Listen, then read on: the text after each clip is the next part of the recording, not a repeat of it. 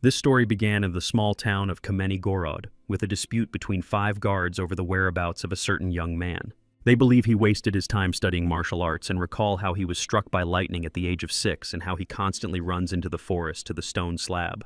Then the deputy captain of the estate guards, Du, appears and demands that his subordinates stop gossiping. They stand at attention and address him by his rank. He tells them that the boy is still a young master of the family and their lord, even though he is not well liked by the family and behaves strangely. After that, he approaches one of them and bets 5 coins that the guy is still near the stone slab, and the guards rub their hands together. At this time, in the vicinity of Stone Mountain, Du Xiaofu thinks that he will have to return again without success and that they will continue to mock him. He remembers how 10 years ago, after being struck by lightning, he found the stone slab, but has still not been able to unravel the powerful techniques hidden within it. He also remembers that at the moment of the strike, a rune was imprinted in his mind connecting him to the slab, and that the cracks in the stone are related to the restoration of the battle impulse. Suddenly, leaden clouds began to cover the sky, the sun began to descend, and numerous cracks appeared on the stone slab, from which runes began to emerge. Du Xiaofu stood with his fists clenched and his arms raised among these fragments scattered in a jumble with the runes.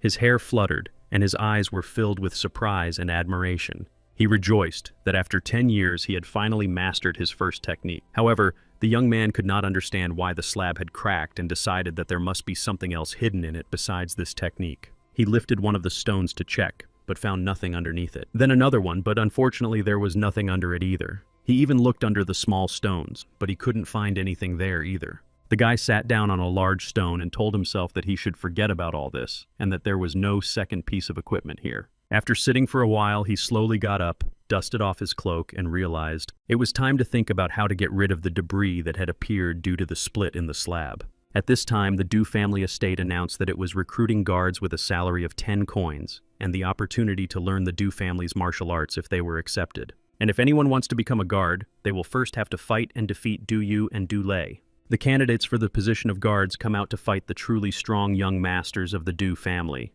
Du Yu pins one down before he has time to react. During this time, Du Lei manages to fight 2 opponents and defeat them. And even though they are still in the Heavenly Kingdom, they are clearly much stronger than ordinary people. The deputy captain says they were born with a 5th level combat pulse, are now at the 6th level of the Heavenly Realm, and will soon reach the realm of the universe. Returning to the estate, Du Xiaofu wonders whether there really are many flaws in the Du family's techniques or whether it just seems that way to him. Then he realizes that this is indeed the case, and he understands and even sees through the skills of the Du family master and decides that it is all thanks to the technique from the plate. At this time, a bully comes to the estate and asks how true it is that if he can defeat the masters, he will be made the chief of the guards. The deputy thinks that the big guy is familiar with martial arts, but considering the combat pulse and the layer of the Heavenly Kingdom, he can only defeat them by a miracle. He tells the strong man that ambition alone is not enough to win the position of captain. The man asks if these words mean a refusal of the promise and says that he will not renounce his words and is ready to fight.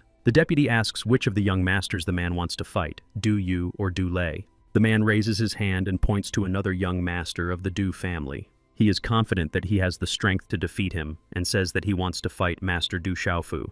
Du Xiaofu returns to the estate and after making his statement hears people saying that he is pathetic and that the Du family cannot win because of him, and what he is doing here in the first place. The bully asks if he is the youngest master of the Du family. The deputy says that he is, and that he is the young master Du Xiaofu, while thinking how this loser dared to come here and disgrace their family. The big guy rejoices that he will fight the young master of the Du family today, and dreams that he will be able to defeat him and become the commander of the guards. Du Xiaofu asks the man if he is really sure he wants to challenge him to a fight. The man replies that he is sure, but if the young man does not dare to fight him, his family can hire the man as the commander of the guards without a fight. But the boy replies that if the man is sure and even insists, then let it be as he wishes. A moment later, the guy jumps so high that he is above the house and hears enthusiastic cheers about how high he jumped. Du Yu and Du Lei are also very surprised, and the guy tells the girl that the reason for this is the spiritual energy that Du Xiaofu has developed so much. Everyone around just stands and watches as stones fly in different directions. After that, the guy lands on the ground covered with stones, kneels on one knee, and bows his head. He asks the man if he is sure he wants to fight him. The man is extremely surprised by what he sees and says that this simply cannot be. He was sure that the guy was a pathetic piece of trash and would be easy to defeat, and he tells the guy so. The big guy is completely unprepared for this turn of events and stands there glaring at the young man. Du Xiaofu winks at him in response and asks what he is waiting for and why he is not attacking him. The man says that this is simply impossible and that it must be an optical illusion, and lunges at the guy with his fists. He attacks him in a rage and calls the guy trash. Du Xiaofu stands completely calmly with his hands behind his back and suddenly utters the word split. At that moment, lightning flashes and the ground beneath their feet splits, sending rocks flying in all directions. The man was clearly not prepared for such a turn of events and, unable to resist, falls into the crack that has formed. The guy didn't even move from his spot, sending the bearded man flying. Is this guy really a master who doesn't know any martial arts? Du Xiaofu thinks that this mysterious technique has restored his combat pulse to the second level, and his spiritual energy has surpassed the level of his combat pulse. He says goodbye to everyone, raises his hand, and says that he is leaving and that they should continue without him. The deputy wondered if this was the same pathetic young master Du Xiaofu. At this time, in the Du estate, a man argues that even such a useless person could live in the main courtyard thanks to his father's status. Du Xiaofu comes to him, calls the man father, and tells him that he will now also be able to master martial arts. The man sees that his son has returned and says that if he is hungry, he can find something to eat in the kitchen. Standing next to his father, the boy sniffs and smells alcohol on his breath. The boy becomes angry and yells, asking his father if he has been drinking. The father brings a jug to his mouth and advises his son that since he can now practice martial arts, he should not distract him but go to the secret pavilion and look for new techniques. Then he realizes that the jug is empty and laments that there is nothing left. After that, he turns around and leaves, saying that he needs to buy more alcohol. The boy remembers that, according to his uncle's stories, his father was famous in his time as an excellent martial arts master. However, in Du Xiaofu's memory, his father was always the way he is now, and he believes that this may be related to his mother, whom he has never seen. The guy decides to train more and achieve success, thereby supporting his father, and to start with a mysterious technique instead of going to the mysterious pavilion. He is confident that this technique will help develop spiritual energy and that it is powerful, even though it is the only one, but he can use it in different ways. He feels that he can handle the masters of the heavenly kingdom on the 8th or 9th layer, and that the technique in the new kingdom will become completely invincible. And since he does not yet know what his next technique will be, he decides to practice this technique to ascend to the new realm. He begins training, and after a few minutes lightning appears, from which a lion emerges. Du Xiaofu sees its appearance and how fragments begin to break off the rock and fall down and shouts, "Come on, Thunder Demon Lion!" The fiery lion becomes huge and roars loudly, baring its enormous fangs. The boy is shocked by what he has managed to create and stands watching it with his mouth open. The next moment, lightning strikes the boy standing on the edge of the cliff. After the discharge passes through his body, the boy falls to the ground. He lies there, and in his sad blue eyes he sees the silhouette of a woman he knows, but he cannot see who she is. Then he sees a woman leaning over him, sitting down next to him and taking his hand in hers. After that, Du Xiaofu wakes up and looks around in confusion. He tries to understand why he dreamed about his childhood and why he woke up again in a stone coffin in the Du family's ancestral hall. The guy remembers that this has been happening to him several times a month for the past 10 years. Now he is used to it, but he was very frightened when it happened to him for the first time. When he stands up, lightning appears under his feet, and he wonders who could be secretly transporting him to this coffin. Realizing that there was lightning under his feet, he decides that the coffin helps cleanse his bones and nerves and increase his spiritual power. Going outside and realizing that he had slept through the whole day and night, Du Xiaofu decides to hurry up and go to the secret martial arts pavilion to find a new technique. Entering the pavilion, the guy saw many ants, one of which was pierced by a sword. There, the guy meets a man who practices the art of sword fighting and who offers the guy to destroy 10,000 ants. But the guy didn't really like the idea of killing ants for the sake of sword skills. He told the man to forget about it, and that he would rather go look for writings on restoring energy. Suddenly, he was stopped by a man who shouted that even members of the Du family were not allowed to enter the pavilion without permission, and that he had been guarding the pavilion for a long time.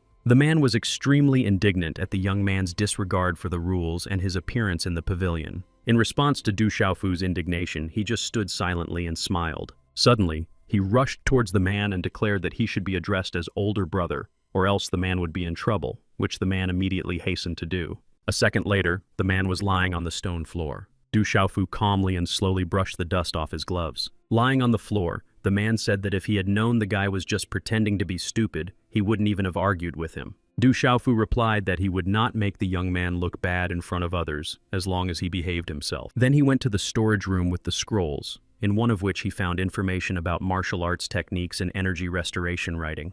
In another scroll, he found information about categories of combat techniques and decided that only universe-level techniques would be useful to him. In yet another scroll, the guy discovered a technique for delivering a wave strike, but he still hadn't found the energy restoration scripture and didn't know where to look for it. Suddenly, his attention was drawn to a guy who turned around and saw the silhouette of a stranger in the window. Du Xiaofu was very surprised by this because it was already night and he thought that no one else could be here except him, so he asked who was there.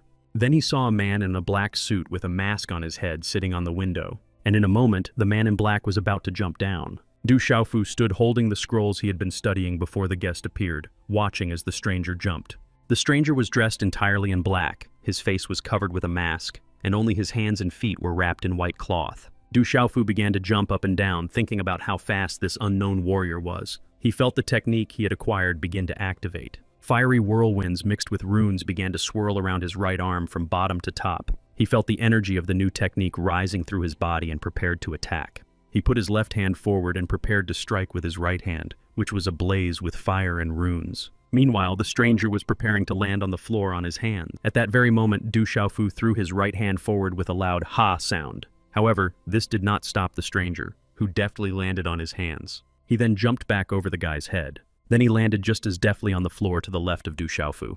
A second later, the man in black was sitting on the windowsill. He turned around and, without changing position, looked at the guy over his right shoulder. The next moment, there was no trace of his presence on the windowsill. Instead, the room filled with white smoke, which began to creep up on both sides of the cabinets where the scrolls were stored. On top of the cabinet, there was also a golden statuette and a large white fang with gold trim. The guy was surprised when the smoke began to creep up to these objects on the cabinet. A few moments later, the statuette and the fang moved to the edge of the cabinet and flew down. Their flight was short-lived because the stranger in black was waiting for just that, and they fell right into his hands. Du Xiaofu, watching all this, grabbed the amulet hanging around his neck. He was afraid that the guest would want to take it too, and then he shouted at his brother Bai to catch the thief as fast as he could. He himself, in order to prevent him from escaping, also rushed to catch up with the thief, who was running away at full speed. However, when he ran to the entrance, he did not find his brother there. Du Xiaofu decided that his brother was afraid that he would find the energy restoration scripture and might attack him suddenly.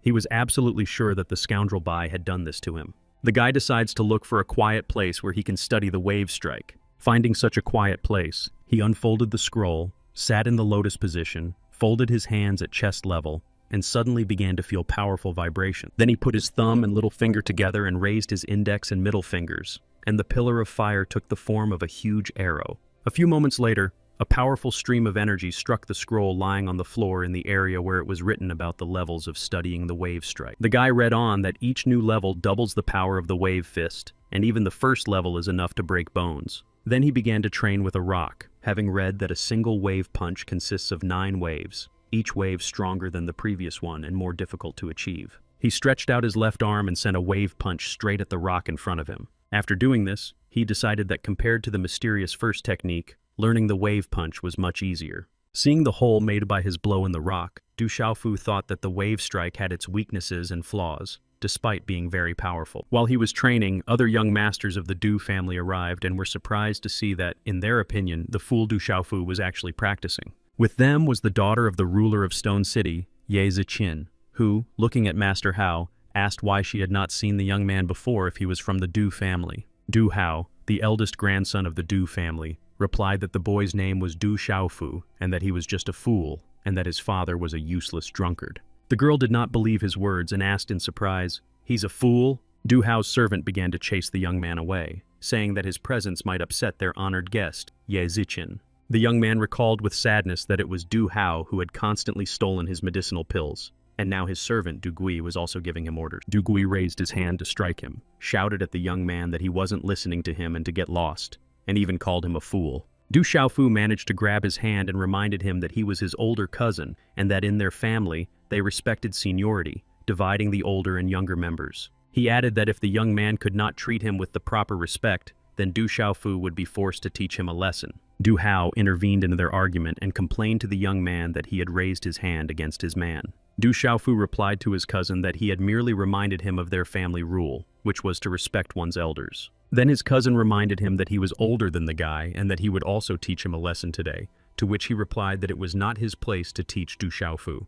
The guys were already ready to jump at each other with their fists and start fighting when they heard the girl say that it was ugly. She demanded that the masters stop immediately because she was not interested in their personal disputes. Du Hao was the first to back down and said that he agreed with Ms. Ye and that they couldn't let such a fool ruin their mood. The girl reminded him that the Du family was holding a competition in a few days, and they could compete and fight for the grand prize. The masters began to discuss the generosity of the family, and that the first prize promised was the blood of a Thunder Rock wolf, and the second and third prizes were foundation pills. Only Du Xiaofu asked in surprise about the blood of the Thunder Rock wolf, but no one answered him. Only Du Hao said that they had agreed, and that at the family competition he would teach the boy the promised lesson. But the guy replied that he wasn't sure he would participate in these competitions. Then Du Hao promised to tell everyone that the guy was afraid to fight him if he didn't show up. Du Xiaofu was angry with his cousin for saying that if he refused, he would lose face in Stone City. The girl reminded Du Hao that by becoming the winner and obtaining the blood of the Thunder Rock wolf,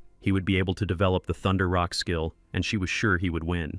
In response, the master assured her that he would definitely win the grand prize and invited her to watch him compete. After that, Du Hao offered to walk the girl home, and they left laughing, leaving Du Xiaofu alone. Left alone, the guy thought that in order to obtain the blood of the Thunder Rock wolf, he did not necessarily have to participate in the competition. He also thought about Ye Ziqin, that she was actually different inside and had to be that way because of her connections and her father's high position.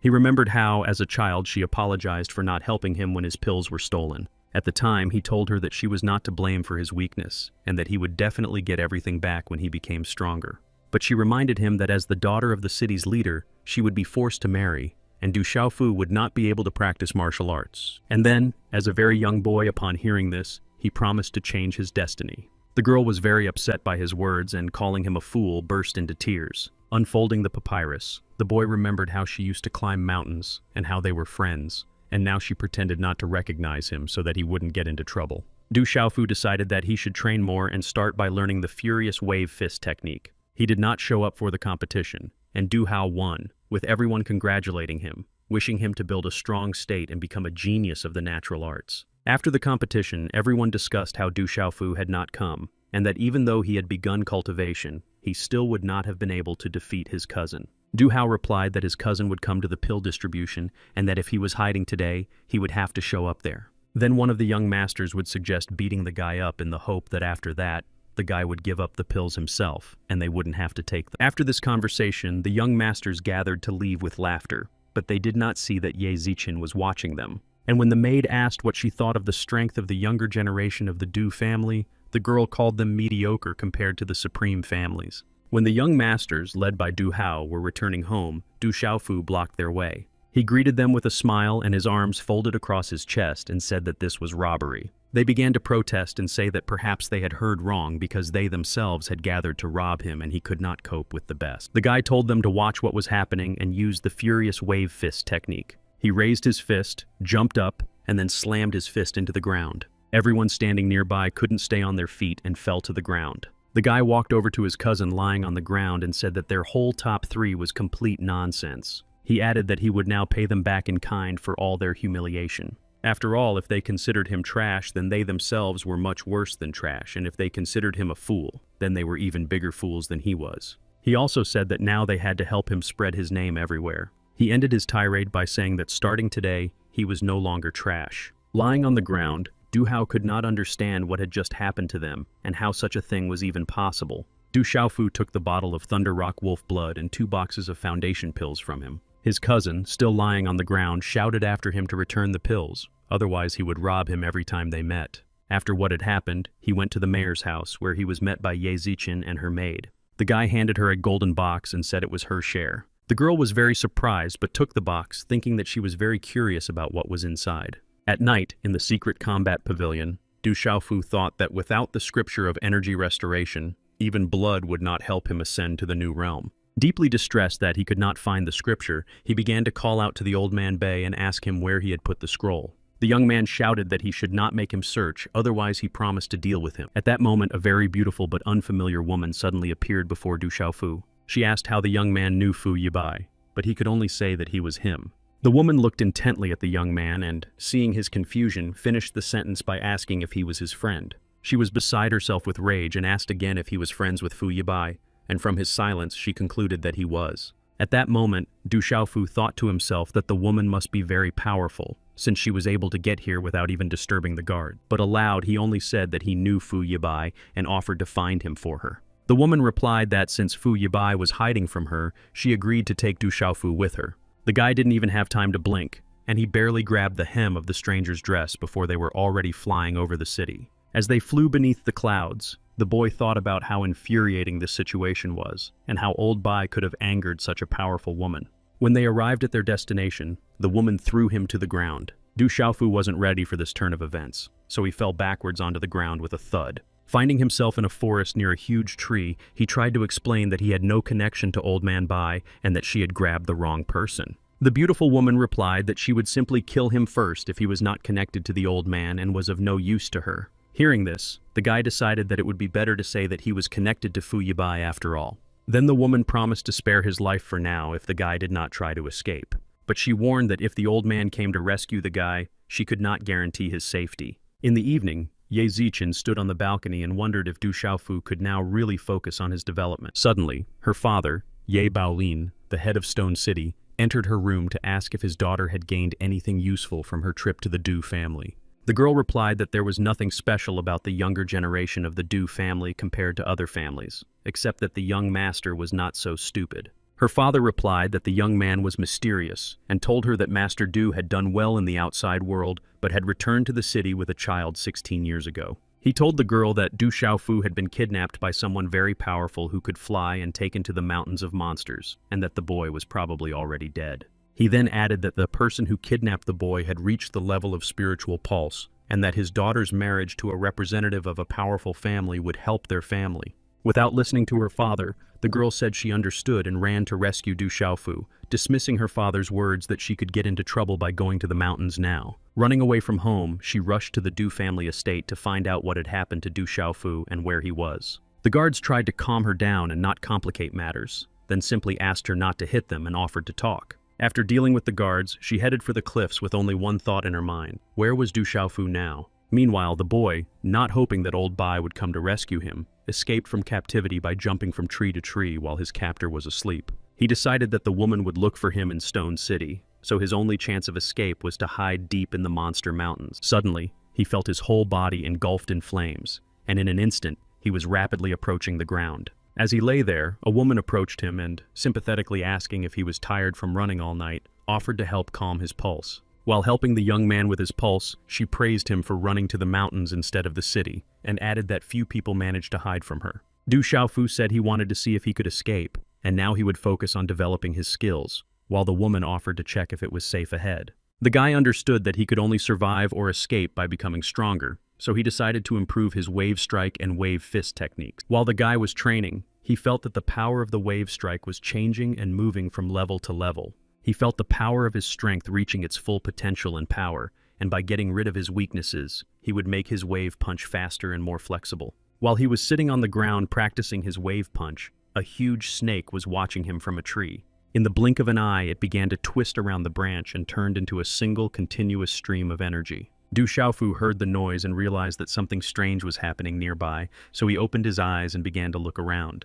The guy realized that now he would have to deal with a huge white thunder snake that was creating the noise that distracted him from his training. Meanwhile, the snake was already flying down toward him from the tree, opening its huge mouth with protruding fangs and sticking out its tongue to attack. However, the guy was already ready to repel its attack, so before it could get too close to him, he put his hand out for a wave strike. He put his left hand forward first, waiting for the right moment, and then struck the approaching snake with a powerful energy wave. Du Xiaofu knew that white thunder snakes were not poisonous, but their bite suppressed a person's inner strength, so if the snake bit him, it would be the end of him. He threw his right hand forward and sent a wave strike at the snake. The wave made several jumps on the ground and to the side of the snake, but did not affect it in any way. He did not expect such disappointment. The power of the wave strike was clearly insufficient, and the guy realized that things were bad, and he needed to do something urgently. Meanwhile, the snake was getting closer, and the guy could already see its open mouth with huge fangs sticking out and its forked tongue sticking out. The guy watched in awe as the snake moved toward him, thinking about how fast it was. He sent one wave attack after another at the snake, but they did not cause it any noticeable harm, and the huge snake was inexorably approaching the guy. Suddenly, he realized that the power of the wave attack increased from level to level, and if he managed to compress the levels, his power would increase many times over. The guy concentrated and felt his right hand begin to be enveloped by rings of fire mixed with runes, and felt power surge into his hand. By the time the snake approached, the guy compressed the levels of power and managed to throw a 13-fold wave shock right in front of him. The white thunder snake was clearly not prepared for such a counterattack, and the powerful wave strike struck it and threw it to the ground. Du Xiaofu was happy that he had managed to fight such an opponent and win. He rejoiced, even though the battle had exhausted him. He began to understand that by using the technique of compressing his power, he was able to achieve 13 times the power, and his strength had more than doubled. The monster mountains were home to many demonic beasts, and in a few hours, Du Xiaofu encountered many of them, including a scarlet flame hare. The hare had the ability to spit fire from its mouth. He also encountered a crystal wolf that could create crystals. Du Xiaofu also encountered a huge armored beast on his way, and the young man determined that it had almost reached the realm of the universe. Another unusual encounter was meeting 5 thunder snakes at the same time. He thought that even fighting one white thunder snake was exhausting, and now he would have to fight all 5 at once. And then he raised his hand to use the powerful wave strike technique and try to defeat all the snakes at once. Meanwhile, the snakes were getting closer, and the guy could clearly see their open mouths with huge fangs and their long tongues that split at the ends. Du Xiaofu threw his arm forward and put all his strength into the wave strike, hoping to defeat all the snakes at once. The force of the wave strike reached the snakes, and 2 of them were pinned to the tree, arrows sticking out of their heads, halfway into the trunk.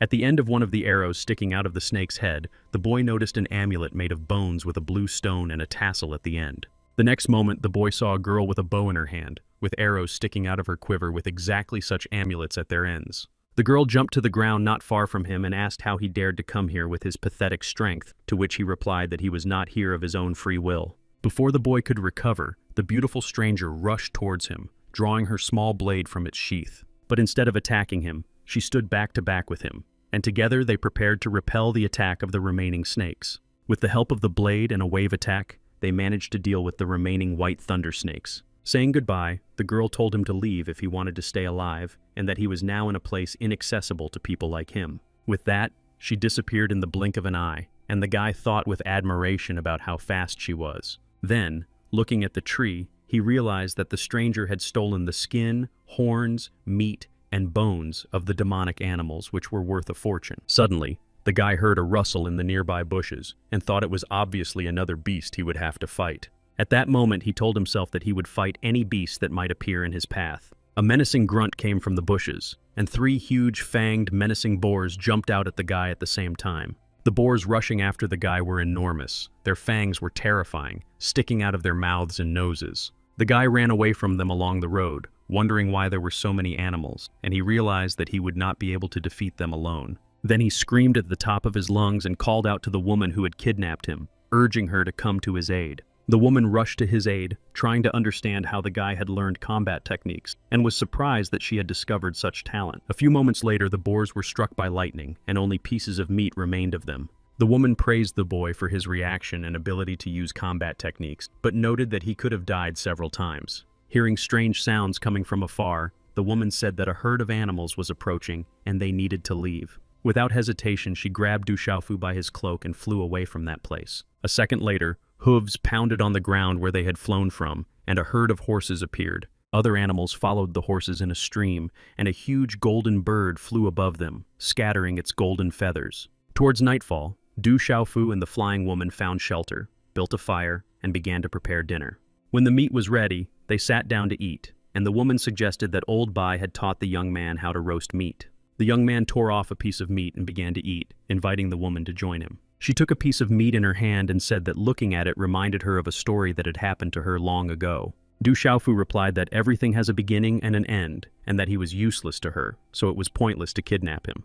The woman replied that Old Bai was to blame for kidnapping the guy because he was hiding from her. The young man replied that she was so strong that she could have already caught the old man, and that there was something he did not understand and wanted to ask her about. He said that he saw many people in the stream of animals when they flew away from the forest. Among them were not only those who were fleeing, but also those who were not concerned about their safety at all.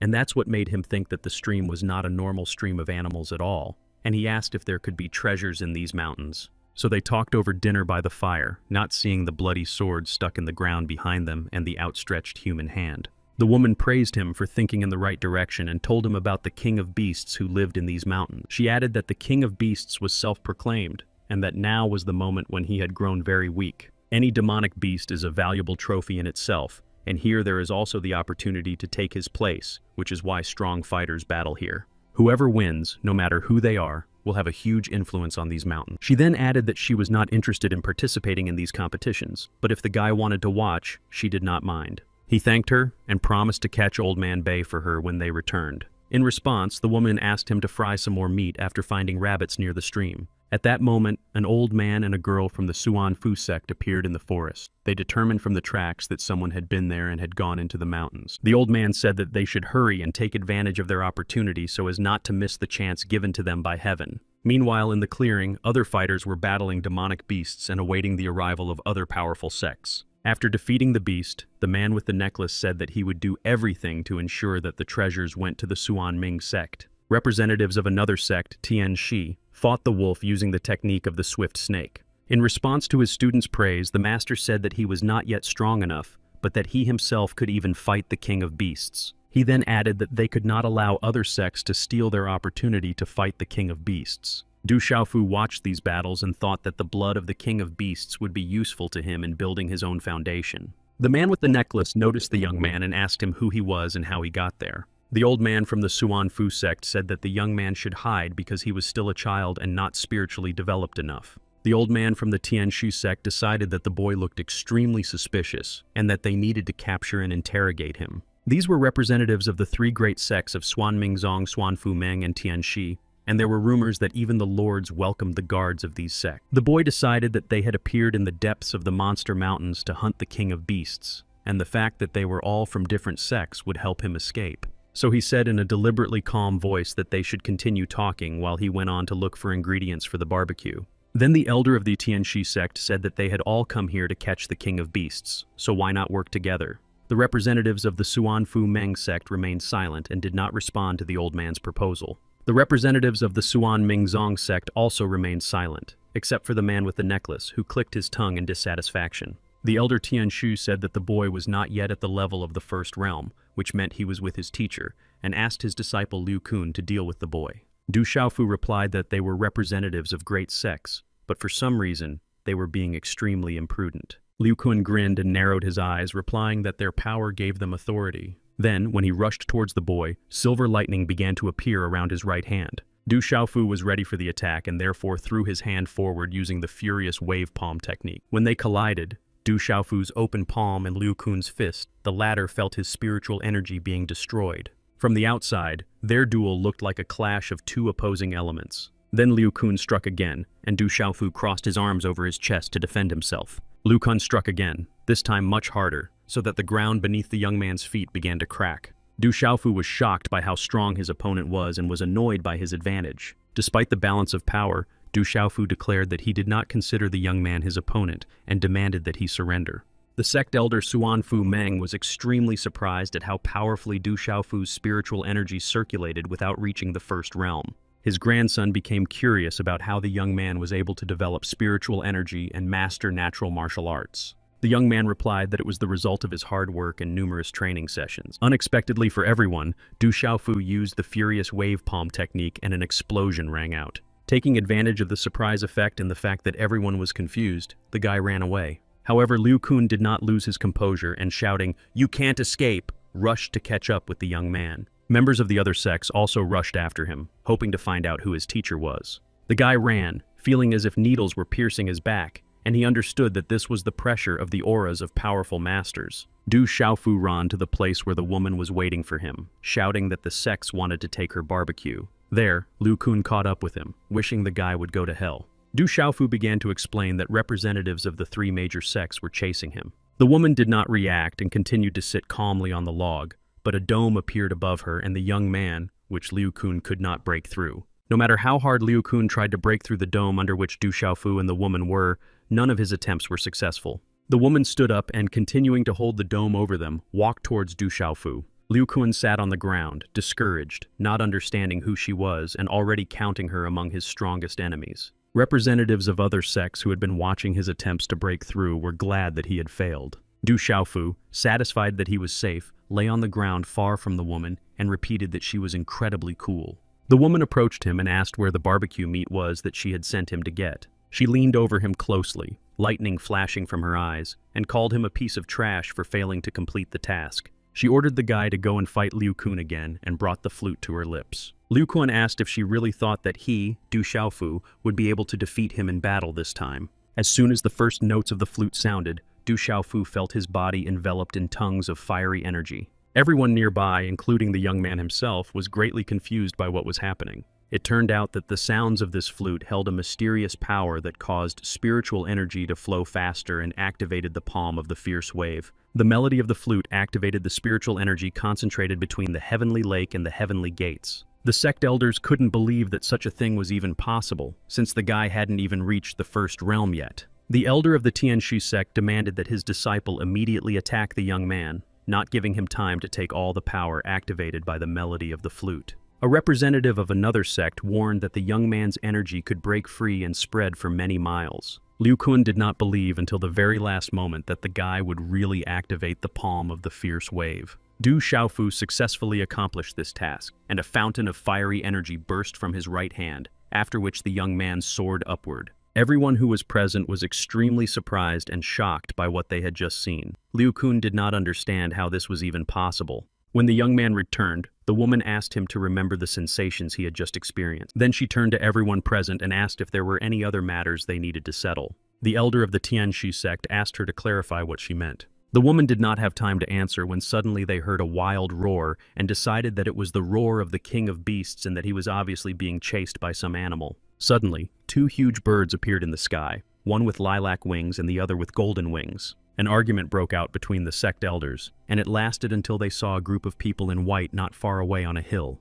The elders began to ask each other if they had anything to do with the appearance of these people. The elder of the Tianxi sect admitted that they had planned to use the white leopard hunters as a backup plan.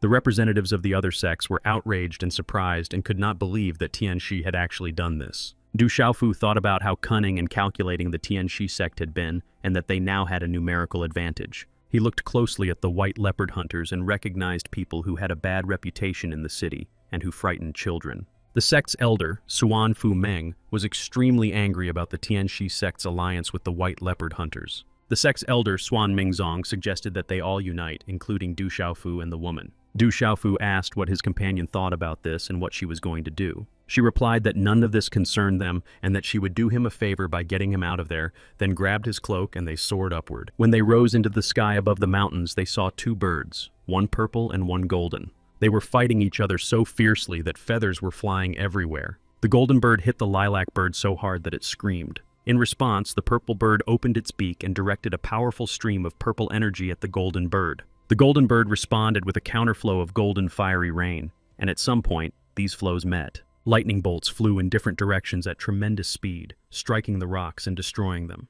And the animals walked and walked through the gorge, and burning lightning bolts fell and fell from above into the gorge. The golden bird circled in the sky, and golden whirlwinds formed around its head and tail. Then it rose high, and from there struck the lilac bird with a huge golden beam of energy swirls. The lilac bird responded with an equally powerful stream of energy, only this time it was purple. The golden bird did not want to yield to its rival, and released two powerful streams of golden energy from its wings. In response, the lilac bird directed another powerful stream of lilac-colored energy at the golden bird. There was a powerful explosion, and both birds folded their wings and plunged headfirst toward the ground. Both birds fell to the ground not far from where the woman and Du Xiaofu were watching them, and the woman said that it was a battle to the death. The woman told the young man that the birds' deaths had saved them from additional problems. At that moment, an elderly woman unknown to the young man appeared near them. She came with the girl who had helped Du Xiaofu deal with the snakes. When he saw the girl, the guy shouted that she had stolen his trophies after he had dealt with the snakes. The old woman suggested taking the secret bone for herself and dividing all the other trophies equally. However, Du Xiaofu's companion disagreed and said that she would take everything. This response greatly angered the old woman, and with the words, "How dare you?" she rushed into attack. The woman asked Du Xiaofu not to approach the birds, calling them strange, and to be on the safe side, she covered him with a transparent dome. Meanwhile, the old woman was already approaching her, her hands with long, sharp nails outstretched. But she replied that despite this circumstance, she still had enough strength to fight her. At that moment, a girl with a bow who was with the old woman jumped off a cliff into the gorge. Du Xiaofu shouted at her not to approach the birds because they could still be dangerous. However, the girl did not listen to him and ran purposefully toward the birds. After several attempts, the boy managed to break the ball and climbing out ran towards the girl. However, she began shooting her bow, and the arrows hit the ground right in front of his feet. The guy raised his hands and tried to explain to her that he was not going to fight her, and repeated that the birds could be dangerous. At that moment, the golden bird opened its eyes and flew up, ready to attack them. Du Xiaofu grabbed this girl in his arms and used his strength to carry them to the rocks. When he got up, he checked the girl's body and asked if she believed him after everything that had happened. She didn't know what to say, so she just stared at him with wide eyes. Suddenly, they heard the sound of wings, the scraping of claws on rocks, and a loud cry as the purple bird came to its senses. The golden bird was already rushing towards her with its beak open and its eyes flashing wildly. And in a few seconds they rushed at each other again with such fury that only feathers and tongues of flame flew around. The girl said they needed to run because the secret bones of the birds were about to self-destruct. The women also heard this and realized that they needed to save themselves and rescue Du Xiaofu and the girl. A few seconds later, there was a powerful explosion and a huge wave of energy flew in their direction. Du Xiaofu saw that the girl had fallen, turned around and stretched out his arms toward the wave. The girl's grandmother managed to fly over, grab her granddaughter, and pull her away from the wave. The guy was left alone to face this fiery energy wave. The power of this wave was so great that the guy couldn't withstand it and fell to his knees. This powerful stream of energy and light did not stop, but the guy continued to stand. At some point, the flow of energy dried up, everything became calm again, and only two figures remained on the rock. The girl was sure that the guy had died because the self-destruction of the secret bones was very strong. She began to cry, and she cried so bitterly that her tears formed a huge puddle. At that moment, the woman who had kidnapped the guy appeared. She was extremely upset by what had happened and called the guy a fool. Meanwhile, somewhere, a small but very unhappy purple bird woke up. She was beside herself with rage, flapping her wings and screaming loudly that Du Xiaofu had locked her up. The little golden bird came to its senses and began to laugh, to which its rival replied that it looked little better. Looking at herself, the golden bird began to scream, asking what had happened to her body and where her luxurious golden feathers were. So they continued to argue about their appearance, while Du Xiaofu lay unconscious. After some time, the boy gradually began to come to his senses at the bottom of a deep well in the rocks. The birds sensed that the boy would soon come to and began demanding that he let them out. The boy heard voices and, not understanding what was happening or who was nearby, asked who was speaking. The birds replied that they had somehow ended up inside his body and demanded that he let them out, promising to spare his life if he did. Du Xiaofu couldn't believe what he heard and asked again if there were really two birds inside his body. They indignantly replied that they were not birds, but heavenly beasts, and that they had indeed lost their bodies and ended up in his body. The young man said that unfortunately he could not release them because he could not even move, and asked them to help him recover. He then added that he would release the one that helped him recover and get back into better shape. Each of the birds wanted to be freed, their eyes met, and at that moment, a shock ran through the boy's heart. Then the birds began to heal the guy. The golden bird joined his broken bones and said he was a man with the body of a golden phoenix. Du Xiaofu's whole body ached, and the birds inside discussed whether a human body could withstand the blood of a phoenix. Du Xiaofu writhed in terrible agony as he lay on the ground, and the birds insisted that this was all they could do to help and that now he had to cope on his own. Suddenly, something incredible happened, and a stream of fiery energy gushed up from the gorge. Du Xiaofu soared upward thanks to his huge golden wings and thought that he had overcome the first heavenly realm. And then came the realization that along with the first heavenly realm, he had entered the second natural realm. He climbed out of the gorge when the full moon rose in the sky. He did not find his clothes, but he did find the golden tower and the bone that had been stolen from the pavilion. Not far away, on a hillock, he saw three figures and headed towards them to find out who they were and what they were doing there. When the boy came closer, he saw Liu Kun with his servant and a small, fragile girl from whom they were demanding treasure. They began to approach her, saying that they would take care of her and not harm her, but the girl was clearly against it. And when the servant was already very close to the girl, Du Xiaofu rushed at him and kicked him in the head. The girl was shocked by what had happened, and the servant, unable to hold himself back, began to back away and then fell. At that moment, Liu Kun reminded them of his presence by coughing into his fist and told the servant to deal with the guy. Du Xiaofu stood between him and the girl, preventing him from approaching her and hurting her. Liu Kun's servant raised his hand, and everyone saw that he had turned into a little boy. Seeing what had happened to his servant, Liu Kun decided that it would be best for him to leave while he was still in one piece. Du Xiaofu just shouted after him that he was not as strong as he wanted to appear. Then the rescued girl noticed that the guy was standing in front of her completely naked and called him a pervert and turned away. The guy asked if the girl had any spare clothes for him, and he had to agree to the women's clothes she offered. Then she put her thumb and little finger together and raised her index and middle fingers. After that, she raised her right hand and said some words, after which they soared into the sky and flew away. The girl turned into a purple bird so huge that she could catch and carry away a whole dolphin in her claws. They caught another huge fish, which they roasted over a fire they built right on the seashore. While the boy was eating, the girl asked him if he liked the food they had prepared.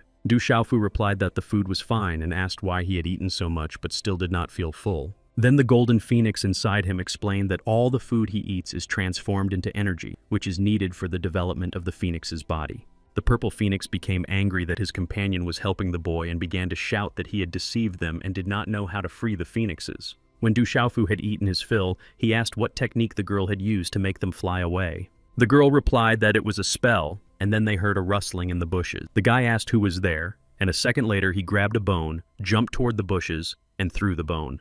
Approaching the tree, they found a small animal in front of which a discarded bone was sticking out of the ground. The phoenixes inside the guy said that it was a demon tiger cub and that it should be eaten, and Du Xiaofu jumped towards the little tiger. However, the girl stopped him in mid-flight with a spell and said that they couldn't eat this kitten because it was very cute. She offered the kitten a few pieces of meat, said her name was Zhu Shui, and asked what his name was. It could only meow in response, so the girl decided that would be its name. She remembered that when she was little, she had a kitten just like this one that she loved to play with. The girl told Du Xiaofu about her first teacher, who discovered her talent for spells and brought her to the Xuanfu sect. Zhu Shui also told him that she was very timid and not very strong in battle, but despite this, her sect teacher always supported her.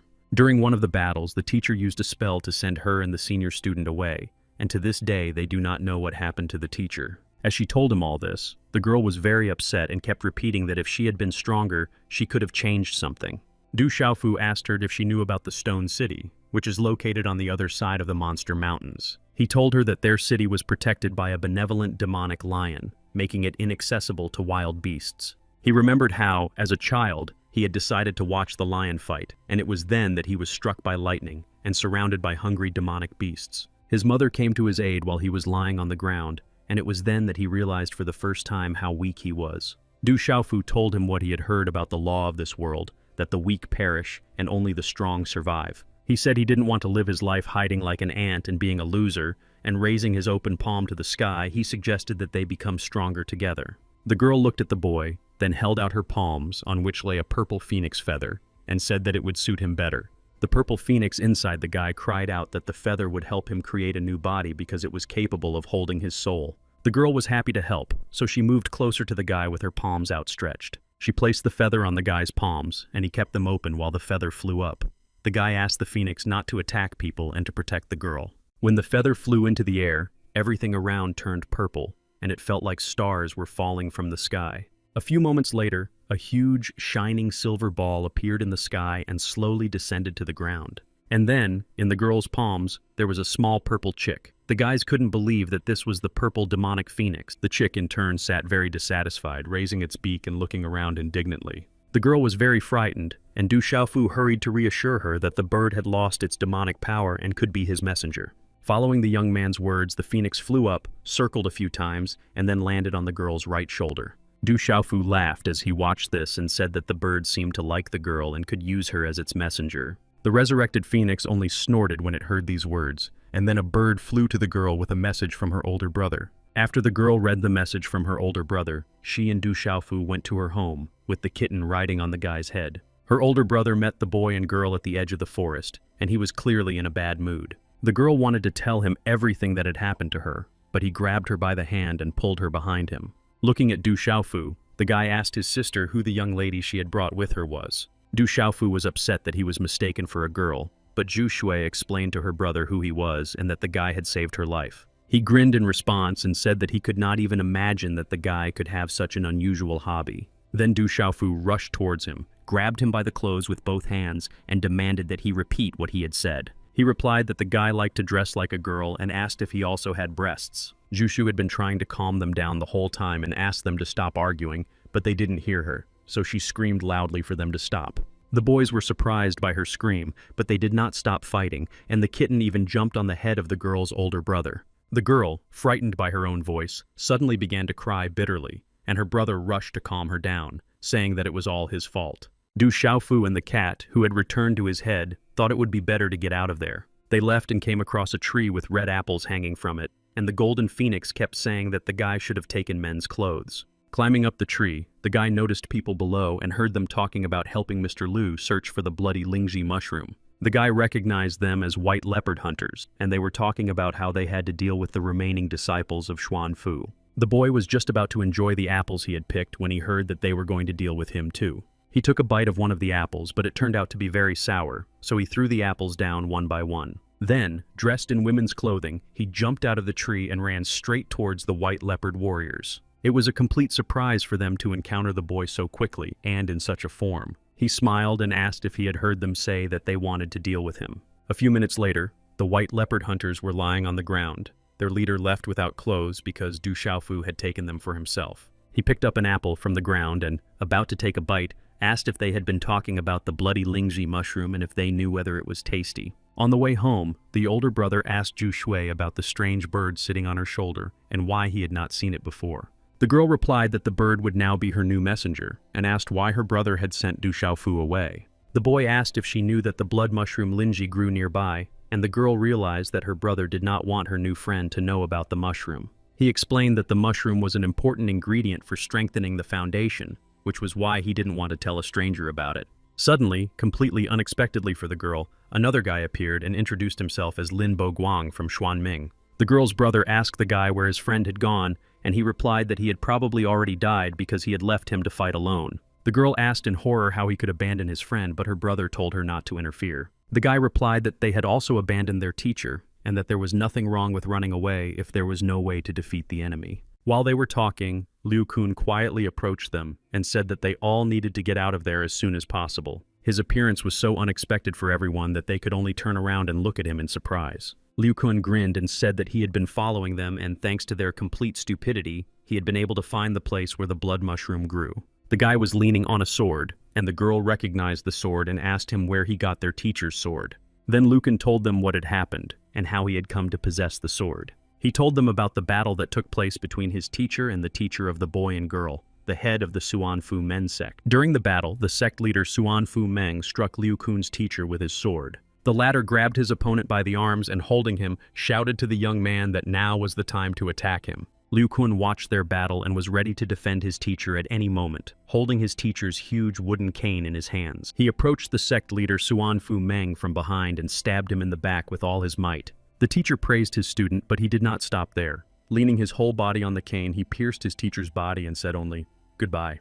Now, as he told this story, he laughed loudly and said that as a result of the fight between two dogs, a third dog took the bone. Brother Zhu Shui was angry and indignant. He shouted that the boy had betrayed his teacher and how could he do such a thing. After his words, Liu Kun stopped smiling. Anger appeared in his eyes, and he replied that they would not be righteous for long either. Liu Kun and the girl's brother were already preparing to fight. Liu Kun raised his sword to strike, and the boy rushed towards him. Suddenly, to everyone's surprise, Du Xiaofu appeared. He called out to them and said that he had come to eat mushrooms but had encountered them instead. They were all standing near the suspension bridge that led to the cave where the mushroom grew. Liu Kun said discontentedly that he had gotten in his way again. The ripe blood mushroom Lingji glowed so brightly that its radiance could be seen from afar. Du Xiaofu happily said that this was the very mushroom that the people from the White Leopard and Phoenix group had talked about, and shouted that they needed to get it. Liu Kun, Zhu Shui, and her older brother were surprised and extremely discouraged by the sudden appearance of the boy and just stood there staring at him. Du Xiaofu commanded the little tiger to rush forward, and it jumped down and ran, with the young man rushing after it. The boys stood closer to the bridge and were ready to engage him in battle when he suddenly sped up and jumped. Flying over them, he landed on the bridge, and they only had time to watch him go. Liu Kun said that the boy had asked for it. Then he struck the ground with his cane and cast a poisonous fang spell. Immediately, a huge black and fiery dragon appeared on the bridge behind Du Xiaofu. Next, Zhu Shui clenched her fingers into a fist, then raised her index and middle fingers, uttered a spell, and a purple bird appeared over the bridge. The girl commanded it to deal with everyone, and the bird rushed to peck at the dragon. The girl shouted at Liu Kun that she would never forgive him, but he only smirked and snorted in response. While they were fighting, Du Xiaofu made his way across the suspension bridge and soon found himself near the cave, rejoicing that he would be the first to go for the mushroom. However, the girl's brother could not allow a stranger to be the first to reach the mushroom that everyone wanted so much, and he cast a spell on the soul-driven swords.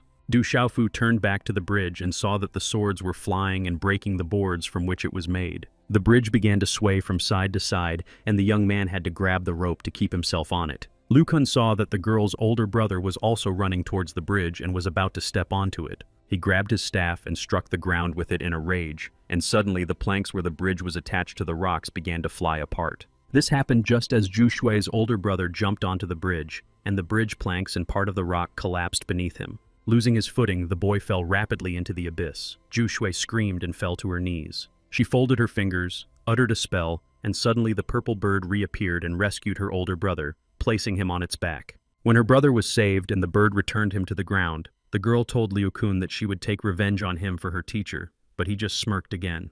When the bridge collapsed on one side and part of it fell into the abyss, Du Xiaofu managed to grab one of the crossbars and hang on to it. After catching his breath and regaining his composure, he crawled up the ladder, and the phoenix inside his body encouraged him, saying that when the boy ate a mushroom, his strength would increase by 1/3. So, step by step, overcoming the hanging ladder, the boy finally reached the top where the cave was located. He immediately noticed the glowing blood mushroom. It was impossible to miss, as its glow illuminated everything around it. A small kitten had been sitting on the boy's shoulder the whole way, but when it saw the mushroom, it rushed towards it. As soon as it reached it, it immediately started to gnaw on it. Du Xiaofu shouted that it was his mushroom, but the kitten had already taken a bite.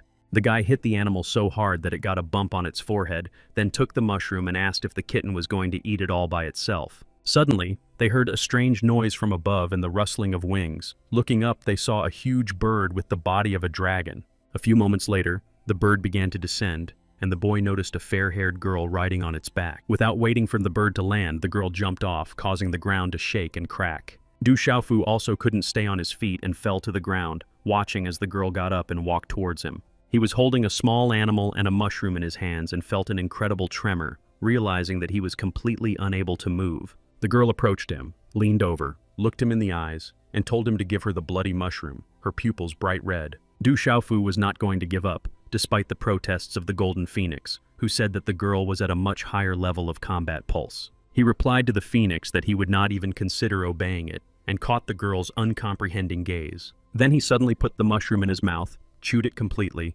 and swallowed it in front of the astonished girl. She became terribly angry, called him a vile, disgusting person, and rushed at him. The guy grinned and took a few steps back, then pushed off and flew into the abyss. By the time she reached the edge of the precipice, Du Xiaofu was nowhere to be seen. Her face reflected a whole range of emotions: anger, incomprehension at how the guy had managed to trick her, and a tremendous desire to find him and take revenge. Meanwhile, Du Xiaofu was flying into the abyss and felt his whole body burning with fire. As the guy fell head first, the Phoenix told him that he shouldn't have eaten the unpurified blood mushroom unless he wanted to explode. Du Xiaofu replied that he needed other help, and the Phoenix advised him to purify the golden feather with his own flesh and blood. The guy said he didn't understand the metaphor, and then the bird replied that he needed to direct his strength and energy at the rocks. Then the guy began to shuffle his feet as if walking on rocks, while his whole body continued to burn with fire. At the same time, he uttered the spell to cleanse the golden feather and fell onto the rock.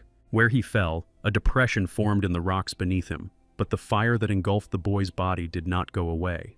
The guy asked the Phoenix about the effect of the mushroom, and the bird replied that human methods would turn it into spiritual energy, and that he needed to use the method of the golden birds, designed for external impact, and divide the medicinal effect in order to absorb it. The guy listened to the bird's advice, crashed into the rock, and immediately felt his body get much better. So he decided to repeat everything again, climbed onto the rock, and repeated the golden feather purification spell. Du Xiaofu hit the rock again, and an explosion wave covered the kitten and threw him onto the rock as well. But since he had managed to bite off a piece of the mushroom, something incredible suddenly happened, and he grew 2 huge white wings. His paws became larger, his tail became fluffy, and he himself increased significantly in size. Du Xiaofu shouted for him to look at how he was cleaning the golden feather, but he was no longer looking at a small kitten, but a huge adult white tiger. Du Xiaofu trained all night, hitting the rocks over and over again, while the tiger, which had turned back into a small kitten, watched him. Morning came, and the kitten slept sweetly,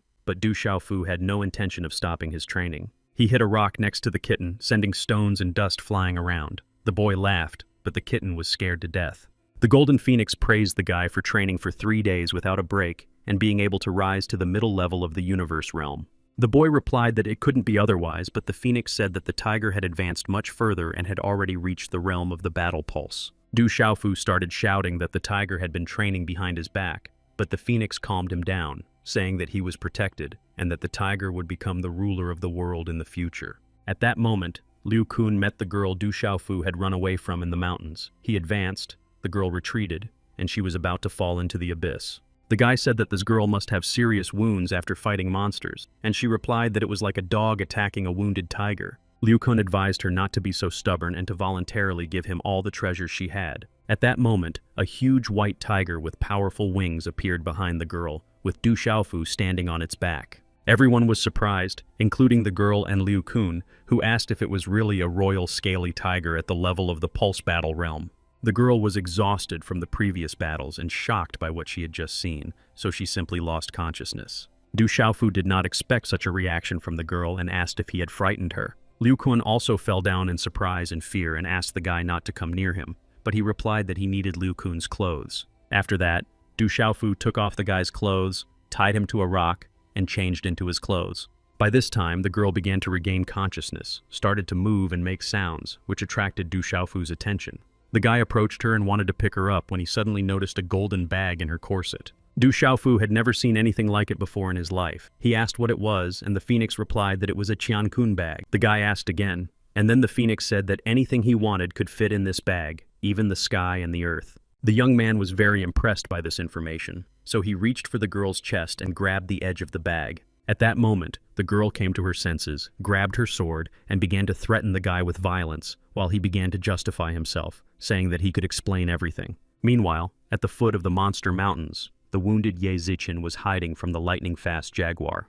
A few drops of blood fell from the wound on her arm onto the grass, and the girl realized with horror that the jaguar had spotted her. She thought about the incredible speed of the lightning-fast jaguar and realized that with her level, she would hardly be able to defeat it. But she had no choice, and she made the only right decision to fight, and she took out her whip. The jaguar was so huge that it only took a few leaps to cover the distance between them. The girl cast a spell and began to swing her whip, creating a funnel and twisting the jaguar into it. There was a loud explosion, the ground shook, stones flew, dust rose, and the jaguar disappeared. The girl was shocked and disconcerted. She couldn't understand what had happened and how the jaguar had managed to dodge her whip. Suddenly the earth shook, cracks began to appear in the rocks under her feet, and streams of energy began to burst forth from the ground. The lightning-fast jaguar lived up to its name, suddenly leaping out and lunging at the girl. It grabbed her arm with its huge teeth, and they fell to the ground together. However, even during the attack, the girl did not drop her whip. She uttered a spell, and the end of the whip twisted around a thick branch. Ye Zichen pulled herself up on the whip, and the jaguar's next leap missed her. Without wasting any time, the girl climbed higher up the thick branches and hid, watching the jaguar. Meanwhile, the jaguar was walking around the clearing looking for the girl and did not look up. The girl decided that he had lost her. This led her to believe that the leopard could not see its prey if she was higher than it, and that if she attacked it now, she had a chance of winning. So, without wasting a second, she swung her whip again and sent it down toward the jaguar. And just as she thought she had succeeded, the beast grabbed the other end of the whip. The girl was sitting high up in the tree and couldn't be seen through the leaves and branches, but the beast knew she was on the other side of the whip. The jaguar was very strong. It was not for nothing that it bore the name of Lightning. Clutching the whip, it jerked several times with incredible force. Ezekiel realized that she could not hold the whip, and in that moment, it slipped out of her hand, and the girl realized that she was falling down with it. Realizing that she was falling, she had time to think that she might now lose her life, while the jaguar below opened its mouth and waited patiently for its prey. She was not ready to die, so she called out Du Xiaofu's name several times and suddenly realized that someone had grabbed her arm. Then she saw the smiling face of a guy who said he had come to save her. He flew in on the back of a huge white tiger, and when the tiger landed on the ground, the guy asked if the girl was okay. Lightning Jaguar was not ready to leave without his prey, so he prepared to attack the guy, which the girl warned Du Xiaofu about. But the guy calmly replied that one blow would be enough for such weaklings and swung his fist between the jaguar's eyes. The blow was so powerful that the jaguar rolled over several times, and the tiger had to protect the girl so that she would not be knocked off her feet by the wave of energy. Ye Zichen, who was watching their battle, could only think about how much stronger Du Xiaofu had become since they last saw each other. When the guy returned, the girl was sitting on the ground on her knees, and the tiger was washing himself. The guy held out his hand to her and told her to get up. Du Xiaofu looked at the girl and mumbled something, hoping she would understand, but she just looked up at him blankly. Then he stammered that she had practically no clothes on, and at that moment she felt ashamed and shouted at the guy not to look at her. As they flew on the huge white tiger, Du Xiaofu thought that understanding women was actually an extremely difficult task. Yizichin flew and thought that the guy had developed to the third realm of the universe and obtained a royal demon tiger while they were apart. The guy seemed to have read her thoughts because he turned to look at her questioningly and asked what she was thinking about. Yezichin decided that he could hear her thoughts and asked how he ended up here with her, since he had also been kidnapped. Du Xiaofu replied that he had indeed been kidnapped by a very beautiful woman who, however, had no intention of harming him, and then they parted ways. The guy told her about the events of the last few days, about the theft of the trophies and the rescue of Zhu Shui and Xuanfu, and about the pursuit of the Sword Maiden. Hearing this, the girl became angry and said that she had secretly run away from her father because she was worried about the guy and he was doing such things at that time. The guy tried to calm the girl down, but instead of calming down, she hit him in the face and advised him to go to hell. The girl's blow was so strong that Du Xiaofu could not hold on and fell to the ground. At that time, a whole squad of masters led by Du Jixiang was sent into the forest to search for Du Xiaofu. The young master's Du suggested that he return home, assuming that the boy had long since met his doom in the mountains of monsters. He barely had time to reply that he would never abandon any member of his family in trouble when they saw Du Xiaofu flying towards them from above, screaming for help. They just stood and watched as the boy flew and shouted at them to move aside. When the boy finally reached the ground, he fell with such force that he left a hole in the ground. Climbing out of the hole, the boy joyfully threw himself into his uncle's arms and asked how he had ended up there. A happy Du Xiaofu couldn't stop hugging him, and his uncle replied that he had come to find the boy and bring him home. The young masters began to admire Du Xiaofu and considered making him their leader. Du Hao did not like this and decided to teach them a lesson. Du Xiaofu laughed as he looked at them and told his uncle that it was time for them all to go home. The uncle was finally able to breathe a sigh of relief after a long and exhausting search for the boy, smiled, and they all went home together. At that time, Du Shui and his older brother were returning home after the events in the Monster Mountains. Not noticing a rock under his feet, the boy stumbled and fell to his knees, then got up on all fours, resting his hands on the ground. The girl came over to ask if he was all right, and he angrily replied that he had gained nothing and had not even been able to avenge his teacher. He was angry, shouting and pounding his fists on the ground until the girl finally shouted back and demanded that he stop. She said that he shouldn't think badly of her, and that she wasn't going to stop, even though she herself was feeling very bad. She said that they should think of everything that had happened to them as another test, and that they must not give up, but get up and move forward. Meanwhile, in the mountains, the swordswoman from whom Du Xiaofu was going to steal the golden bag came to her senses. She whistled, and the rustle of wings sounded. A huge firebird appeared, and the girl rode it to take revenge on the guy for the shame he had brought upon her. Liu Kun, meanwhile, remained in the position in which Du Xiaofu had left him, tied to a rock and stripped of his upper clothing. He was awakened by a man and a woman wearing huge straw hats. The man was holding a long golden cane with a circle at the end. Soon, Du Xiaofu, along with his uncle and other young masters, returned to Stone City. The young man was so happy to be back that he ran around the main square from stall to stall, shouting that he was finally back. The members of the Du family watched him with smiles on their faces, and his uncle urged him not to run so fast. His incredible energy attracted the attention of a young man and woman sitting on the balcony of one of the establishments. The girl, named Qing Xiaolu, told her companion that she was sure Ye Zichin had died in the mountains and that she was not happy about the girl's return. Her companion, Bai Tianming, noted that the girl had clearly gained a lot from the journey and that if the tiger had stayed with her, Yi's family would have become even stronger. The girl replied that she did not know where the demon tiger had disappeared to and that if they could catch it, it would be wonderful for them. The little tiger, still sitting on Du Xiaofu's head, meowed happily at their return. Meanwhile, Du Xiaofu hopped to the Du family estate and the kitten jumped down, ran, and climbed onto a statue of a huge tiger. The guards at the gate tried to stop the boy, but he jumped past them and ran to the stairs. Just as he reached the stairs and was about to climb them, the kitten jumped onto his shoulder. When asked what kind of wildcat it was, the boy replied that it was his pet and ran away, while the guards remained behind to discuss how he had changed during his absence. The head of the Du Zhenwu clan was studying papyrus and practicing new techniques when Du Xiaofu ran past him with a cat on his shoulder.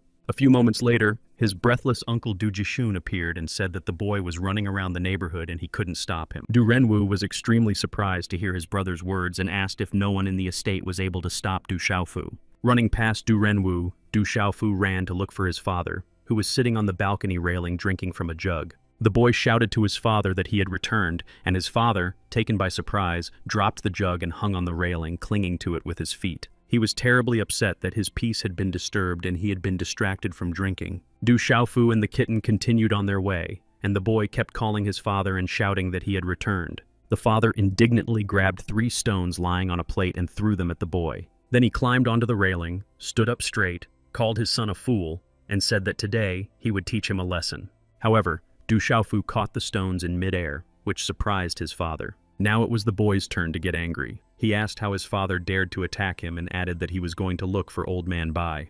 Du Xiaofu was angry and indignant at how his father had treated him. He turned around, took the tiger cub with him, and left. Arriving at the secret martial arts pavilion, the young man kicked open the door and called out loudly and indignantly for the old man. As soon as he heard the boy's voice, the old man dropped his broom and ran away. The boy rushed after him, shouting for him to stop.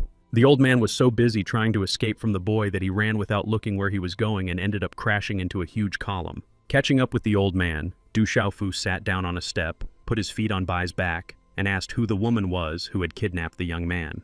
The old man asked the young man to move his feet, but he refused, and the old man had to admit that the woman was his sweetheart. Du Xiaofu did not believe his words and laughed into his palm, which greatly offended the old man, who said that the young man did not seem to believe him. The young man replied that it didn't matter. Even if it were true, he liked that the woman was so strong and would like to become her student. The old man asked why the young man would not become his disciple, and then the young man expressed doubts about the advisability of learning to wield a broom. He broke off a few twigs, held them between his fingers, and then threw them at the opposite wall. However, neither the web nor the spider near the column on the opposite wall were affected by these actions, and the young man shouted that the old man had missed. Du Xiaofu showed him the golden statuette and bone he had found in the pavilion, and said that they had not melted even in the fire of the golden phoenix. The young man gave him the artifacts he had found, and the old man sent him to the Du clan's ancestral hall, saying that after spending the night in a stone coffin, he would find something. Hearing this, the guy ran quickly to the ancestral hall,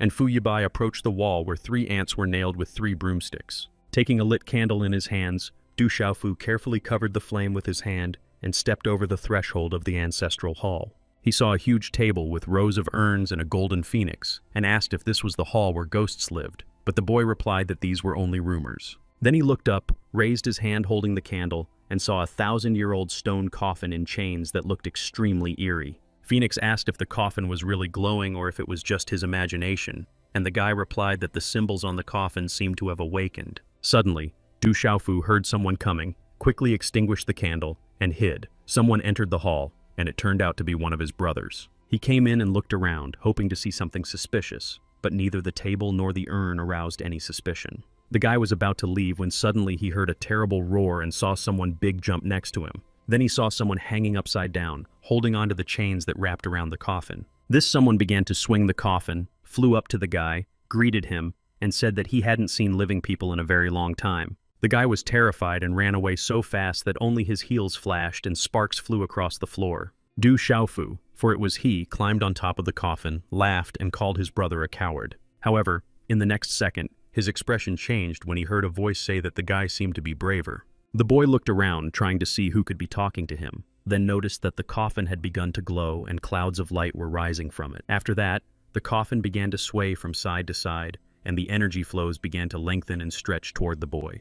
Then the phoenix asked what was glowing in Du Xiaofu's pocket, and the guy replied that it was a tower figurine. He replied that it needed to be disposed of immediately, and the guy decided to throw it away, tossing the statuette high into the air. It flew up to the very dome of the room, continuing to glow and emitting circles of light and rays. Then Du Xiaofu saw a figure in black in the clouds of smoke, who said that she was glad to finally meet the guy again. The figure thanked the guy for freeing her from more than 1,000 years of imprisonment, and the guy remembered that he had already had such an encounter. A few moments later, the figure began to grow, and now a huge incorporeal spirit with a sun-shaped pattern on its forehead was looking down at the boy. The spirit said it wanted to reward the guy, and the reward would be that the guy would become a vessel in which the spirit would live. The spirit would take over his physical body. The spirit rushed towards Du Xiaofu, knocked him to the floor, pinned him down with its huge hands, and clouds of smoke which made up the spirit crept over the young man's body. The guy lay there and felt that he couldn't move, and the spirit ordered him not to move while the smoke slowly penetrated his body.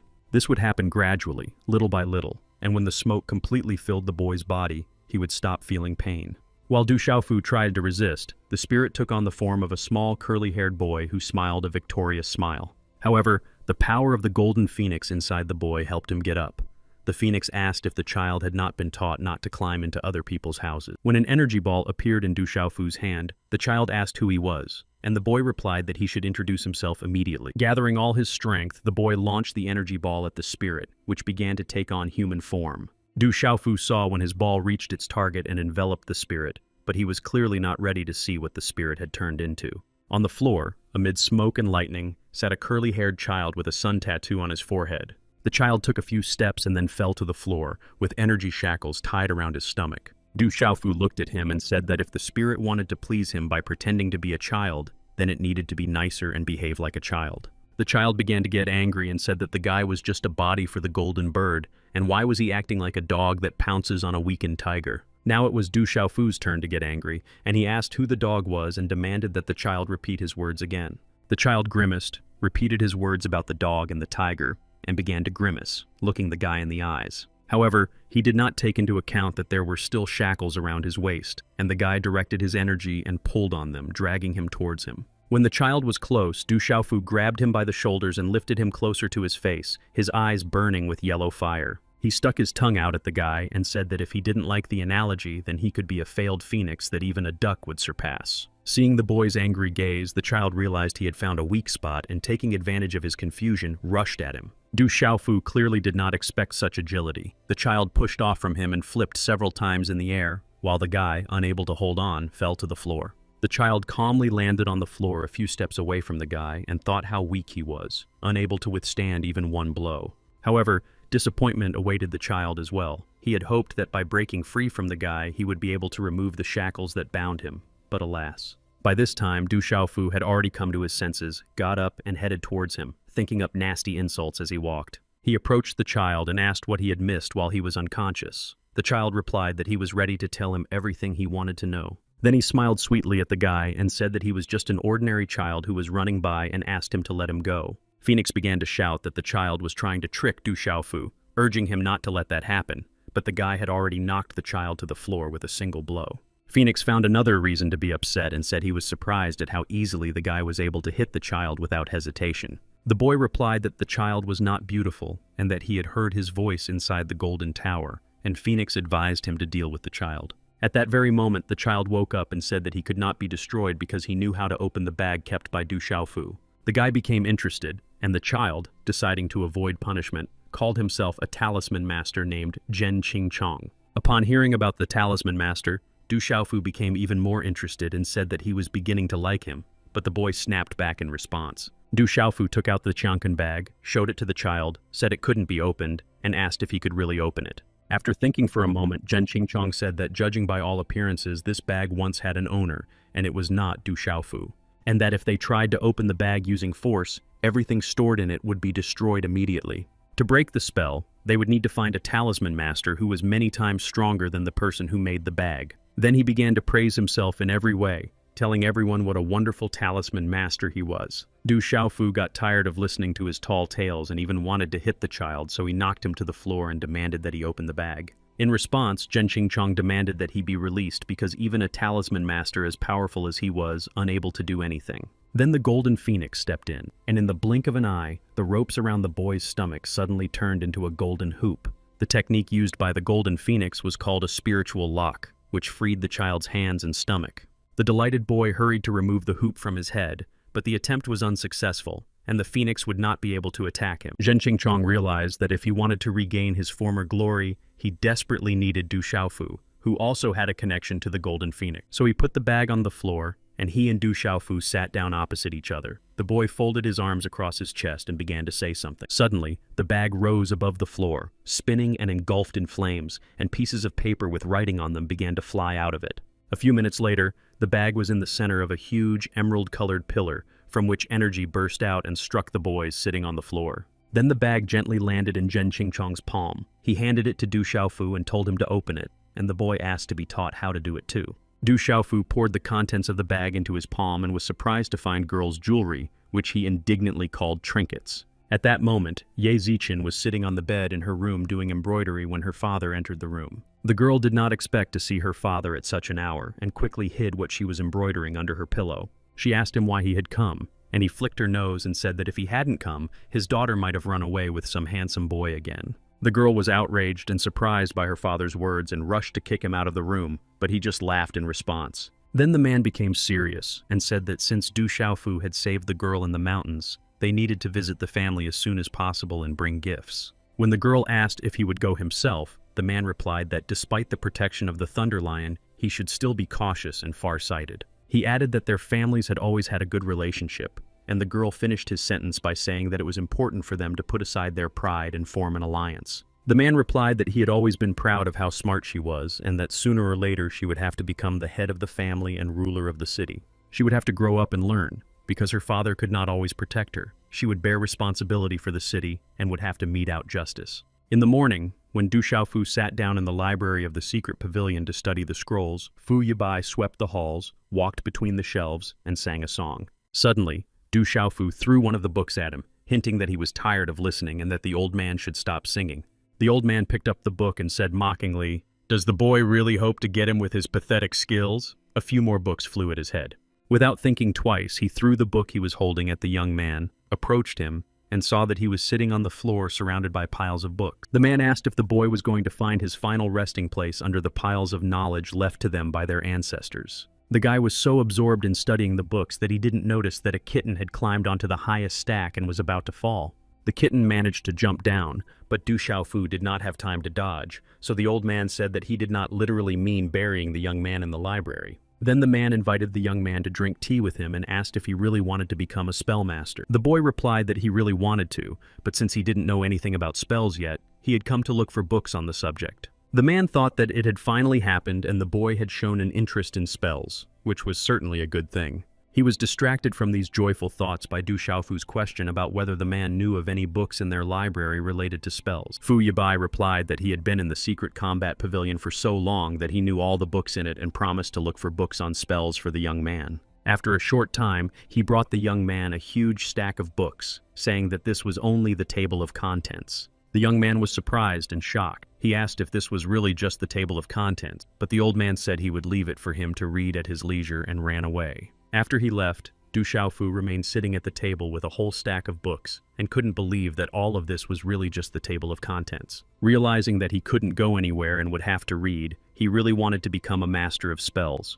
so he picked up the first book. Du Xiaofu was stuck in the library of the secret pavilion for a long time, reading one book after another from the stack left to him by the old man Fu Yibai. He read, tried to cast a spell, then picked up the next book, and the whole process repeated itself. He read, folded his fingers, and tried to cast a spell. In one of the books, the boy read that the profession of spellcaster was extremely rare, with only one master in 10,000 because it required innate talent. And then one of the spells worked, and the boy was able to light a fire. He thought, finally, I've done it. The glowing fireball froze and hung over the boy's knees for a few seconds, then went out. The boy was so happy, and then just as upset, and exclaimed to the kitten sitting on the window that this was another failure. Then he fell onto the table and asked the kitten what was wrong with him and why he couldn't cast spells, since he was following the instructions. Resting his head on the table, he said aloud that perhaps there was a mistake in the book the old man had given him, and that was the reason for his failure. At that moment, the tower figurine he had on his belt began to glow, and a voice said that what was written in the book was not the problem. A second later, the great spellmaster Piao Qingchong, already familiar to the young man, appeared before Du Xiaofu. He looked at Du Xiaofu with his mischievous emerald eyes, smiling broadly, and asked if he needed a teacher. Du Xiaofu did not answer. He just looked at the boy with a long, cold stare that did not bode well. He tried to focus on his own thoughts spinning in his head so as not to lose his temper. The boy shouted, shook his fists, made faces, and asked the man to show him some emotion. Du Xiaofu remembered how he had tried to wake the boy up that morning using a huge drum and cymbals, and simply shouting at him to wake up. Looking at the boy, he listed the devices he had used to get the kid to get out, but the boy did not respond to any of them. The boy, hovering in the air directly in front of the guy, began to shout that he was trying to test Du Xiaofu's determination to learn spells. Then, changing his anger to mercy, he smiled at the guy and said that he had been watching him all day and decided that the guy did have some potential after all. At the end of his tirade, he added that he had decided to take the guy as his disciple and teach him the art of spells. The boy was skeptical when he heard this, and when Piao Qingchong said that he would have to pay for the lessons, he became angry. Then the child tried to calm him down and said that as payment for the lessons, he only wanted spiritual energy for his recovery. This made Du Xiaofu even angrier, and he began to shout that the boy wanted to fool him and would take his spiritual energy and disappear without teaching him anything. The boy began to justify himself, saying that his energy would not be enough for a full recovery anyway, and that the man would be able to recover in a few days. Seeing that the boy was thinking, Zhen Qingchong tried to win him over by smiling and putting on a very cute look, just like a child. However, Du Xiaofu refused and, when asked why, said that he did not need a teacher who looked so terrible. Du Xiaofu sat down at the table and said that he was going to continue reading and studying so that the child would not dare to disturb him. In response, the boy called the man stubborn, climbed onto the table on all fours, and then jumped off the table, landing lightly on the floor. Then he began to walk back and forth along the shelves, raising his index finger and talking about the masters of talismans. He explained that in ancient times and now, they could use bodies as containers for the cycle of the 5 elements. Du Xiaofu involuntarily distracted himself from reading the book and listened to what Zhen Qingchong was saying and asked him what he was talking about. He told him about the 4 emblems consisting of the lungs for gold, the liver for wood, the kidneys for water, and the heart for fire. He also explained that all these emblems are concentrated in the spleen, which is responsible for earth, and that this structure is called the harmony of the 4 emblems. He summed up that the basis of the spell is these 5 elements, which have different forms. He ended his story by saying that all masters are divided into 3 types: pill masters, weapon masters, and combat talisman masters. After hearing this, Du Xiaofu was inspired and said that he wanted to learn all 3 types, and the boy boasted that he was a master of combat talismans. Zhen Qingchong almost fell off the windowsill when he heard Du Xiaofu's words and said that it would be good for the boy to be more modest and keep his mouth shut. He explained that he himself had studied for decades and had only been able to master 1 type of talisman art, while the boy was aiming for all 3. Then he smiled and said that the boy lacked only 1 very important quality to acquire the skills of a talisman master. Du Xiaofu became very curious and asked the boy what that quality was. Zhen Qingchong leafed through one of the books lying on the table and, finding the right page, showed the boy the place where it was written about broad spiritual roots. The guy asked what this phrase meant, but the boy yawned and said that it was already very late and it was time for him to rest, and darted into the tower statue. Du Xiaofu began to shake the statue, demanding that he return and explain himself, but heard that help was possible in exchange for some of his spiritual energy. After thinking for a moment, the guy said he was willing to give the boy a little energy in exchange for information. After that, a leaf flew out of the statue and a voice said that the boy must collect the listed herbs and only then call Zhen Qingchong again. In the morning, as soon as the rooster crowed, work in the kitchen of the Du estate began to boil when the manager entered the kitchen to ask about a snack for the lord. Du Xiaofu also got up very early that morning. He had been instructed by Zhen Qingchong to gather the herbs on the list. After giving instructions to the girls in the kitchen about the dishes and snacks, the manager called 2 of them to follow him. Du Xiaofu took the list lying on the table, reread the names, and wondered if he had enough money to buy these herbs. Just then, the manager was walking down the corridor with the maids, and he told them to hurry up because the lord was already waiting for them. Just as they were passing Du Xiaofu's room, the door opened and the young man came out into the corridor, deep in thought. He bumped into the manager, who stopped, and the 2 girls behind him bumped into him, causing the dishes to fall to the floor and the snacks to scatter. Du Xiaofu rushed to the manager's son to help him up and asked apologetically if he was all right. The guy helped the man up, and Sun said that Du Xiaofu had gotten up so early and seemed to be leaving already. He replied that he had some business to attend to. However, the manager tried to stop him, saying that the young man couldn't leave without at least changing into more appropriate clothes. That morning, the entire Du family gathered in the large hall, where the manager led the maids with snacks. Du Zhenwu, the head of the clan, was sitting at the main table drinking tea when his brother Du Zixun approached him to report that their 3rd brother did not want to appear.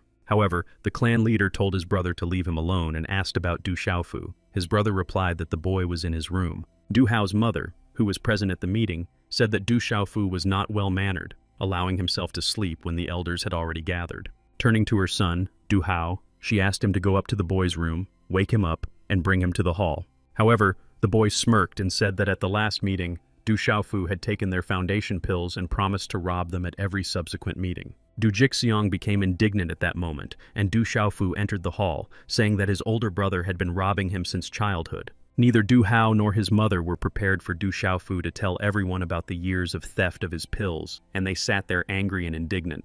Du Zhenwu did not respond to the accusations. The clan leader waited for the boy to come closer and asked why he had been so late. The boy stood with his head down, and Du Hao's mother whispered that the boy was indeed the son of the clan leader's brother and spoke very unflatteringly about the boy's mother. As the boy walked between the seated guests to take his place, he heard laughter on both sides, heard the woman's words, and looked up at her with indignant eyes. At that moment, one of the servants ran into the hall and shouted that Lord and Lady Ye were waiting at the gate for Du Zhenwu.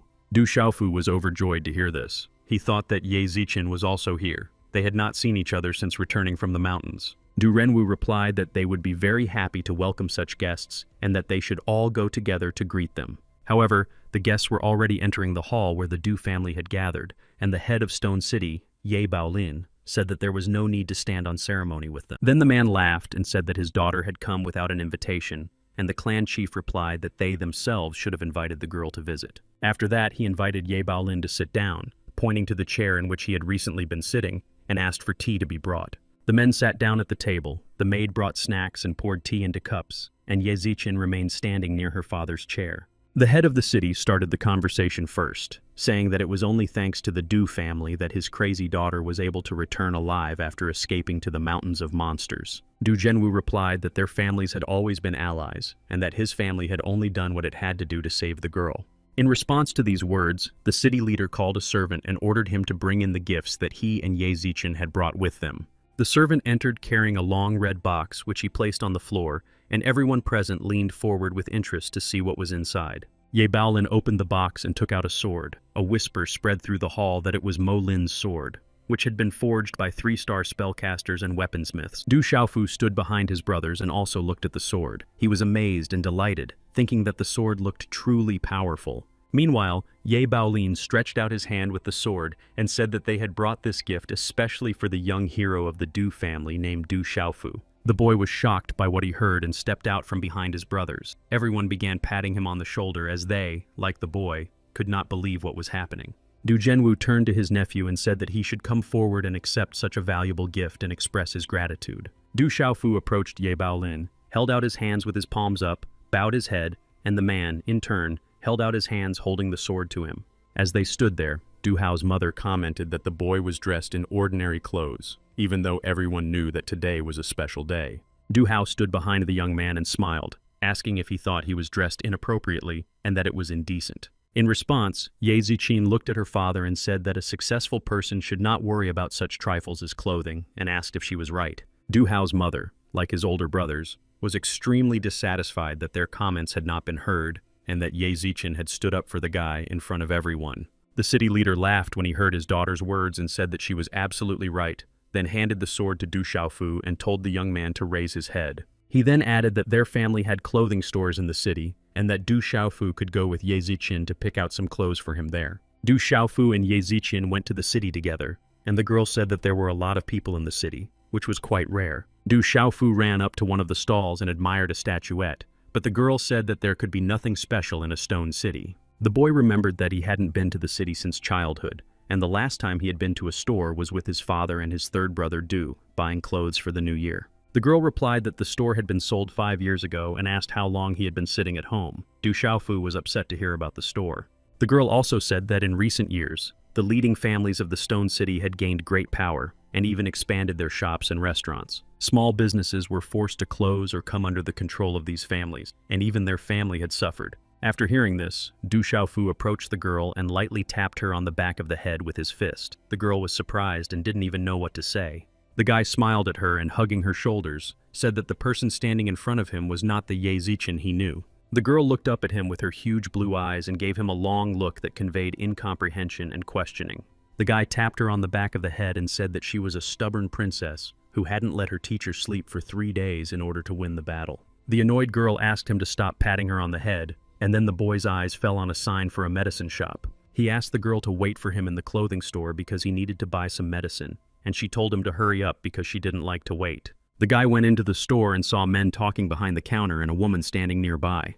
In front of the other man, there were 3 sheets of paper on the table with ingredients piled high on them. Du Xiaofu placed a piece of paper with the names of herbs on the counter and slapped his hand on the counter to get the salesman's attention. The seller looked up, glasses perched on his nose, and Du Xiaofu said he needed 1 set of each ingredient on the list. The man studied the list, looked at him for a long time, and asked how many qian of each ingredient he needed. Du Xiaofu paused, hearing an unfamiliar word, and the man replied that a chian was a measure of weight for medicines, equal to 5 grams, wondering if the young man was in his right mind. Then the man realized that he had completely forgotten to ask the boy how much of each ingredient he needed to get. After thinking for a moment, he replied that he needed 1 jin of each ingredient, but he did not know that 1 jin was equal to 500 grams. The man was very surprised at the amount he was given, and judging by the laughing look on one of his employees' faces, the guy had clearly said something wrong. After a while, the man prepared some of the necessary ingredients for Du Xiaofu according to his list, and the bags formed a small pile. The man asked if the young man was buying all the ingredients to make talismans and promised to send the missing items to his home the very next day. The guy replied that he would, of course, pay in advance and said that if there were any more bags, he wouldn't be able to carry them all. The bags were tied with ropes, and he put some of them on his shoulders and carried the rest in his hands. There were so many bags that he couldn't see where he was going. Loaded down with packages, Du Xiaofu entered the clothing store where Ye Zichen was waiting for him and began to call her loudly. She was terribly angry with him. She was just choosing clothes for her boyfriend and told him to be quiet and rushed over to him. When she caught up with him, she started yelling that he was very late and that she had warned him that she didn't like to wait and dragged him into the fitting room. She pushed the guy into the fitting room along with all the bags he was carrying and slammed the door shut. The fitting room was tall, narrow, and cramped, and the guy was covered in packages on all sides and thought his end was near. The fitting room was open at the top, and the girl threw Du Xiaofu some kind of rag, but he continued to stand there with his bundles. Ye Zichen said that these were the clothes she had chosen for him, and that the guy needed to try them on and come out so she could see. Du Xiaofu said he would definitely do so, and the girl waited patiently for him near the fitting room. Then she heard the girls in the store discussing the young man who had entered, the second son of the Enhu family, who always behaved very boisterously. The guy approached the girl behind the counter and demanded that she give him the set of clothes, but she replied that she couldn't do that because the set had been reserved. In response, the guy grabbed her by the arm and started shouting that he could take whatever he wanted, including the girl, who threatened to call the owner. Ye Zichen immediately approached the counter and, turning to the young man, said that a person of his status did not need to buy things that someone else had ordered. The guy turned around and suddenly his pupils turned into hearts, his mouth stretched into a smile, and he thought it was love. The girl said that if he liked their clothes so much, he could ask them to take his measurements and order the models he liked for himself. Hearing that this was Ms. E's store, the guy grabbed her waist with his other hand, grabbed her right wrist, and invited the girl to come to his place. Du Xiaofu heard what was happening from the fitting room, jumped up to the guy, hit him on the head, and then threw him out of the store onto the street. The guy followed him out onto the street, and while he was getting up, asked if the N family had bought the Du family's clothing store. Enhu was furious about what had happened. He growled and told the guy not to dare underestimate him, then got down on all fours. Seeing this, passers-by began to scatter in fear, while Enhu smiled, revealing huge fangs protruding from his mouth. Du Xiaofu, however, did not lose his composure. He stood and looked at the guy, his gaze showing interest and incomprehension. The people scattered, and only 3 remained in the square: Du Xiaofu, Ye Zichen, and Enhu. Du Xiaofu stood next to the girl so that he could protect her. Enhu had already managed to get up by this time and was walking towards them, and behind him appeared the fiery image of a huge wolf. His ears were pointed, fangs protruded from his lower jaw, long sharp claws appeared on his fingers, and his smile resembled a real wolf's grin. Ye Zichen warned the guy that this was a special technique of N's that strengthened their defense, and Enhu rushed forward, growling that he would help the guy become a hero. When Enhu flew very close to Du Xiaofu, the guy pushed the girl standing on his right with his hand so that she would not be hit. A blow of incredible force struck the spot where the guy and the girl had been standing a second ago, and Ye Zichen screamed loudly, calling her friend's name. The full force of the blow fell on the building behind Du Xiaofu, shattering windows, breaking glass, damaging beams, and even damaging the stone wall. Du Xiaofu was unharmed. He managed to dodge by turning around and looking at the destruction. He thought about how strong his opponent was. Enhu shouted that the guy was a so-called hero since he was only running away,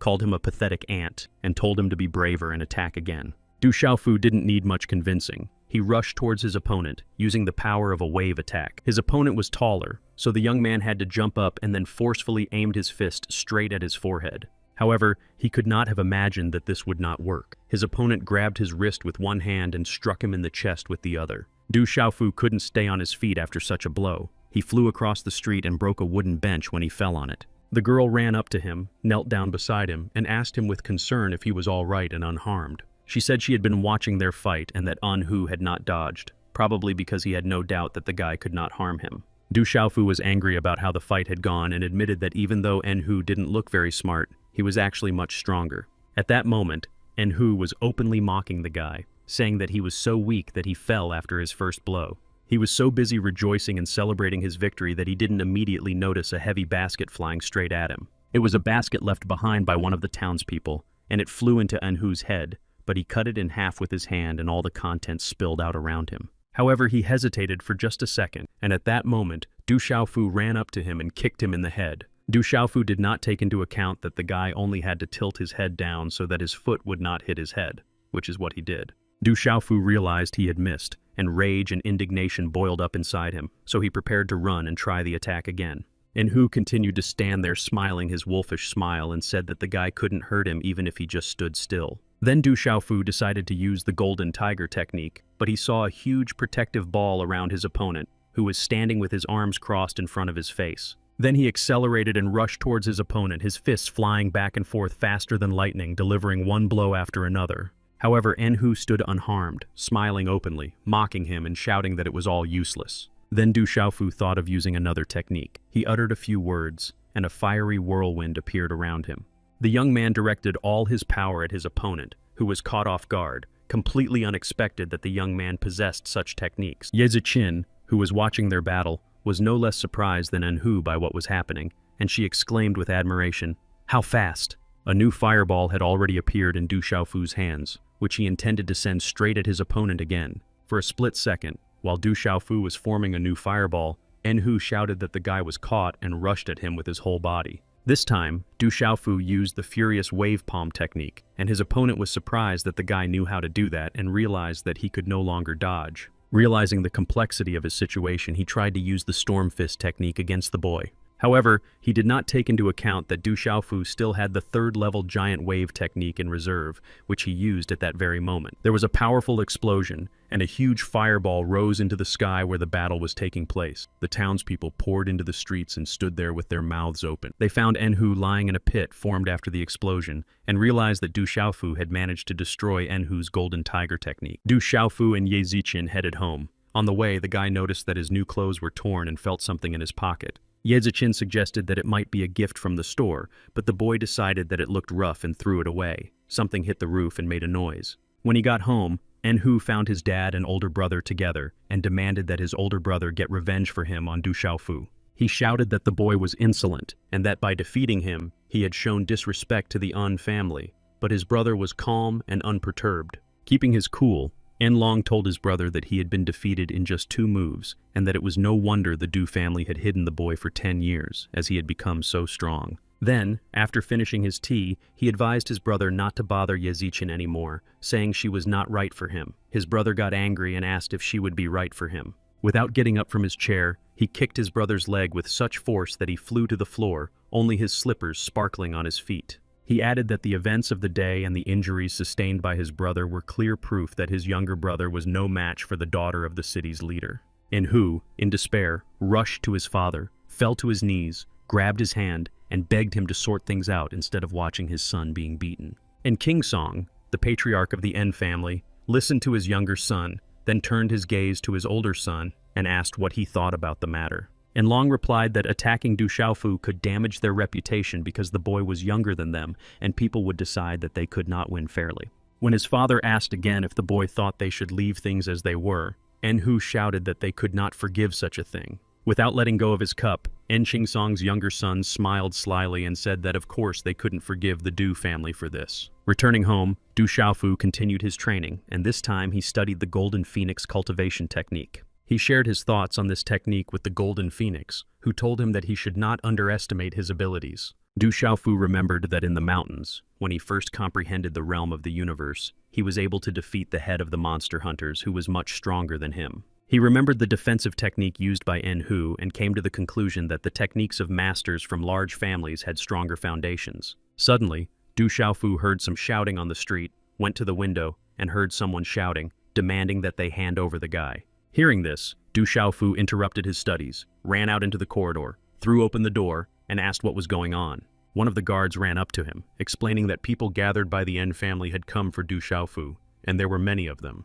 While the guy was telling him all this, Du Xiaofu stood there looking bored and yawning, but when he heard who had come and why, he smiled and said thoughtfully, "The En family."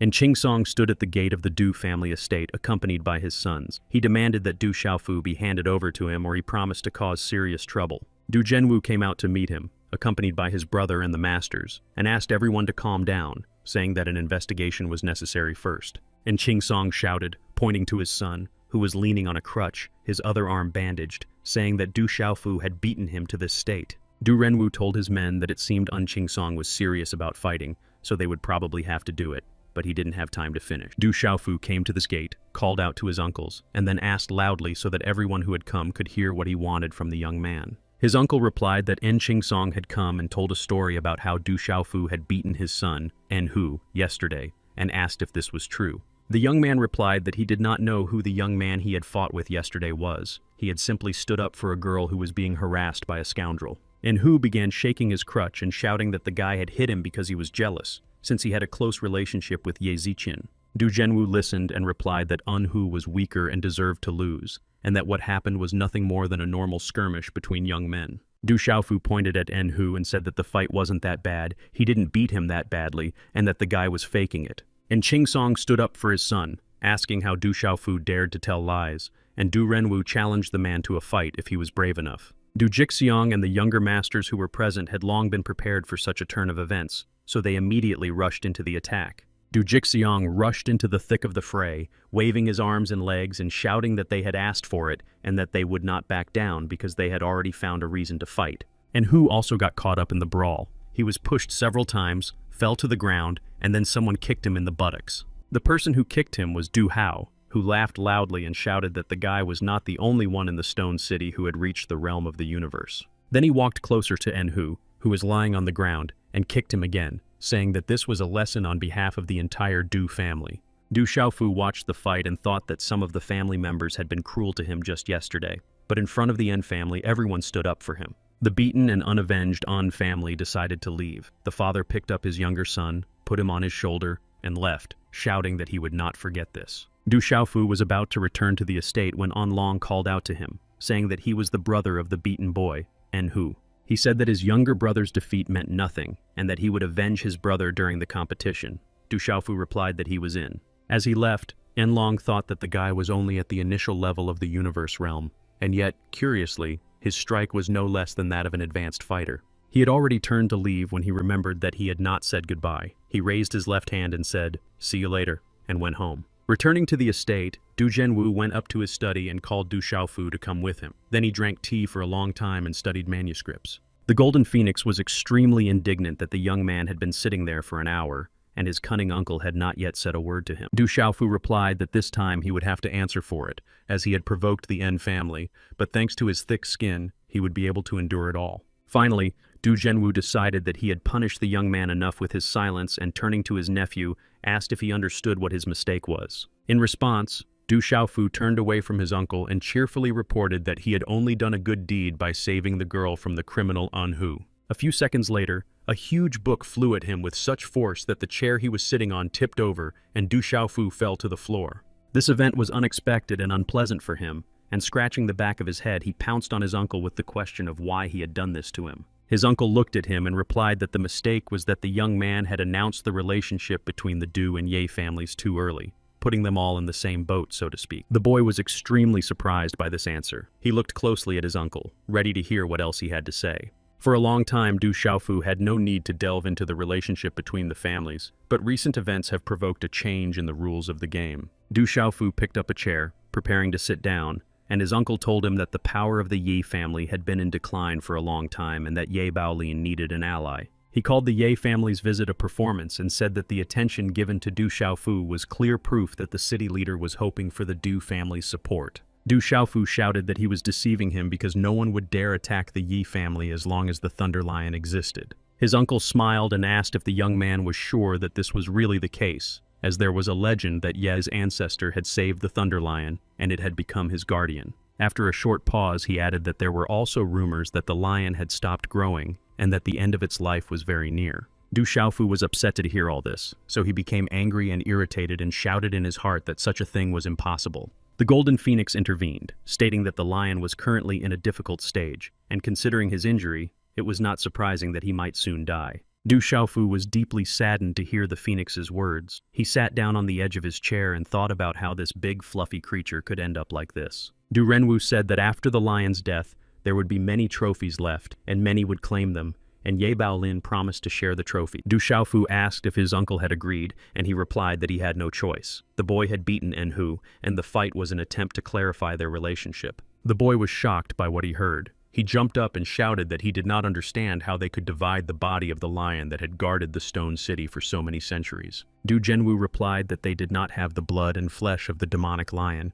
and therefore they could lose them if they did not form an alliance with the Yi family. Then he added that after everything that had happened, the fights and today's showdown, their family could no longer remain on the sidelines and maintain neutrality. Leaning closer to the young man, he said that if they were not extremely careful, any two families could become their enemies. Then, looking into Du Xiaofu's surprised eyes, he added that it might not be two, but even three of the city's main families at the same time. He declared that their status quo in Stone City was under threat, and Du Xiaofu shouted that he could do something for his family. Du Zhenwu turned around, pointed his finger at him, and said that they needed to win the 5 clans competition and go to Thunder Lake to develop their bodies there. He added that this lake belonged to the Yi family, and that by using the blood and flesh of the Thunder Lion and immersing oneself in the lake, one could achieve many things, including a thunder body. Thunder Lake only opens once every few years, and to gain access to it, one must win the 5 clans competition. Du Xiaofu was delighted, and asked if it would help their family if the boy could get to Thunder Lake. His uncle replied that if the boy got to the Thunder Lake, he would have the opportunity to assess the condition of the Thunder Lion. If the lake was fine, he added, it meant that the lion was alive, but if it had died, it would affect the lake, but the boy could hide this by joining forces with the Yi family. The boy realized that this was his chance to help not only his family but also Yi Zichen's family, and he rushed off to train. When Du Xiaofu ran away, the man thought that he was able to defeat Enhu with just a few moves, and that he was truly his father's son. That same night, En Qingsong once again asked his eldest son about Du Xiaofu, and he replied that they had already thought everything through and made a decision. The man said that Du Renwu had acted cunningly, allowing his second brother to enter the battle but not letting his nephew, who was ready to go into battle, do so. His eldest son, En Long, replied that he really couldn't assess Du Xiaofu's level of development, and that the boy might now be the family's trump card. After finishing his tea, the father approached his son standing by the window, stood next to him, and asked if he was really sure of himself. The boy looked at his hands. His knuckles were white, and he said that he needed some time to train in solitude. He then added that before training he would force the Bei and Qing families to come out of the shadows because it was not good for them to just watch. Du Xiaofu went to prepare for the 5 clans competition in the wild mountains near the Stone City. He practiced the golden feather purification technique, repeating it over and over, and each time he did it he got better and better. During one of his attempts, the golden tower fell to the ground, and Zhen Qingchong appeared from it and began to complain that the boy was making too much noise. Du Xiaofu crashed into the rock again, and a huge fragment flew off it, flying past the boy and causing his sincere indignation. The boy exclaimed that when he performed the golden feather purification technique, he felt his body being tempered and his spirit being reborn. Then he voiced the question that had been tormenting him for a long time. How quickly would he be able to complete the first level of the golden feather purification technique? He did not immediately notice that the child had jumped out of the statue, and when he saw him, he was surprised that he had already woken up, even though he looked very sleepy. Du Xiaofu approached him, crouched down, poked his index finger on his cheek, and asked why he looked so bewildered. However, he did not expect the reaction that followed. Zhen Qingchong did the same thing, poking Du Xiaofu's cheek with his index finger. Then he grabbed the guy by both cheeks and started yelling at him, asking how he dared to cultivate the art of the golden phoenix. Letting go of the guy's cheeks, he approached him from the side and said that the fact that the guy was able to absorb the spirit of the phoenix was an incredible miracle. But that wasn't enough for him. He was also cultivating his technique, and in the end, he asked if he was a human or a bird. The guy tried to leave, but Zhen Qingchong looked at the soles of his shoes and said that if the phoenixes found out about this, the guy would not get away so easily. He exclaimed that it was simply unbelievable that a human was studying the art of phoenixes, and concluded that if the guy wasn't human, then he must be a bird. Du Xiaofu became extremely angry and told him to stop talking like that, then kicked him with all his might. Then he stood and watched with admiration as Zhen Qingchong flew far away, and the guy appreciated the impressive results of his own physical training. After a while, the boy rushed back at the same speed, returning from his not-so-distant journey to the stars. He ran up to Du Xiaofu, called him a bully, and asked if he was finally going to study the art of spells, or if he had changed his mind. Without pausing his training for a second, the boy said that he looked quite energetic and seemed to have already recovered. Zhen Chong said that the boy's spiritual energy was so pure that he hadn't even expected it, and was very surprised because it had helped him a lot. Du Xiaofu continued training without looking at him, and the child shouted that he demanded respectful treatment and that the guy had asked him for a favor. Du Xiaofu calmly replied that the boy had asked for a favor in return, so it could be considered a mutual arrangement. Hearing these words, Zhen Chong ran up to him, jumped up so that their faces were at the same level, and, out of indignation, could only say, "You." Then he promised that he would take care of the boy's training, and despite the fact that he had a little talent, he couldn't guarantee that everything would work out. Du Xiaofu calmly replied that if he failed to become a talisman caster, the boy would regret it, and then kicked him again. Zhen Chun fell to the ground from the kick, then got up and, burning with righteous anger, shouted that Du Xiaofu infuriated him terribly. The boy gestured and told the young man that he needed tremendous mental strength and thick spiritual veins, and asked if he had gathered the necessary herbs. Du Xiaofu was forced to admit that he had lost some of his herb supplies during the fight with Enhu, but not all of them, and there were still some herbs left in the jinn. Zhen Chong was very surprised to hear this, and his face reflected his doubts about the young man's adequacy. Just in case, he asked again if it was definitely a jinn. Du Xiaofu replied that some herbs were not available and the pharmacist promised to send them later, asking if they were really needed right now. He replied that these were nutrients that helped develop spiritual veins, and that he would check if the guy had a talent for working with the divine cauldron. Then Zhen Chong stood in the center of the figure he had drawn on the ground, began to recite a spell, rose into the air, and streams of energy flowed from him. Then he commanded the energy to rise to his head and cleanse the divine spell cauldron with the energy of qi running through his veins. When Zhen Chong was casting the spell, his hands seemed to be everywhere. He said he would only show it once and that the boy should watch carefully. The boy said that divine incantation cauldrons are carriers of natural qi energy, and then the cauldron rose into the air.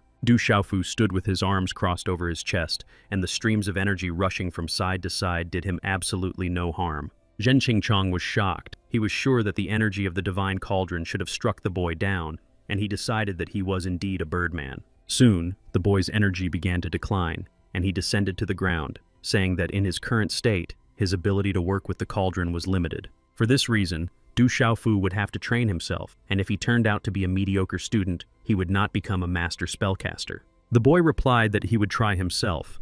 Zhen Chong whispered that a genius would be able to figure out the cauldron in a month, so soon the boy would be begging him for help. Du Xiaofu began training. He repeated all the movements that Zhen Chong had shown him and rose above the ground. Streams of energy raced around the cauldron like lightning, and the boy shouted that he had succeeded. The cauldron hung into the air for a while and then exploded. Du Xiaofu cried out in despair, asking why this had happened. The boy sitting in the tree with the cat replied that even with talent and a teacher, creating a divine spell cauldron was not an easy task. After saying this, he thought about what he would do when Du Xiaofu completely gave up trying to do it on his own and came to him for help. He decided to think about it later, and that now was the time to lie down and rest, then climbed down to the ground and fell asleep. When Du Xiaofu realized that he was not succeeding, he decided to wake up Zhen Chong, and when he arrived, the boy asked if the young man had finished his training. Du Xiaofu told him what had happened, then knelt before him and, calling him master, asked to be taught the art of spellcasting. Zhen Chong smiled, looked up at Du Xiaofu with his huge eyes, and said that it seemed the boy was now beginning to understand how difficult it was to become a spellcaster. Du Xiaofu, kneeling, admitted that it was his fault and apologized profusely for being so bold and arrogant. Zhen Chong flew into the air so that he was above the kneeling boy and asked what they would decide about spiritual energy. Du Xiaofu, still kneeling in the same position, laughed and said that he would give the boy as much energy as he wanted. However, Zhen Chong said that the guy was asking him to be his teacher but didn't think to address him formally, which seemed disrespectful. Then Du Xiaofu, still kneeling, shouted that in that case, he would ask him to take him as his disciple. Then he stood up and began massaging Zhen Chong's shoulders, saying that he understood how cool he was on the first day they met. He praised him for being able to create a powerful cauldron and said that when he restored his body to its full glory, he would be unmatched in the whole world. Having enjoyed the compliments to his heart's content, Zhen Chong said that the boy had obtained the body of a golden phoenix and, although it was a stretch, he was worthy of becoming his disciple. At that moment, a whirlwind of light swirled from where Du Xiaofu and the boy were, and the boy was indignant, not immediately understanding why it had become so bright. He looked down and couldn't believe what he saw. Du Xiaofu was hanging in the air in the lotus position, and in front of him was a divine cauldron. Zhen Chong closed his eyes, rubbed them, and then opened them again, and then he realized that Du Xiaofu had indeed managed to create a divine cauldron. Still floating in the air and holding the cauldron, Du Xiaofu said that cauldrons behave like wild animals and absorb spiritual energy. Zhen Qingchong approached the cauldron and couldn't believe his eyes when he saw the white, green, black, scarlet, and yellow energies. He realized that the young man had created a 5-color talisman.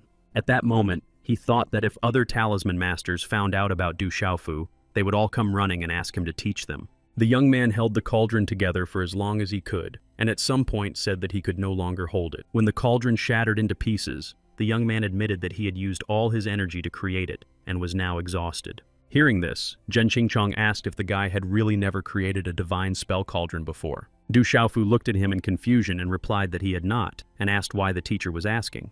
The teacher turned away and, after a slight hesitation, said that the cauldron created by Du Xiaofu was actually first class. The young man could not believe his ears. He was extremely pleased and asked what this meant. Zhen Qingchong lowered his eyes and reluctantly replied that he congratulated him because the boy had reached the basic level required of a combat spellcaster. Du Xiaofu did not rejoice in his victory and new skill for long, immediately asking about the masters of pills and weapons. The spellmaster replied that the boy was too greedy, but Du Xiaofu was very persistent and also promised to share his energy with him. Then he decided it was time to bargain and demanded twice as much energy as usual, to which Du Xiaofu agreed. Zhen Qingchong told the pill master that he needed the attributes of fire and wood, the weapon master needed gold and water, and the combat spellcasters needed to focus on 5 attributes. Raising his index finger, he said that greed would not work here, and that whatever goal the guy set for himself, it would be very difficult to achieve. He then added that if Du Xiaofu wanted him to teach him, he could choose any of the 3 paths mentioned. He needed to think and choose one path,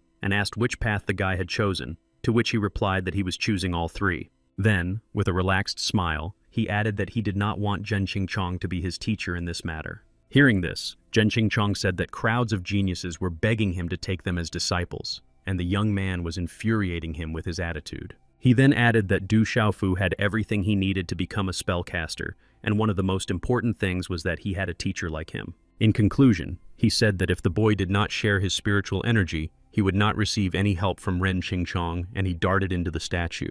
After listening to this whole tirade, Du Xiaofu tiredly closed his eyes, scratched his forehead, and then thought about how quick-tempered Zhen Qingchong was. Over the next few days, Du Xiaofu constantly practiced creating a spell cauldron using his spiritual energy. He also did not forget about the technique of purifying the golden feather for physical development, which gave tangible results, and the young man's strength gradually grew. Zhen Qingchong climbed into his little tower like last time and never appeared, as if he was going to sleep in it for many centuries. Until one day, Du Xiaofu decided to inquire about him and, shaking the tower, said that he did not know what to do next after learning how to create a cauldron. He added that he had prepared all the necessary materials, but now he was behaving so badly, as if he wasn't really in the tower. The guy admitted that he had learned martial arts, had 5 attributes of a disciple, and believed that it was wrong to share spiritual energy. This time, the tower's owner couldn't keep quiet and demanded that he be given a triple dose of energy, without which he would not start doing anything, and Du Xiaofu agreed.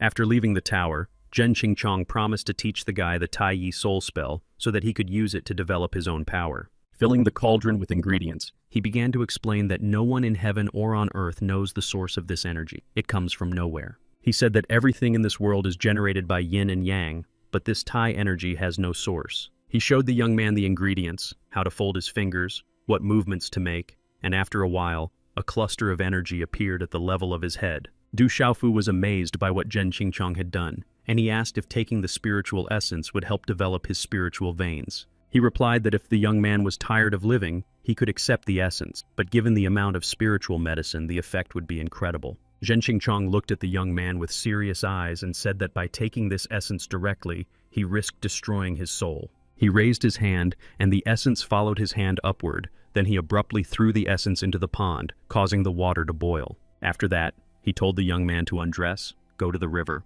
and sit there for about 10 years, saying that then his spiritual veins would be restored. Before he could even blink, Du Xiaofu took off his clothes, threw them at him, said he was leaving, and actually went to the pond. Du Xiaofu said that 10 years was a very long time and that he should receive all his power today, but his mentor stopped him. He reminded him that the young man had promised to share his spiritual energy with him, and before the young man went to the pond, he had to fulfill his promise. Du Xiaofu called his mentor greedy and threw a clump of energy at him, to which he replied that his energy mixed with the power of the golden phoenix was simply magnificent. The young man hurried back to the pond, looking forward to diving in and filling himself up, and just as he was about to reach it, his mentor called out to him again. The boy asked what it was this time, and the mentor, gathering momentum, kicked him with both feet and said that the energy was better absorbed in the middle of the pond. He told the guy to also practice the Tai Chi technique and whispered quietly that if the guy couldn't figure out the technique, he promised to mourn him. As he submerged himself underwater, Du Xiaofu repeated his mentor's instruction to practice the Soul Tai technique and absorb energy, diving deeper and deeper. Zhen Qingchong flew above the surface of the pond, admiring how powerful the young man really was, having mastered the Tai Chi Soul technique so quickly. The next moment he realized that something strange was happening, so he jumped into the pond and swam to look for the boy. He found him at the bottom of the pond, his whole body glowing with light, streams of golden energy emanating from his heart, and he felt a strong tension from the young man. Zhen Qingchun realized that what he was seeing was what is called a spiritual battle pulse of some incredible magnitude. He swam closer and felt the spiritual seal characteristic of the spiritual pulse of only the highest masters, and then he stopped understanding what was happening. And then another realization came. The guy's spiritual veins were not destroyed, they were secretly sealed, and the question was, who could have done this right under his nose? Zhen Qingchun became very curious about who could have done such a thing to Du Xiaofu, and he swam towards him to look at his secrets. When he swam closer, he saw something huge, like a piece of rock, from which light was emanating, and, not understanding what he was dealing with, he shouted, "What is this?" Suddenly, he heard a voice telling him to stay away, or this thing would swallow him up. He turned around and saw a yellow phoenix. It turned out to be his secret bone. Hearing this, the boy laughed and said that the phoenix was very generous, allowing Du Xiaofu to take everything he had. The phoenix became angry and shouted that he did not want to do this on purpose. He just did not know that the boy's spiritual veins were so powerful. Zhen Qingchong replied that he sensed the presence of another very ancient beast in the boy's body. Then the phoenix admitted that he had fought the purple phoenix until both were exhausted, at which point they ended up in the boy's body along with his bones. He added that in helping the guy recover, the purple phoenix had been restored, and fragments of its secret bone had mixed with the guy's spiritual veins. Zhen Qingchong expressed regret that the phoenix bone had changed the young man's veins, and he really wanted to see the warrior with the Yulin seal. The phoenix began to reason and said that Du Xiaofu started at the 3rd level, and in such conditions he simply should not have had the seal. Zhen Qingchong was very surprised by the phoenix's words. He couldn't understand how and where Du Xiaofu could have gotten the Yulin seal. After a while, Du Xiaofu came to his senses on the shore of the pond because someone was licking his cheek very insistently. After waking the young man, the little tiger ran away, and he looked around, trying to come to his senses and asking what had happened to him. The spellmaster was sitting on a large rock in the pond and said that at first he had misunderstood everything, but now he had studied the young man's body. He added that Du Xiaofu's spiritual veins were not damaged. On the contrary, they were highly developed but sealed by someone, and he did not yet know who. Upon hearing this, Du Xiaofu did not immediately understand what he was talking about and asked the master what he meant by saying that the veins were sealed. Zhen Qingchong replied that the young man's spiritual veins were so powerful that he could not determine their full power, but they had been sealed since childhood by someone very powerful. This news greatly pleased the young man. He jumped up, approached the spellmaster, and asked if everything was really as he said. The spellmaster replied that it was. Then the young man realized that his spiritual veins could be sealed, which meant that someone had tried to cripple him, and the question arose as to who it could have been. This time, Zhen Qingchong smiled and said that no one knew, perhaps a powerful enemy of the family or the late great master, as weaklings were of no use to anyone. After saying this, a sly smile appeared on his face, and narrowing his eyes, he asked what the guy was going to do with all this information. Du Xiaofu replied that the elders of his clan knew nothing about it, and he didn't think the Du family was capable of dealing with such a powerful opponent. The young man closed his eyes and said bitterly that he could only rely on himself and would have to become strong enough to settle everything on his own. He immediately decided that he would help Zhen Qingchun recover, and then Zhen Qingchun would help him remove the seal. The spellmaster thought that an ordinary person would not be able to calm down so quickly, but the boy had come to his senses and made a very important decision. Without turning to the boy, he replied that the essence had helped weaken the seal, which was enough for the boy to become a successful spellcaster. Then, looking at Du Xiaofu over his shoulder, he thought with admiration that this unusual guy would be able to achieve a lot in his life. He turned to the young man and offered to take him as his disciple, promising that when he regained his former strength, he would definitely help the young man remove the seal completely. Du Xiaofu smiled broadly and replied that nothing had changed and he still did not want to be Zhen Qingchong's disciple. The master couldn't believe such insolence, turned around and as he was leaving said that the young man shouldn't expect him to teach him or help him with the seal. Du Xiaofu tried to stop him and calm him down, asking him not to be angry and adding that they could become brothers since they couldn't be teacher and student. The master was not at all prepared for such a proposal, and he asked Du Xiaofu again, who replied that if he did not want to be his brother, he could become his sister. The master was genuinely outraged by this proposal, so he advised the young man to leave him alone and quickly darted into his golden statue. So they sat there, Du Xiaofu on the ground and the master puffing away in the statue, and the young man said he was too small to be a teacher and, to be honest, he looked scary.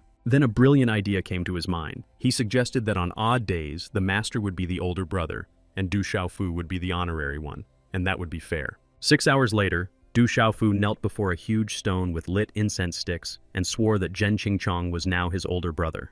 He said that now they would get along with each other, the older brother would protect the younger one, and the younger one would more or less respect the older one. He added that the brothers would be together in both difficult and joyful times, and if either of them broke the oath, they would face terrible destruction and be struck by thunder. Zhen Qingchong listened to the guy again and asked what kind of nonsense this was about the older brother protecting and the younger brother only respecting. Where did the guy even get this from? Du Xiaofu put his arm around his shoulders and told him to swear the oath, since he had already agreed to be his older brother to make things easier for him. After thinking for a moment, Zhen Qingchong said that he agreed to the proposal and that now they could be considered brothers. As he was about to leave, Zhen Qingchong asked not to be called brother in front of everyone until the guy raised his level so that he wouldn't lose face. Du Xiaofu asked him not to say that anymore because he admired him after all, so Zhen Qingchong asked what exactly the guy admired. Du Xiaofu replied that he admired the fact that he had such a wonderful younger brother. Enraged by his insolence, Zhen Qingchong advised the guy to go to hell. Returning to the city, Du Xiaofu rushed through the streets, frightening the townspeople and shouting that he and Zhen Qingchun were now brothers and demanding a gift as a younger brother. He shouted that he would teach him how to make a potion that would help him master martial arts, because only by becoming strong could the guy help him recover. Du Xiaofu ran to the pharmacy, where the pharmacist immediately rushed to congratulate him, saying that he had become #1 among the masters of the younger generation. Hearing this, the young man patted the man on the shoulder and said that he had a good eye, recognizing him and determining by his appearance that he was very good. Approaching and covering his mouth with his hand, he said that the man had rushed into things, the competition had not yet begun, and for now, he needed to lie low and not talk about Du Xiaofu. But the man said that he had heard from Anlong that he had told the whole city that Du Xiaofu was at the top, and the young man asked him to tell him what Anlong had said. Then the man said that according to rumors, Du Xiaofu and Ye Ziqian were in love, their wedding was just around the corner, and Du Xiaofu had even beaten Enhu out of jealousy. Du Xiaofu listened and wondered where such a rumor could have come from, and it was quite possible that Anlong had set some kind of trap and he should hurry. So he decided to finish his business quickly and handed the pharmacist a piece of paper with notes, saying that he needed a portion of these ingredients. Taking the piece of paper, the pharmacist said that after the last visit, they had made a large profit and had updated their assortment, and he would find everything the young man needed. Once again, there was a small mountain of bags, and the man asked how Du Xiaofu was going to pay for his purchases. The young man replied that he would pay with a cash card and took out his card. The cost was 10,000 coins, but there was not enough money on the card. Du Xiaofu did not expect it to be so expensive and called the man a huckster, to which the man replied that the young man was now buying rare and high-quality ingredients. But Du Xiaofu disagreed with him, saying that there was no difference between herbs, and called the man a haggler again. At that moment, a young man and a young woman entered the store. The young man asked if the famous Du Xiaofu was poor and added that he was buying everything in the store. Du Xiaofu asked the pharmacist who they were and if they were powerful. The pharmacist replied that they were Master Bai Tianming and Lady Qing Xiaolu, both of whom had reached the level of the realm of the universe. At that moment, a brilliant idea came to Du Xiaofu's mind, and he addressed the young man and woman by name and asked if they were the ones he was looking for. The young people stood facing each other, and the pharmacist turned to Du Xiaofu and asked if he was going to fight, to do so outside his shop. Qing Xiaolu wondered how strong he was, considering that for 10 years he had been considered a fool and was completely ordinary, and it was unclear why Ye Ziqian admired him. Bai Tianming replied to the girl that he thought Anlong was lying and that Ye Ziqian was not her rival at all, but she demanded that he not insult Anlong. The guy hurried to apologize and admit that he was wrong, but the girl had already turned away from him. Du Xiaofu had been watching them from the sidelines the whole time. Bai Tianming told Du Xiaofu that he was at the top of the younger generation, but today he would show everyone that Ye Ziqian was wrong to admire them so much. Then, looking at the girl, he said that his victory would prove Anlong wrong, and that perhaps after his victory, the girl would pay more attention to him. Qing Xiaolu said that if he wanted to fight Du Xiaofu so badly, he shouldn't drag Anlong into it, and if he lost, he'd better not let her see him. Turning to Du Xiaofu, Bai Tianming threatened him that today he would show the guy who was boss, and that he should prepare in advance to beg for mercy. In response, Du Xiaofu just smiled without saying anything to the guy, thinking that this womanizer would not succeed and that these were just empty threats. Despite the pharmacist's fears, a fight broke out in his shop, shattering windows and sending the boys tumbling into the street. Qing Xiaolu rushed to them, holding her sword in her hands and thinking that Du Xiaofu was just as fast as Enlon. Bai Tianming struck first, but Du Xiaofu was able to dodge, pulling his arm back and then striking the young man in the solar plexus with a powerful energy blow. Then, grabbing the guy by the collar, he told him to leave Qing Xiaolu because she was using him, but the guy replied that he knew that himself. Grabbing Du Xiaofu's arm with both hands, he said that he himself was not at all opposed to being used by this girl. Then he jerked Du Xiaofu's arm down sharply and swung his other arm, preparing to deliver a powerful blow from above. However, Du Xiaofu was ready for this, so he managed to regroup and put up a defense by crossing his arms at the level of his face and chest. Then, while Bai Tianming was preparing to strike, he did a backflip and kicked the guy with both feet, shouting for him to surrender. Du Xiaofu's blow was so powerful that it lifted his opponent into the air. He thought the guy was really strong and could be compared to Enlong.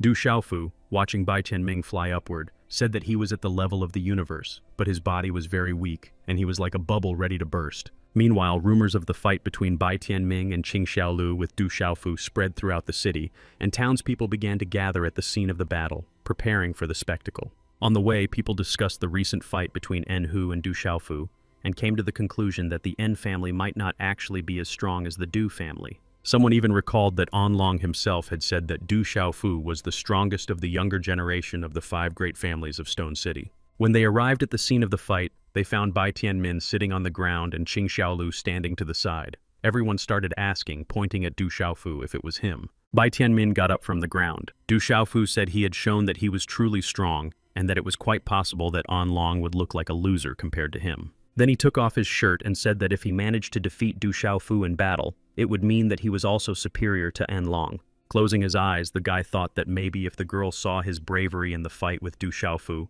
it would touch her heart. However, the girl thought that Bai Tianming was much weaker than Du Xiaofu, and when the latter won, she would have to step in herself and save Onlong from him. Bai Tianming prepared to attack. He raised his hand, clenched his fingers into a fist, around which a stream of energy formed, and jumped at the guy. And now he was right next to Du Xiaofu, aiming his fist straight at him, and at that moment something happened that he could not have expected. At the very last moment, Du Xiaofu managed to dodge, jump back, and shout at the guy that it was damn slow. Then, adding that one punch wasn't enough, he lunged at Bai Tianmin with his fists, and told him he would have to take 13 punches from him. His hands flew back and forth so quickly that streams of energy followed them, and it seemed as if he had not 2 hands, but 13. The townspeople continued to watch their battle. The young man standing in a black hoodie said that the Du family's wave attack was very powerful and mighty. Finally, Du Xiaofu jumped up and sent another wave attack at his opponent's back, so powerful that it threw him into the air. Before falling to the ground, Bai Tianming rolled over several times and fell. People ran up to him, saying that Du Xiaofu had easily defeated him. Lying on the ground, exhausted, he thought that he had suffered a pitiful defeat for the sake of Qing Xiaolu, but he didn't even know if the girl would come and take care of him.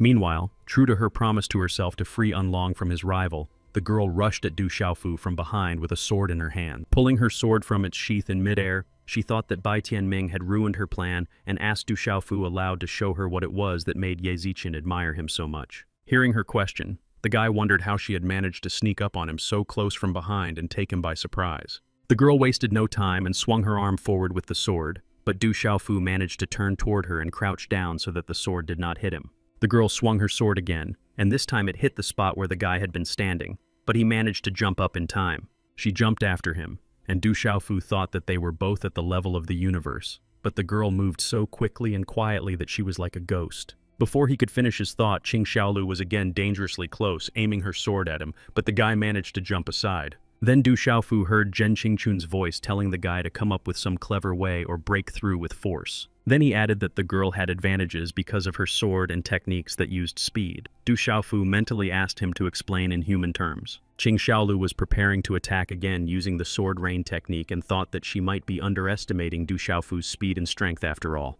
Dodging the girl's attack, Du Xiaofu decided to use Zhen Qingchun's advice, thinking that it might work. He could break through with force and immediately decided to start with the purification technique. And then, without giving his opponent time to recover, he immediately used the power wave technique, the power of which was able to stop the rain of sword. Since neither opponent was going to give up, the townspeople could see the confrontation between the two energies in the sky.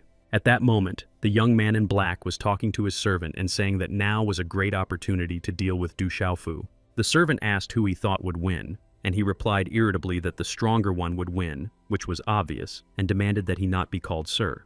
At one point, Qing Xiaolu realized that she had lost sight of Du Xiaofu, and at that moment, he appeared to cut her sword in half. The girl was clearly not ready for such a turn of events. She was taken aback, looking at the guy in surprise, and could only utter, "My black spirit sword." Du Xiaofu smiled and looked at the girl, saying that breaking through with superior force meant using Mo Lin's sword to break a normal sword. Du Xiaofu decided that it was time to use the Qiankun bag. He took it out, placed it on his palm, made the necessary movements, and recited the spell. After that, using the power of the bag and the power of the spell, he struck the girl in the solar plexus, telling her that she had lost. From the blow, the girl fell to her knees, exhausted, thinking that one had to be very cunning to have Mo Lin's sword hidden in a bag. Bai Tianming rushed to the girl to help her, but she jerked her hand away, shouting that the guy should not even think of touching her. Du Xiaofu turned to the people and asked them to be witnesses that an attempt had been made to attack him and that he was only defending himself. After his words, voices were heard saying that the guy was right, that someone even saw the girl attacking him from behind,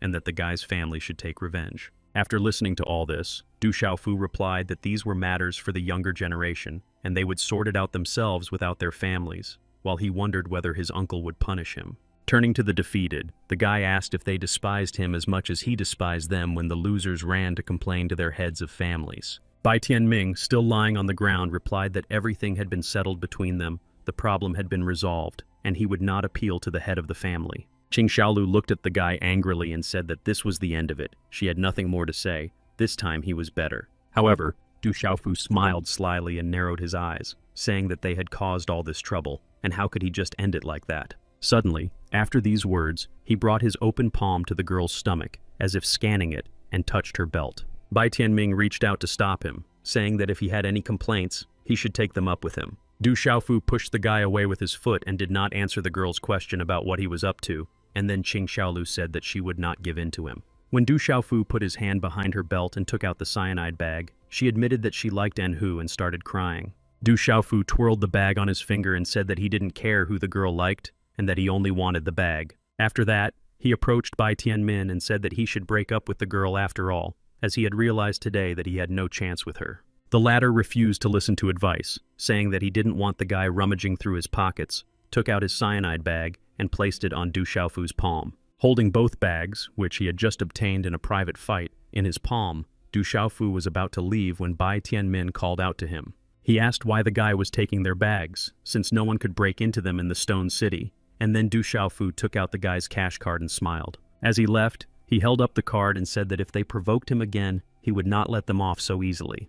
The girls standing in the crowd were thrilled by the fight and thought Du Xiaofu was incredibly cool and a completely different type of alpha male. The young men in black continued their conversation. The servants said that the guy lived up to his family's reputation, but their master replied that they were looking at things superficially. He told Du Xiaofu that he was strong but would not be able to defeat Bai Tianmin and Qing Xiaolu if they joined forces. He was sure that they had provoked him, and that, realizing the disadvantage of his position, Du Xiaofu prolonged the fight with Bai Tianmin, attracting attention and thus showing that he was incredibly cunning. Continuing his analysis, he said that Qing Xiaolu took advantage of the unexpected end of the fight to suddenly attack Du Xiaofu. He acknowledged that the girl was indeed very fast, and that in a fair fight, she would have struck only once, and the guy would not have been able to defeat her. However, it was the sneak attack that led her into a trap, and after Du Xiaofu used Mo Lin's sword, the fate of the fight was sealed. After listening to his reasoning, the servant asked if the young master believed that Du Xiaofu had planned the entire fight from start to finish and therefore won. He replied that he had no doubt and added that the guy had acted cunningly by turning to the townspeople to avoid accusations that he had started the fight. Then he asked if they would have hidden Mo Lin's sword and used it only at the very end if they had not planned everything in advance. One of the servants said that, according to rumors, the Ye family had given this sword to Du Xiaofu as a betrothal gift for the daughter of the city's leader, Ye Ziqin. Another added that Du Xiaofu used the sword without hesitation and treated it like any other weapon. The young master added that the guy had been pretending for 10 years and now behaved as if he was not afraid of making enemies. He was clearly up to something. He noted another ability of Du Xiaofu to open other people's bags, which indicates that he has a very powerful spellcaster behind him. When one of the servants asked if, in the young master's opinion, it was possible that they and Du Xiaofu had the same motives, he covered his mouth with his hand. He ordered him to be quiet immediately and said that if Du Xiaofu had other motives, he would not try to befriend Ye Zichen. Then he ordered them to stop calling him young master on the street, but they chorused young master again. Qing Xiaolu heard the young man's words and said that he had just opened her eyes, after which she asked him for advice on what to do with Du Xiaofu. Taking off his hood, the young man thought that the girl was quite smart to ask for advice, unlike the Ye and Bai families, who were unwilling to work together. Taking off his hood, he looked at the girl and said that he had something to discuss with the Qing family, and invited the girl to go with him. At that moment, he thought that if everything went as he had planned, the women from the Yi and Bai families would not be able to escape him. Du Xiaofu returned to the store for ingredients and told the owner that he had brought money to restore the store. The owner smiled and rubbed his hands together, replying that he had just placed a bet and was able to not only get his money back but also make a profit. He pointed to the mountain of bundles of ingredients lying on the floor near the wall and asked the young man to accept them as a gift. The man told the young man that some townspeople had placed bets on their fight with Bai Tianmin and Qing Xiaolu, betting gold and money cards. He admitted that he had placed a bet and won. Du Xiaofu thought that the man had received more for a couple of bets than he had, who had fought and risked his life.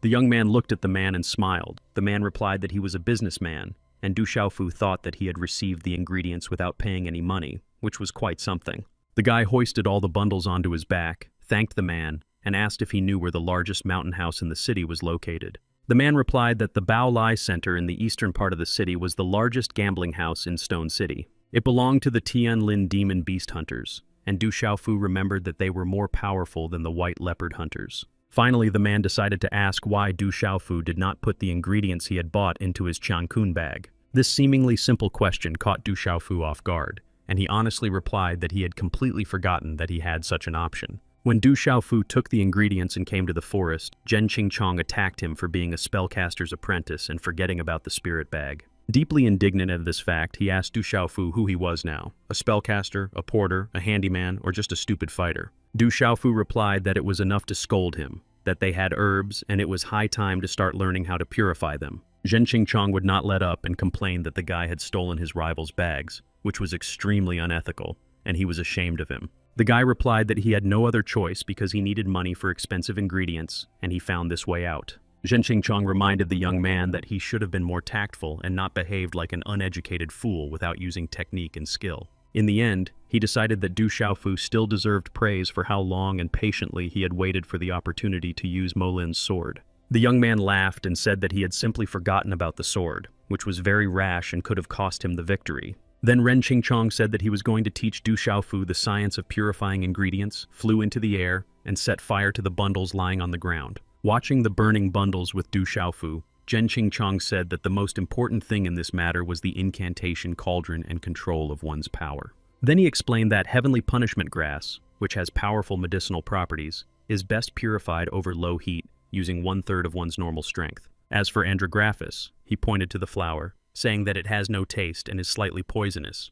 but it will be useful in the future for cultivation to disperse spiritual power. Du Xiaofu tried to connect the information in his head that the plant dissipates spiritual energy and, at the same time, helps with cultivation. Zhen Qingchong explained that it was normal not to understand everything yet. The main thing was to have a foundation, which determined how great he could become. He added that the heirs of ancient clans begin by suppressing their cultivation, which helps to strengthen their foundation.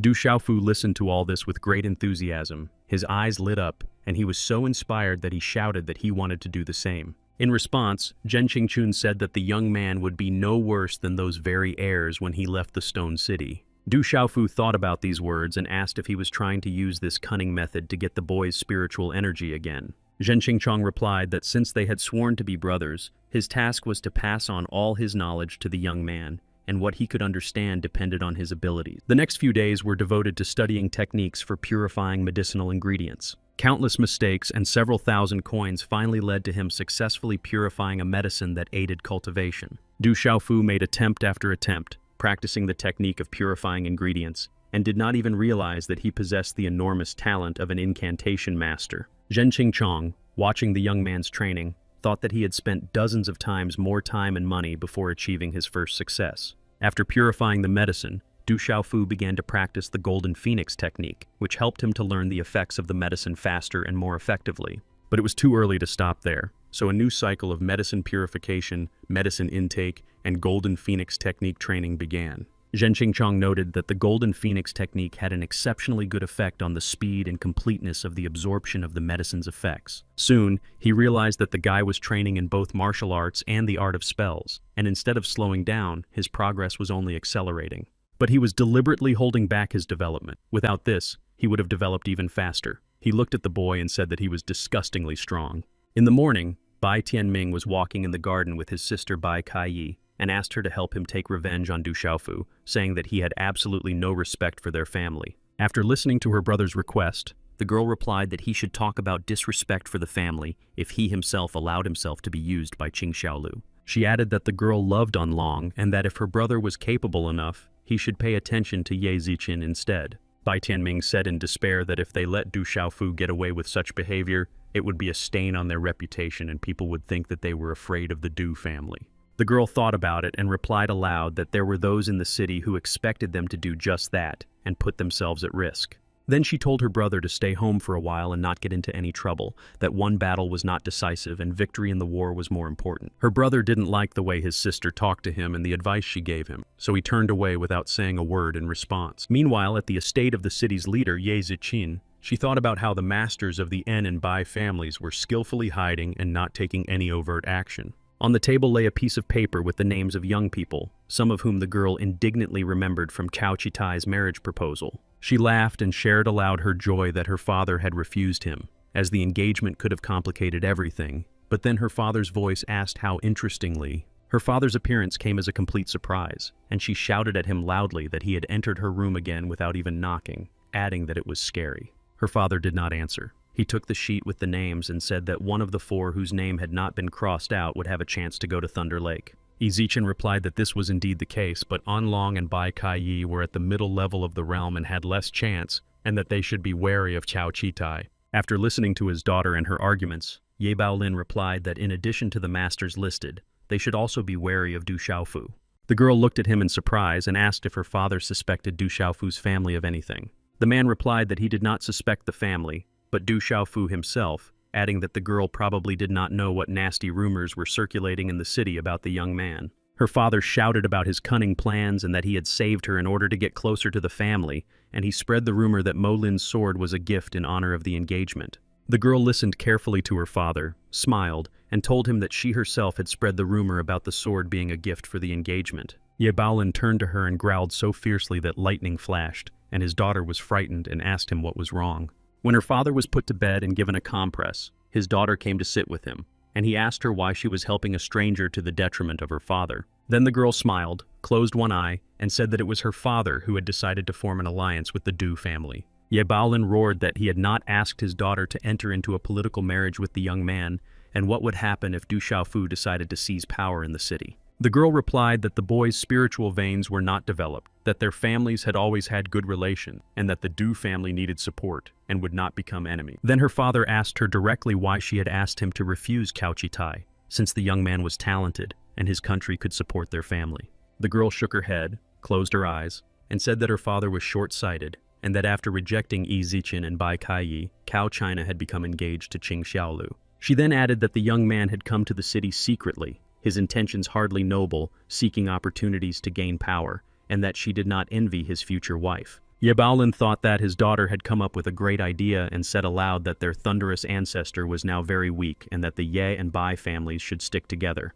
The girl finished his thought, saying that a political marriage with Du Xiaofu was not such a bad idea, and she was sure that the young man would never betray her. Her father looked at her and said that she was becoming like her mother, beautiful and intelligent, and that her mother would be happy to see her as she was now. Delighted, the girl asked if that meant her father agreed, but he cursed and turned to leave. Then he said they would return to this conversation after Du Xiaofu defeated Cao Qitai and arrived at Thunder Lake. In the evening, Qing Xiaolu stood on the balcony and cursed Du Xiaofu, saying that he was to blame for her engagement to Cao Qitai. She remembered On Long and mentally told him how upset and angry she was with Du Xiaofu when Cao China suddenly appeared. He appeared unnoticed and caught her off guard with the question of what she was doing alone on the balcony, and the girl asked him how he ended up there. Cao Qitai smiled and reminded her that she was his fiancée and that nothing prevented him from meeting her whenever he wanted. The girl turned sharply toward him and replied with a flash in her eyes that he was well aware of the circumstances and that she had no other choice. He confirmed that she really had no choice,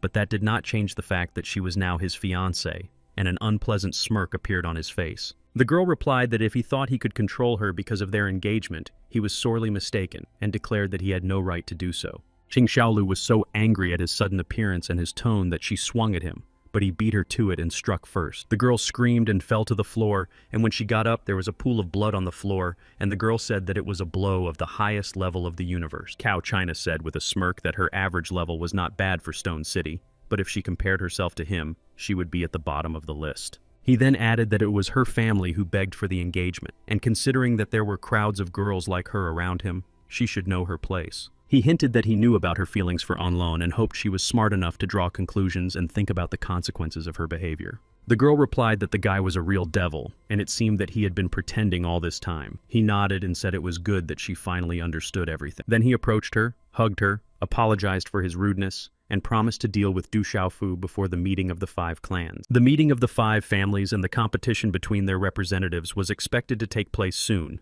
and the residents of the Stone City discussed who to bet on. Walking through the city, the young Du Masters discussed whether Du Hao would be able to strike Enlong in a general battle, but they would not be able to win even if the 3 of them entered the arena. Du Hao walked ahead and heard everything. He barked at them to stop praising their enemies because it undermined the fighting spirit of the Du family masters. Then he shouted out loud that those who wanted to make money should bet on him winning and reaching Thunder Lake. His brothers asked him if he really meant what he said, but he said he was confident that his abilities, Du Xiaofu's support, and his alliance with the Ye family would help him reach the finals. He added that Du Xiaofu's stupidity had turned everyone against him, and he would be forced to fight off many opponents, which would exhaust him. Smiling and squinting one eye, he said that at the right moment, he would simply turn against the guy and knock him out of the arena. The brothers were delighted with his plan, and he, already smiling victoriously, declared that he, like a wise monkey, would win while the tigers fought each other. Qing Xiaolu overheard their conversation and, unable to contain her emotions, called the younger generation extremely stupid, and they responded by getting angry. Qing Xiaolu was walking with Cao Qitai, and the girl reminded him that he had promised to take revenge on the Du family, but the guy said that there was little talent in that family.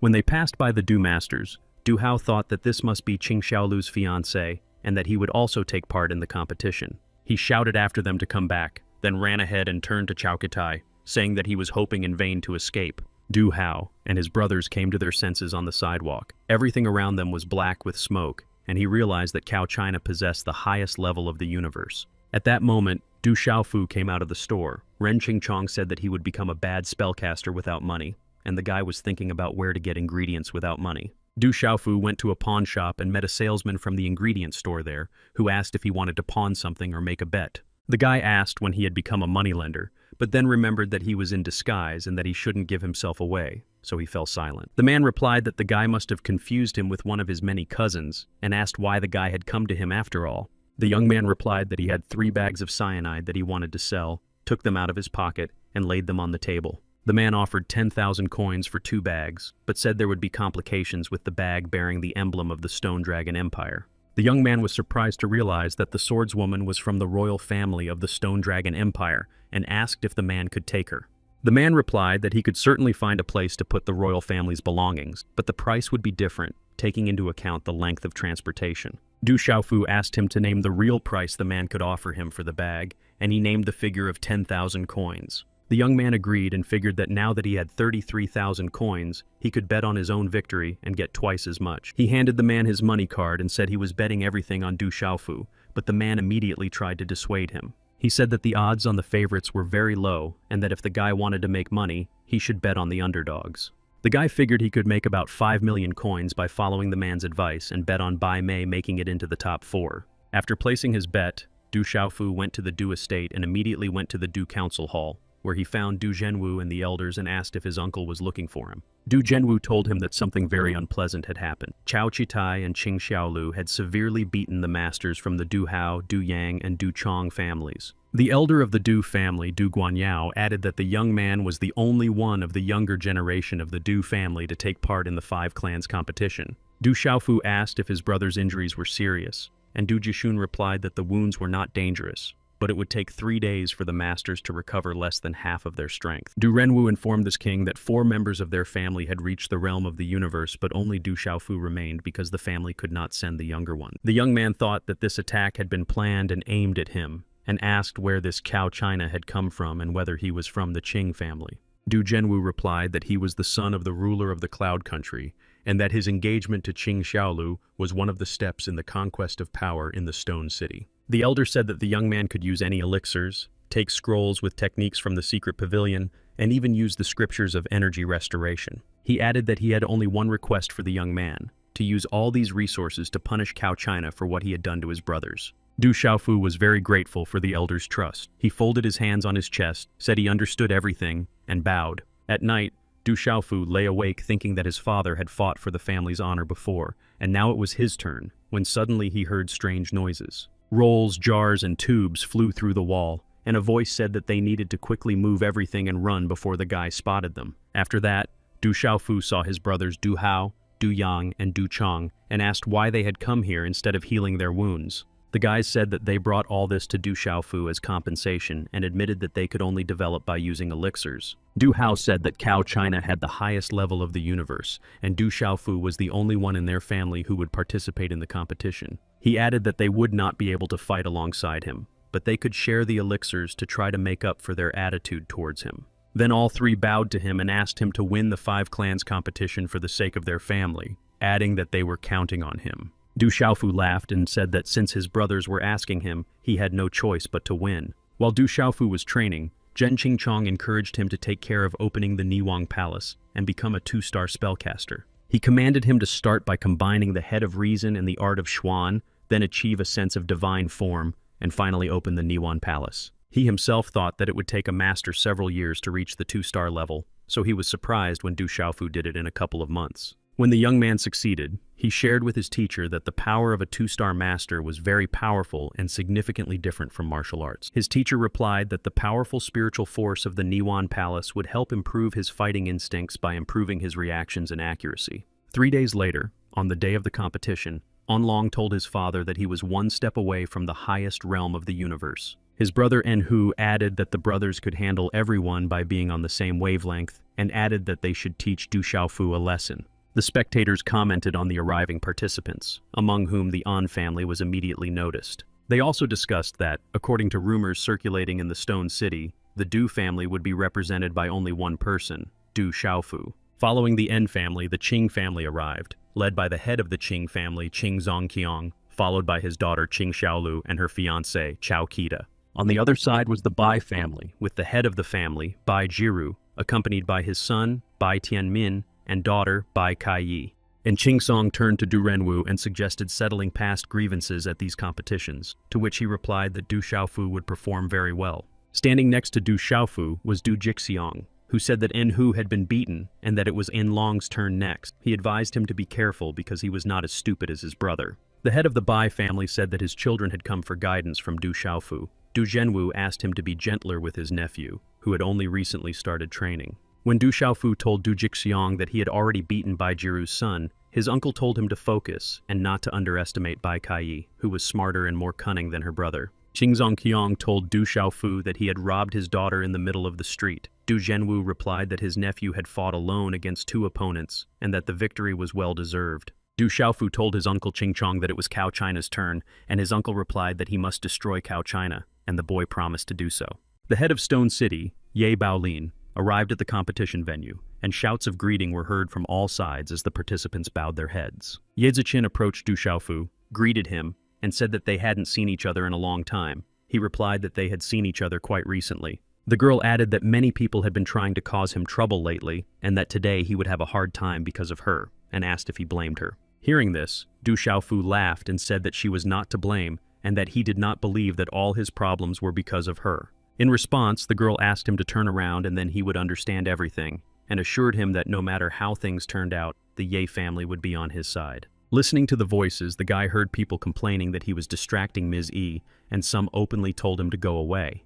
It was then that the guy realized that apparently the girl was really popular in the city, and then he did something that Yi Ziqin did not expect at all. Without saying a word to her, he walked up to her, put his hand on her waist and said that he was not afraid of trouble. Ezekiel did not know how to respond. It seemed that everyone present gasped in unison when they saw what had happened. Du Zhenwu thought that his nephew knew how to seize the moment. Yezichen grabbed the guy and asked how he dared to flirt with her in front of everyone. The guy smiled and replied that she was the one who started it. The girl said she would remember this, her face bright red with shame as she turned and ran away as fast as she could. After that, the head of the city, Ye Baolin, announced that the heads of families could take their places and he would announce the conditions of the competition. He said there was one rule. Whoever left the arena would lose. Participants could form groups and attack together, and the strongest would survive. The top 5 would receive the highest level techniques of the universe and an elixir for cultivation, and the winner would go to Thunder Lake for training. After announcing the rules of the competition, Ye Baolin raised his hands and said that it was time to begin the competition between the 5 clans. One of the participants asked if the 5 clans competition would really take place on an empty field outside the stone city, adding that it seemed a bit simple.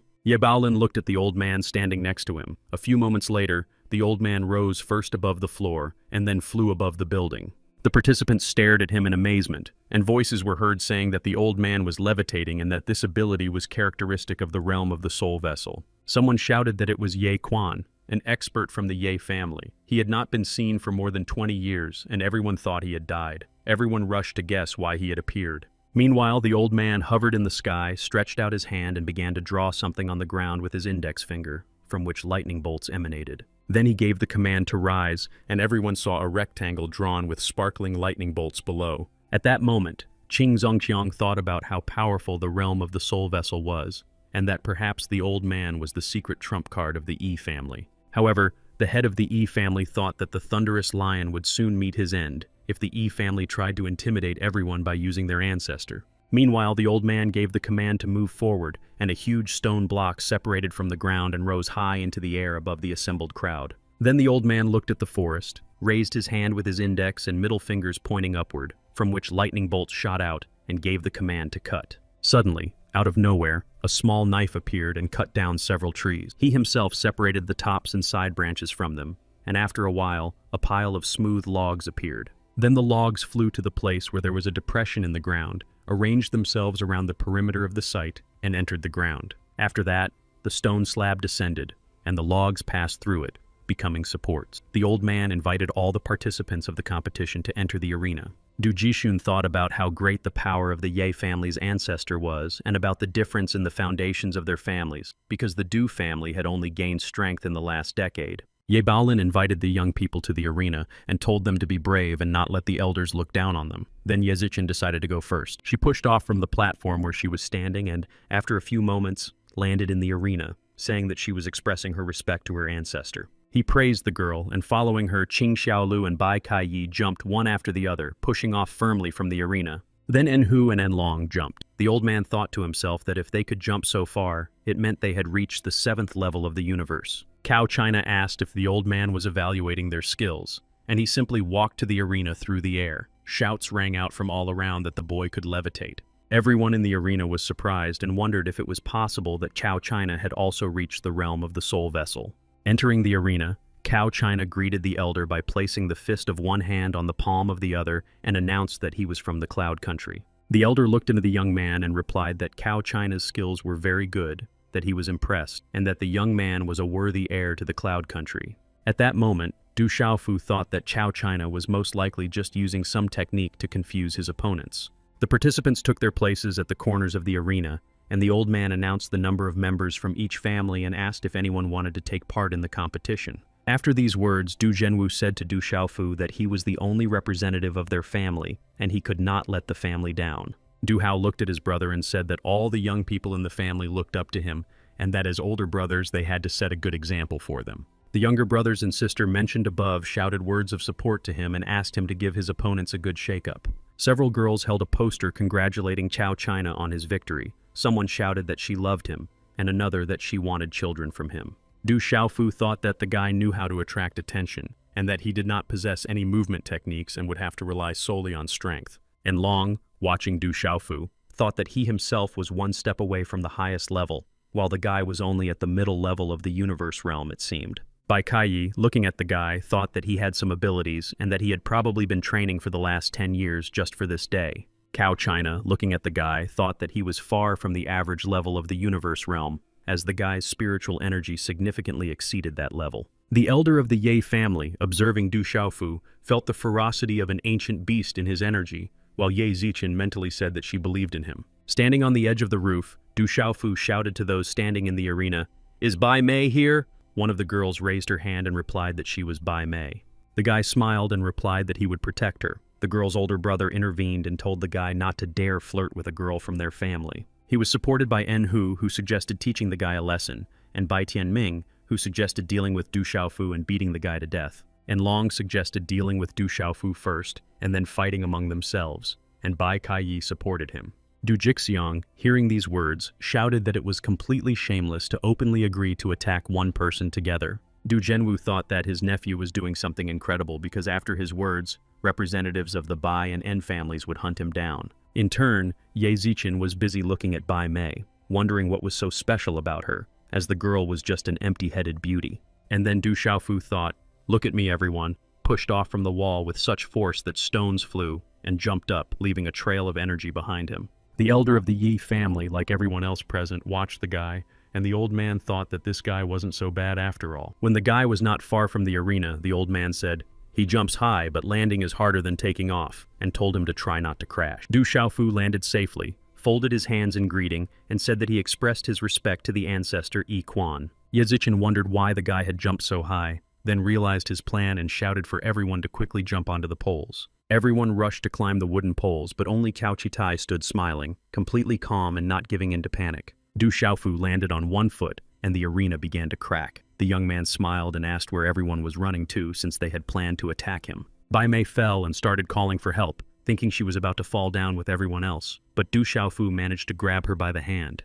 Holding the girl's hand, Du Xiaofu smiled, looked into her eyes, and said that he had promised to protect her, and he was keeping his promise. Watching Du Xiaofu's actions, Yi Quan thought that with just one move, the guy had managed to deal with half of his opponents. Those who were in the arena and were now flying down couldn't understand what was happening, and suddenly one of them said that it seemed to be all Du Xiaofu's doing. Yi Baolin silently watched what was happening and heard someone say that Du Xiaofu dared to descend from such a height, wondering if he was afraid. And Long and Enhu were outraged by the guy's cunning and started shouting that the entire arena was destroyed and how could the competition continue now. Ye Baolin continued to watch and thought that besides being really strong and having his own special style, the guy was also incredibly arrogant. Du Xiaofu and Bai Mei stood on one of the logs, and the young man carefully supported the girl by the waist so that she would not fall. Smiling and looking into the girl's eyes, Du Xiaofu reminded her in response to her surprised look that he had promised to protect her, and he would do so. She stood there silently, looking at him with her wide-open eyes, wondering what exactly he meant when he said he would protect her. Continuing to hold the girl, Du Xiaofu looked back to see how many opponents were left standing, and he counted at least a dozen people. Someone in the audience shouted, looking at the participants, that after Du Xiaofu's stunt, less than half of the original number of participants remained in the arena. Standing next to Cao Kitai, Qing Xiaolu thought about how, to her surprise, Du Xiaofu had destructive abilities. Yi Ziqin, standing on one of the logs, looked at Du Xiaofu with tears in her eyes and wondered why her friend had involved her family members in everything that had happened. The brothers En and Hu and En Long managed to grab the log and hang on. The older brother thought that he had underestimated Du Xiaofu and that he was indeed a strong opponent. The Bai Mei brothers were already rushing to get even with Du Xiaofu, shouting that he didn't dare to flirt with a girl from their family and that they would punish him for it. Pulling her sword from its sheath and preparing to attack, Qing Xiaolu shouted that she would send Du Xiaofu to hell for what he had done to her. But then Ye Zichen spoke up and, taking out her whip, shouted that she would be the first to fight Qing Xiaolu today. Qing Xiaolu had no objection. She drew her sword, put her right hand forward, and said that she had long wanted to know how strong Ye Zichen was. Ye Zichen gathered her whip, took up a fighting stance, and prepared to repel her opponent's attacks. Her gaze showed determination and confidence. Du Xiaofu and Bai Mei continued to stand on the log, while their opponents began jumping onto the logs closest to them, and their numbers grew. Bai Mei looked at this guy with frightened eyes. He pushed her away, and she ended up behind him so that he could protect her from attack more easily. The opponents were getting closer and closer, and there were more and more of them. Suddenly, one of them shouted that Du Xiaofu was surrounded on all sides. The opponents threatened Du Xiaofu, saying they would deal with him for daring to flirt with a girl from the Bai family. Bai Mei heard all this, her huge eyes glistening with tears, and she didn't notice how Du Xiaofu jumped off the log they were standing on. Du Xiaofu jumped onto a nearby log and lunged at the guy standing on it, shouting that he wasn't flirting with anyone and punching him in the stomach. The blow was so powerful that the guy flew through several logs and then hit the wall of a stone building. After that, Enhu, seeing how easily the guy was dealing with his opponents, shouted that everyone should attack Du Xiaofu together to defeat him. However, Du Xiaofu easily dealt with the attackers again, striking left and right, telling them to move faster and not talk. The next to declare that he would attack Du Xiaofu was Bai Tianming, while the guy was still dealing with two more opponents. Du Xiaofu was standing on a log when the two decided to attack him. The guy pressed his palms against their faces and pushed them down while maintaining his balance. The next pair of attackers were Bai Tianming and Enhu. The first guy hit Enhu, grabbed his fist, and struck him with his other hand. The guy stopped Bai Tianmin by bending his arm and clenching his fist while fending off Enhu, who was wondering when Du Xiaofu had become so formidable. Enhu, having received a blow from Du Xiaofu, was surprised that his strength had increased exponentially since their last meeting, and he wondered what level his opponent was now at. Meanwhile, Du Xiaofu looked cheerful and not at all tired. He asked if his opponents were ready and asked them to look at him. After these words, the guy jumped up and a golden glow appeared around him, which covered Bai Tianmin and Enhu like a wave. The guy landed back down, grabbed Bai Tianmin by the chest and Enhu by the cloak on his back, and jumped up with them. They only had time to ask what he was doing. The guy began to spin a golden energy funnel without letting go of his opponents, who screamed in fear and begged him to let them go. Du Xiaofu's opponents kept bumping into the log standing nearby until, at some point, Du Xiaofu ignored their pleas and released them by unclenching his fingers. However, the force of inertia after the funnel, with which the guys flew into the pole standing in their way, was so powerful that they punched a hole in it. Then they fell down and said together that if they had known how strong Du Xiaofu had become,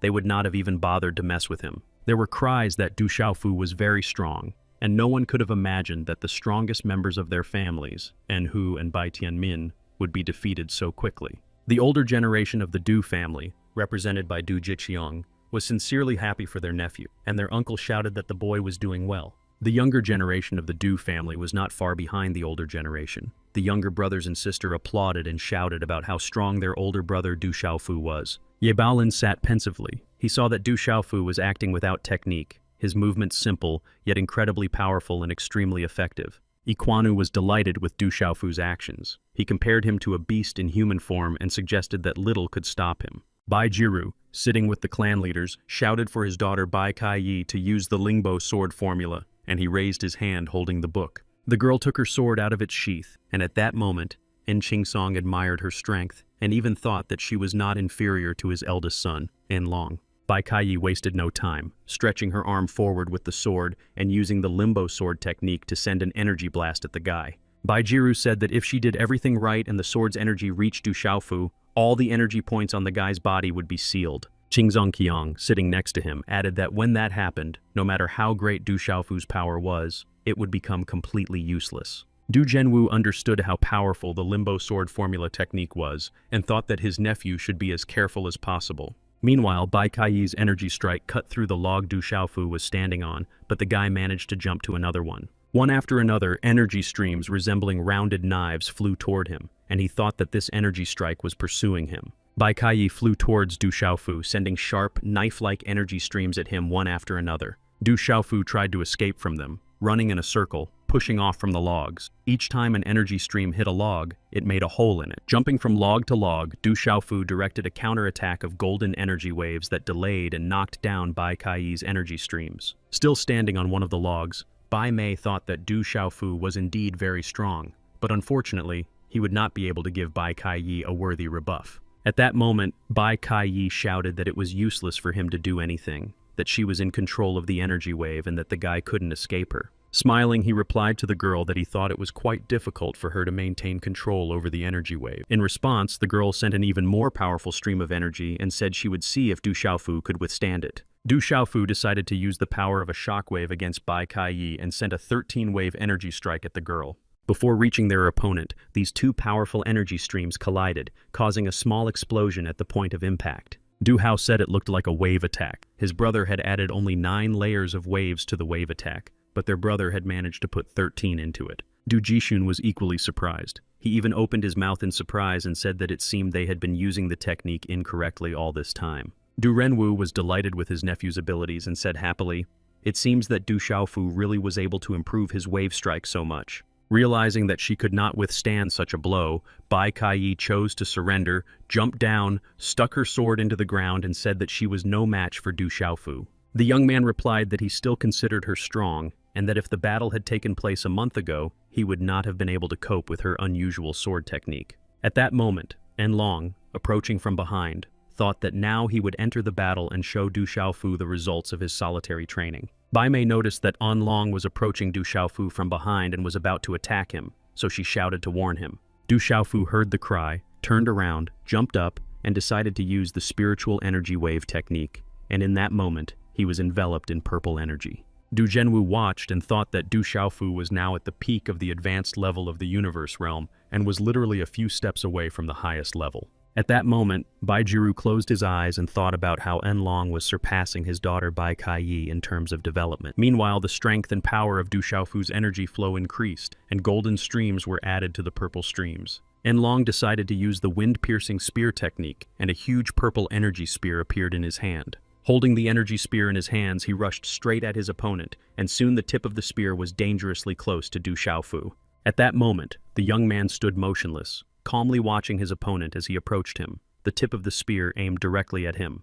Enlong, attacking, thought he was the strongest of their generation, and was curious to see what his opponent could do against a spear aimed at his face. Du Xiaofu remained unperturbed, smiled, and said that his opponent was his older brother, Enhu, whom he had heard of and who was indeed talented. Then, still smiling, he grabbed the spear and added that if spear technique was all the guy knew, he would not be able to hurt Du Xiaofu. Enlong replied that it was created from concentrated spiritual energy, and cries rang out that Du Xiaofu had stopped the spear with just one hand. Enlong became incredibly angry, lightning flashing in his eyes, and said that it was impossible to hold the spear so easily with just one hand. Du Xiaofu, continuing to smile, asked how many more techniques Enlong had in reserve and suggested that he use them all one after another. Enlong, stunned and disappointed, lowered the hand holding the spear, refusing to believe that such a thing was even possible. Du Xiaofu, still holding the spear by the tip, commanded it to break, and immediately the spear was pierced by bolts of golden energy. When the spear exploded, the shockwave threw Enlong aside, and he had time to think that it shouldn't have ended this way. So he jumped up and rushed towards Du Xiaofu to continue the contest, his eyes burning with anger, but Du Xiaofu directed a stream of golden energy at him. His power was so strong that Enlong flew through several logs, making holes in them, and fell to the ground. Once on the ground, the young man thought that he should have been the strongest and won this competition. His father thought that Du Xiaofu's true strength might be at the highest level of the universe. Du Xiaofu's younger brothers did not hide their joy for their older brother. They shouted that their brother was the coolest and strongest in these competitions. After dealing with Enlong, Du Xiaofu turned to Bai Mei, who was still standing alone, and told her not to be afraid because he would definitely protect her. Then Du Xiaofu thought that he had already dealt with the En and Bai families, and he became curious about how Ye Zichen was doing. Suddenly, he felt someone standing behind him and heard Cao Chitai's thoughts that people like Enlong couldn't handle him, but this wasn't the end. While Du Xiaofu was surprising everyone with his skills, on the other side of the arena, in the battle between the Qing and En families, only 3 members of the 2 families remained. Ye Zichen was fighting Qing Xiaolu, and thanks to the fact that Chao China did not consider it acceptable to attack one person with 2, the girl was still in the arena. Ye Zichen decided that now was the best moment to attack, swung her whip, threw one end at Qing Xiaolu, and it wrapped around the girl's leg. Ye Zichen pulled the whip toward her, and her opponent lost her balance and began to fall, but Cao Chitai intervened and freed the girl with a spell. Then, when the guy stood between Ye Zichen and her, the girl shouted that she didn't need his help, and he said he was sure that the girl couldn't handle her. Qing Xiaolu heard this and clicked her tongue in dissatisfaction, her eyes looking at the guy with anger, but she did not say a word in response. Hearing these words, the daughter of the city's leader folded her whip, held it out in front of her, and declared that she would not let her rival escape. Then she threw her whip again, and Cao Chitai caught it. He suggested that the girl give in to him and surrender because, according to him, she was no match for him. Outraged by his words, Ye Zichen, without letting go of the whip, replied that he could do whatever he wanted, she was not going to give in and would still try to win. Du Xiaofu was standing on a log with Bai Mei when Qing Xiaolu rushed at him with a sword in her hand, shouting for him to try her sword. At the same time, Ye Zichen was preparing to attack Cao Qitai and also shouted for him to taste her whip. The duel between Ye Zichen and Cao Qitai began, and the girl tried different techniques to get him, angry and admiring how fast he was. The girl's whip flew and flew, but the guy constantly dodged it, and at some point the girl thought that his spiritual energy was penetrating right to her bones. At one point, Kaukatai stopped and, smiling, addressed her, saying that he did not want to harm her and suggested that she surrender. The girl did not let go of the whip and, remaining in a fighting stance, thought about how he had the audacity to claim that he did not want to hurt her. The girl did not answer Cao China. She smiled and thought that someone was participating in the competition with whom Cao China could not compare in power. By this time, Du Xiaofu had broken Qing Xiaolu's sword and said that she had bitten off more than she could chew and, unfortunately, would not be able to swallow it. Yiquan announced that Qing Xiaolu had also fallen in the 5 clans competition, and now only 4 finalists remained in the arena. Ye Ziqin jumped towards Du Xiaofu, and Bai Mei said she was surprised by the outcome of the competition, and that Bai Mei would be among the 4 finalists. Du Xiaofu turned to Bai Mei and said that now the girl could also leave, and she said she would leave and asked the guy to be careful. Then she approached him, stood on her tiptoes, reached for his cheek, and suddenly kissed him, which confused him. A second later, she ran away so fast that only dust remained. Du Xiaofu thought that she had misunderstood his actions, and that he was not interested in her as a girl. Du Xiaofu's brothers, watching this from the sidelines, were furious. They couldn't understand how the guy had managed to win the girl over so quickly. However, judging by their expressions, Du Renwu and Du Jishun were extremely pleased with this scene and thought that their nephew was simply a handsome guy who had done everything right.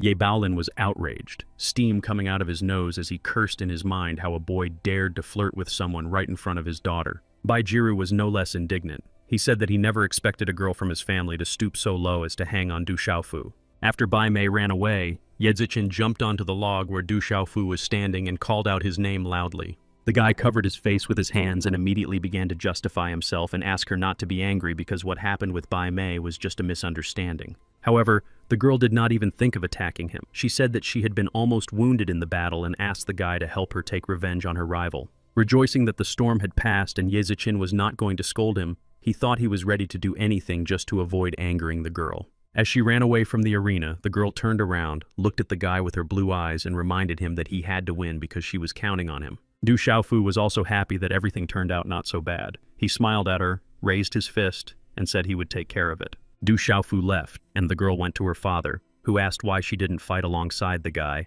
as they would have had a much better chance of winning that way. The girl smiled and replied that Du Xiaofu and Cao China were much stronger than all the other opponents, and if she had stayed, she would only have gotten in the way.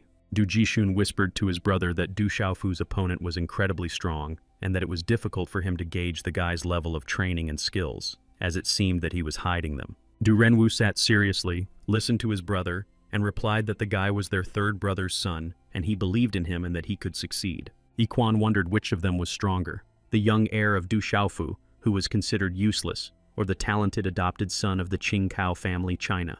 The old man also thought that today's battle would be one of the most important in recent years, and that its outcome would decide the fate of the Stone City. Xiao Qina stood at one end of the arena and thought, addressing Du Xiaofu, that his opponent surely knew why he was standing there and not rushing to attack. Aloud, he said, folding his hands in greeting, that he recognized his opponent as truly very strong. He then added that he had heard rumors that the young man had been considered stupid for 10 years and that it seemed that those around him had problems with their eyesight. This time, Du Xiaofu replied that his opponent's eyesight seemed to be fine and that he was indeed strong, but not just strong, he was much stronger than Cao China. His opponent did not expect this. His face contorted into a grimace, and he thought that at this stage, they should exchange compliments to express their respect. He remained silent and thought that this duel would affect the entire Stone Dragon Empire, and he could not understand why Du Xiaofu was being so rude to him. Du Xiaofu stood silently, and shouts of surprise were heard from the stands as to why Cao China was silent, and perhaps this was a sign that he agreed that his opponent was stronger. Seeing Du Xiaofu's calmness and hearing the voices in the stands, Cao China thought he should not prolong his silence and urgently say something in response to the guy. After thinking for a moment, he replied that they would find out who was stronger during the fight, and added that he had absolutely nothing against Du Xiaofu. Then, smiling and closing his eyes, Cao China said that he still had to teach his opponent a lesson for hurting his fiancée, Qing Xiaolu. Du Xiaofu, still with his arms folded across his chest, summed up that he was stronger than his opponent, that he had beaten his fiancée, and that he would soon beat him too. In conclusion, he asked if his opponent was ready to surrender, because if so, Du Xiaofu promised not to beat him. Du Xiaofu's words cut into his opponent's body like swords. After listening to him in a rage, his opponent asked if the guy had finished his tirade. But Du Xiaofu, looking like a man who had forgotten something and just remembered, said that he had one more question for his opponent. He put his finger to his forehead and, suggesting that they discuss it together, said, Qing Xiaolu is Cao China's fiancée, so she cannot participate in the Five Clans competition.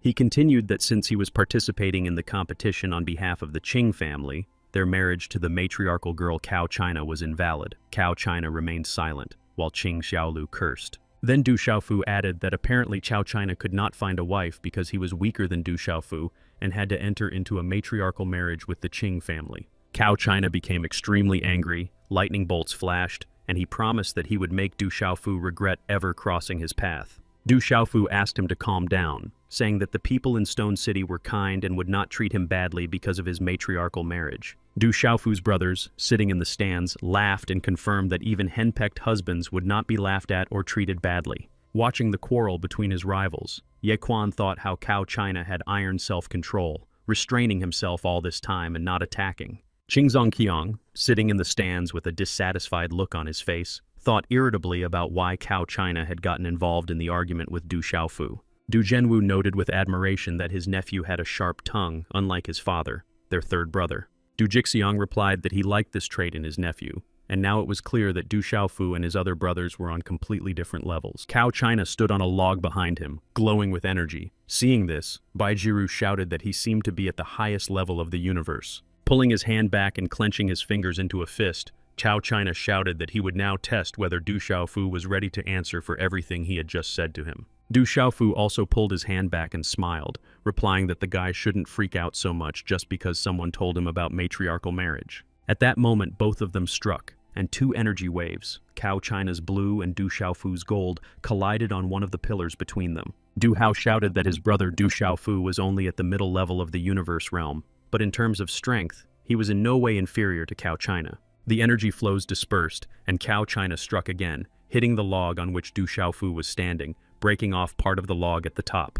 Du Xiaofu jumped back and kept his balance on another part of the log, while Cao China wondered in surprise how his opponent could be so strong. Baijiru, who was watching the fight without taking his eyes off it, said that both opponents were very strong, and each of them possessed true power. Du Xiaofu's uncle, Du Zhenwu, watched his nephew with a very serious expression and said that the boy's body was in amazing shape and incredibly strong. Ye Baolin said that the difference in the opponent's levels was obvious, but Du Xiaofu was stronger than Cao China and therefore won because of his physical strength. Cao China thought he was superior to his opponent in terms of development and trained using a special method, and he couldn't believe that he was losing to the guy physically. At one point, he suddenly realized with horror that during Du Xiaofu's attack, he felt as if he had collided with a terrible beast. Du Xiaofu stood smiling, raising his left fist, and behind him stood the figure of a huge golden phoenix. Realizing that something had to be done, Cao Chi-tai thought he could try to compete with Du Xiaofu in speed and decided to attack him from behind. Du Xiaofu, seeing how fast Cao China was, realized that he was going to use his speed to fight and decided to accept the challenge. He decided to attack Cao China suddenly and almost struck him, but at the last moment Cao China dodged and the guy's fist passed by his opponent. Cao China tried to fly away, but the guy rushed after him. Then Cao China turned around and their hands met, their energies clashed, and an explosion occurred. Qing Xiaolu, like everyone else watching the battle, thought that the opponents were so fast that she couldn't even see how they moved in space. Izichin, watching the opponents, realized with horror that their speed was already incredible, but it was also continuing to increase. The opponents flew between the logs, throwing energy clumps at each other, which collided and turned into small explosions. At one point, Du Xiaofu jumped onto a log, dodging his opponent's energy strike and preparing to push off and attack again. Cao China decided to take advantage of this delay, clasping his hands together and pushing off from the log faster than lightning, flying forward toward Du Xiaofu. At the same time, he directed a stream of energy at Du Xiaofu using the flower-sealing palm technique and shouted that he must die. Those sitting in the stands could not believe their eyes. Enhu said that Cao China's skill was powerful and that he was developing at almost the level of a pulse. His brother, En Long, noted a noticeable strengthening of Cao China's aura and added angrily that he was now at the limit of the highest level of the universe. Their father smiled and commented that it seemed Cao China had decided to use all his power to defeat and finally deal with Du Xiaofu. Qing Zongqiang watched with a sly smile and thought that Cao China was not in vain the son of the ruler of the cloud side. He was incredibly strong, fast, and cunning. After Cao China used the flower-sealing palm technique, Du Xiaofu felt the space around him begin to seal itself. The guy touched the air, and Yaquan wondered if it was his highly developed skill or well-developed fighting spirit that allowed him to continue acting. Yebaolin said that what he was doing resembled the fierce wave technique, but he couldn't understand why this technique was so powerful, since it was only of average level. Du Zhenwu said that Du Xiaofu would use the furious wave palm technique, but it was very different from the one practiced by the other members of the family. Du Xiaofu decided to try this technique. He struck, and a stream of golden energy broke through the shield formed after the flower-sealing palm technique. This wave pierced through space and broke through the barrier, striking Cao Qitao powerfully. He couldn't hold on and began to be knocked off the log. Du Xiaofu, on the other hand, looked completely unfatigued. Smiling, he reminded his opponent that he had warned him at the very beginning and said that he was much stronger. Cao China wiped himself off and thought that his opponent was 2 levels below him in development, and that he, using the combat pulse technique, could not harm him at all. Bai Tianming shouted that this was completely insane. Du Xiaofu was unimaginably strong, and at that moment, the young man's face was contorted with anger and disappointment. Bai Kaiyi, who was sitting nearby, asked how a person with an average level of the universe realm could defeat someone who was at the limit of the highest level. Qing Xiaolu, who had been watching the battle all this time, leaning on crutches and in a state of shock, asked herself if Cao China had lost. Shouts could be heard from the stands. Someone said, "Du Xiaofu is truly victorious." Another asked if Cao Qitai would be able to continue fighting after such a blow. Cao Qitai thought that for the first time he had encountered an opponent whom he could not defeat in strength, speed, or skill. Du Xiaofu thought that his opponent probably had another trump card up his sleeve that he was in no hurry to play because, judging by his appearance, he was still holding back. Cao China lowered his hand, and a glacier began to grow on the log. He said to Du Xiaofu that he recognized that the guy was indeed very strong. Then he took off his warm cloak, threw it aside, and asked if Du Xiaofu had really hoped to defeat him, while mountains of ice grew behind him. The spectators in the stands felt a chilling cold, and someone asked why it had suddenly become so cold. Then everyone noticed the mountains of ice, and Cao Qitai stood leaning back, his eyes burning with a bright white light. Someone shouted that his power continues to grow. Watching Cao China, Du Xiaofu thought that although it seemed incredible, his opponent's true level was the initial level of the realm of the fighting pulse. Cao China had managed to grow ice spikes on his hands, and he had 2 ice balls in his hands. He declared without a doubt that today, Du Xiaofu would be defeated by him. Yi Quan, observing Cao Qitai's transformation, said thoughtfully that this guy's talent scared him, especially considering how young he was. Qing Zongqiang admitted that he was surprised that Cao China had reached such a level of development, and that he had been hiding his true level of development from them all this time. Du Zhenwu began to worry because, given Cao China's level of development, he would be able to use the power of his fighting veins, which meant that Du Xiaofu was in danger. Meanwhile, Cao China was preparing to attack, and Du Xiaofu noted with regret that his opponent's spiritual energy was also growing. Soon, everyone realized that he was using the Ice Eagle Spirit technique, and the girls began to admire him and insist that he would definitely win. Ezekiel thought that perhaps Cao China had recently reached the level of development of the realm of the fighting pulse, and that attacking with the help of the spirit was his only skill. When everything was ready, Cao China thought that his opponent's only chance to save his life in this battle was if he could dodge. He paused for a moment on his log, magnificent, proud, strong, with ice defenses and a huge ice eagle behind him. Then he laughed, his eyes burning with icy fire. Saying that it was all over and wishing Du Xiaofu death, he launched his ice eagle into the attack. Du Xiaofu stood on the log, his body pierced by fiery lightning bolts. He thought that his opponent's energy was different from what he had felt before. Preparing for the ice eagle's attack and still thinking about his opponent's energy, he thought that this must be the realm of the fighting pulse. Cao China was already flying with the ice eagle towards Du Xiaofu. The eagle was in front, and the guy was smiling, his eyes still shining with an icy light. Despite the fiery energy enveloping Du Xiaofu's body, the power of the ice force reached his body, and his opponent thought that he would not be able to withstand this battle. Du Xiaofu, trying to withstand the onslaught of the huge ice eagle, still couldn't believe that his opponent had reached the realm of the combat pulse. Continuing to resist his superior opponent, Du Xiaofu suddenly smiled, and the spectators below shouted that his aura was also growing stronger.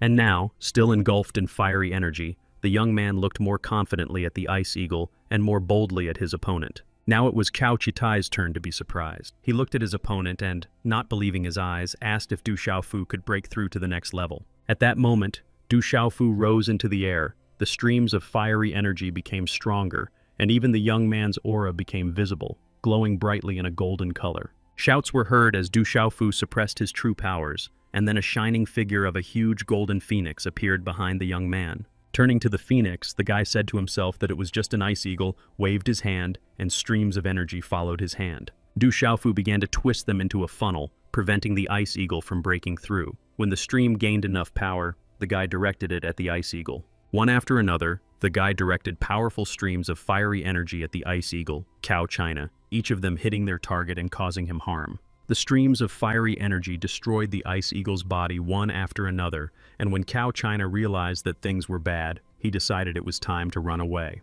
At that very moment, Du Xiaofu grabbed him by the collar, pulled him closer to his face, and declared that he would not be able to escape so easily. With that, he unclenched his fingers and let go of Cao China's clothes. Without support, Cao China fell down, shouting insults at Du Xiaofu. Du Xiaofu pulled his hand back, and the same fiery energy poured out of it in waves as he used a wave strike technique against his flying opponent. Reaching Cao China, the wave caught him, accelerating his fall to the ground. The force of the blow was so powerful that dust rose and rock fragments flew. After the defeated Cao China fell down, Du Xiaofu also descended to check on him. He leaned over the guy and checked to confirm his guess that Cao China really did have the initial level of the combat pulse realm. Standing over his defeated opponent, Du Xiaofu listened to his feelings and realized that the guy lying in front of him did not impress him at all. Then he saw several burly men in black robes running towards them, addressing Cao China as young master. Then they flew up and shouted at Du Xiaofu that he was too cruel to their master and that it seemed he was asking for his own demise.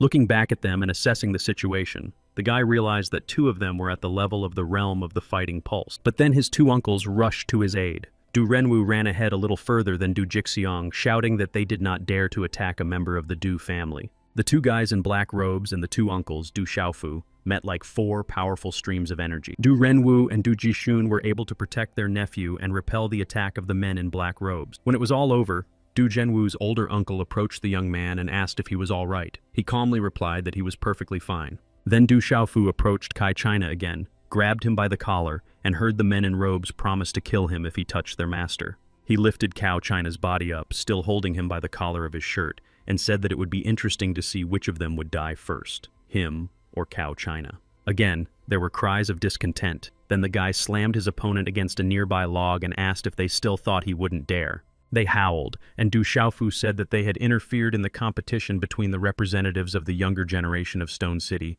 and attacked someone weaker than themselves. He then added that their actions showed disrespect to those present, including the elders of Yequan, who were in charge of the competition. The guys in robes were discouraged by Du Xiaofu's words, and he asked if they really thought they had the right to behave like that in a foreign city. While Du Xiaofu was speaking, Yequan looked reproachfully at the young men but said nothing to them or to Du Xiaofu. The young men rushed to apologize, saying that they did not mean to offend anyone. They just wanted to protect their young master. Then Ye Baolin's voice rang out from above, saying that the young men were guests of their city and that the city's leaders should be more friendly and hospitable. Du Xiaofu, hearing the words of the city leader, smiled, scratched the back of his head, and calmly said that he was right and everything would be as he said. Approaching Cao China, the men lifted his body and began to discuss among themselves that in this situation, they were obliged to report everything to their master. After that, one of them threw Cao Katai's body over his shoulder, and one by one, they flew up into the sky and left the stone city. When they flew away, Du Xiaofu remained standing next to the place where his defeated opponent lay, surrounded by stones and broken logs. Du Renwu approached him, put his hand on his shoulder, and said proudly that he had indeed won the 5 clans competition. Du Hao and his younger brothers and sister immediately rushed to congratulate him and shouted that their older brother had done a truly amazing job. While everyone was hugging each other, Du Hao clenched his fists, raised his arms, and shouted that the day had finally come when the Du family had won the competition. Ye Ziqian also decided to join in the general rejoicing and congratulate the winner. She simply walked up and told Du Xiaofu that she congratulated him. Then she thought that after the boy entered the Thunder Lake and his body was strengthened there, he would become even stronger. At the Du estate, Du Xiaofu's father was sitting at a table in the garden, enjoying wine as usual. After everyone who wanted to congratulate him had done so, Du Xiaofu ran to the estate and announced to his father that he had won the competition between the youth of the 5 clans. Instead of congratulating him, his father simply handed him a jug and told him to try the drink, then thoughtfully said that the stone city was too small. At that time, in the N estate, the eldest son of the head was shouting that it shouldn't have happened this way. He didn't understand why Du Xiaofu and Kai China were so strong. His younger brother, En Hu, was no less upset about the family's defeat, saying that both finalists were incredibly talented, especially Du Xiaofu. Their father tried to support his son, approached him, put his hand on his shoulder, and told him that he should heal his wounds because it was not over yet. He added that getting to Thunder Lake was the greatest reward, but it was nothing compared to the blood and secret bone of the Thunder Lion. His father's words cheered the boy up, and he agreed that he still had a chance and an opportunity to get the secret bone and blood of the Thunder Lion. With his spirits lifted, Anlong believed that he could still succeed, and then he would see if anyone dared to stand against him. That evening, sitting on the steps of the Qing estate, Qing Xiaolu asked her father what they would do now that their family had lost the competition. The man replied that they had only one option left, to wait and see what move the Chao family would make, and he was absolutely certain that they would not leave things as they were. That evening at the pawn shop where Du Xiaofu had placed his bet, the gambling house employee who had taken the bet told the owner of the establishment some unpleasant news. The news was that someone had bet 33,000 coins that Bai Mei would be among the top 4 winners. The owner was Bao Lai, the third master of demon beast hunters. He was so huge that even when he was sitting down, the employees were half his size. The man who took the bet said that the odds were 160 to 1 and that the establishment's current profits were not enough to pay out the winnings. Bao Lai was furious. He growled at the employees and asked if they knew who the person was who had placed the bet. One of them admitted that he had taken the bet and that the man who had placed it had hidden his face under a bamboo hat, but he was sure it was definitely a guy. After listening, Bao Lai asked if the guy had come to collect his winnings, and upon hearing a negative answer, he assumed that he was probably not from one of the 5 great families. The clerk tried to object, but Bao Lai replied that the man knew what to do and reminded him to cover his tracks if the guy came. The next morning, Du Xiaofu came with a piece of paper on which his bet was written to the pawn shop to collect his winnings and handed the paper to the clerk. Du Xiaofu was also in full disguise this time, wearing a cloak and a straw hat, and said that the winnings were large enough even for the heads of families. The clerk took the paper and rushed to congratulate the guy, saying that he had made a very successful bet and asked him to follow him to receive his winnings. The young man agreed, and they left the pawn shop, with the clerk walking ahead and Du Xiaofu following close behind. On the way, the man asked if the young man was from Shiteng City. Du Xiaofu replied that this information was not important, and that the winnings could be transferred to a card. The man replied that he could not do otherwise, and if the guy turned out to be alive, he asked to be left alive for the sake of his son, but Du Xiaofu did not understand anything.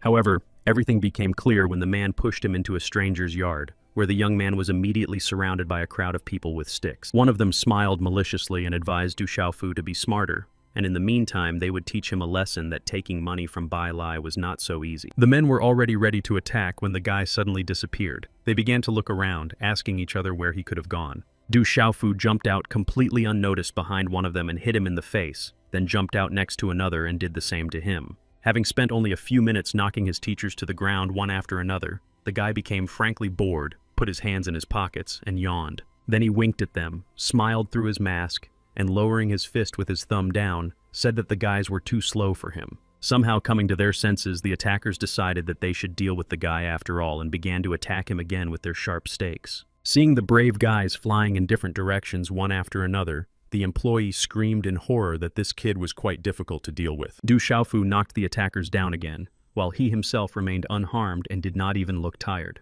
When Du Xiaofu approached the employee, he fell to his knees before him and began to repeat that the boy was a master, just as he had thought. The boy looked at the man for a long time and asked if he had any more tricks up his sleeve, and if so, to use them all at once. At that moment, Bao Lai suddenly appeared. He was extremely angry and shouted, asking who dared to attack his house and make such a commotion. The servant, wanting to stay out of trouble, decided to hide behind his broad back and muttered something indistinct that sounded vaguely like a plea for help. The man declared that the young man owed him 5 million coins, then he would spare his life as punishment for injuring his men. Du Xiaofu replied that he had come to collect his winnings, and since the owner had greeted him in such a manner, he now owed him 10 million, and then the young man would leave peacefully. Hearing such a bold response from the young man, the man laughed and, clenching his fists, declared that whoever the boy was, he would not be able to leave on his own 2 feet. Bao Lai bent down and slammed his fist into the ground. Du Xiaofu thought that the man was stronger than Chao Chitai and was at the middle level of the realm of martial pulse. Du Xiaofu raised his index finger and said that since Bao Lai was trying so hard to insult him, he would agree to another 5 million and then leave. The servant was ready to tear his hair out. He thought that only great families had that kind of money, and he began to suspect their involvement. Du Xiaofu's words surprised and amused the man. He said, "It seems like the guy doesn't know what he wants, but he's clearly asking for trouble."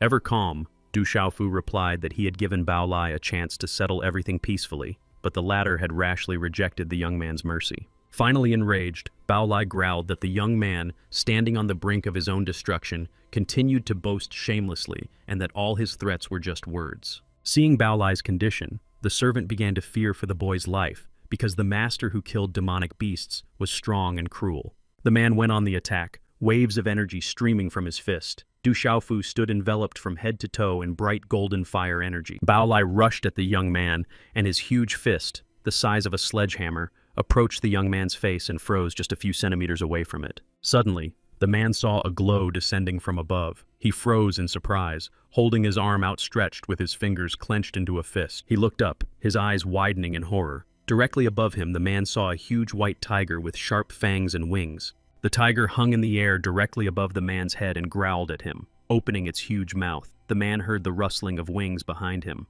Unable to stay on his feet, Bao Lai fell down in front of him. Du Xiaofu appeared behind him, followed by a huge white tiger with enormous wings. The guy looked reproachfully at the man, his eyes burning with fire, and his gaze seemed to say that the guy had warned him and that the man was to blame. The appearance of the tiger caused a glow over the stone city, and everyone saw it. Ye Baolin noticed it when he went out onto the balcony of his house to look at his city. Du Zhenwu noticed this phenomenon while studying scrolls and practicing new techniques at his estate in Du. The head of the En family noticed that something strange was happening in the city. He raised his head and looked at the sky with a thoughtful gaze. Meanwhile, in the center of Bao Lai, panic broke out due to the appearance of the tiger. The soldiers of Bao Lai ran wherever they could, trying to save their lives. The tiger knocked Bao Lai to the ground and placed its paw on his chest, while he thought that the imperial scaly demon tiger could appear in their city. Bao Lai tried to fight back and strike with energy using his free hand, but the tiger pinned it down with its other paw. The tiger did not attack. It only growled and held him down so that he could not jump up, and then Bao Lai shouted that he would give up everything he had. Bao Lai's warriors stood in groups of several people, and none of them dared to confront the young man, let alone the demonic tiger. Du Xiaofu replied that the man had changed his mind too late, and that it would have been better for him to pay the bet from the beginning, and the young man would have left peacefully. The tiger dealt with Bao Lai, and his men couldn't believe it. The pawnshop employee shouted that their master, the third master, had died just like that.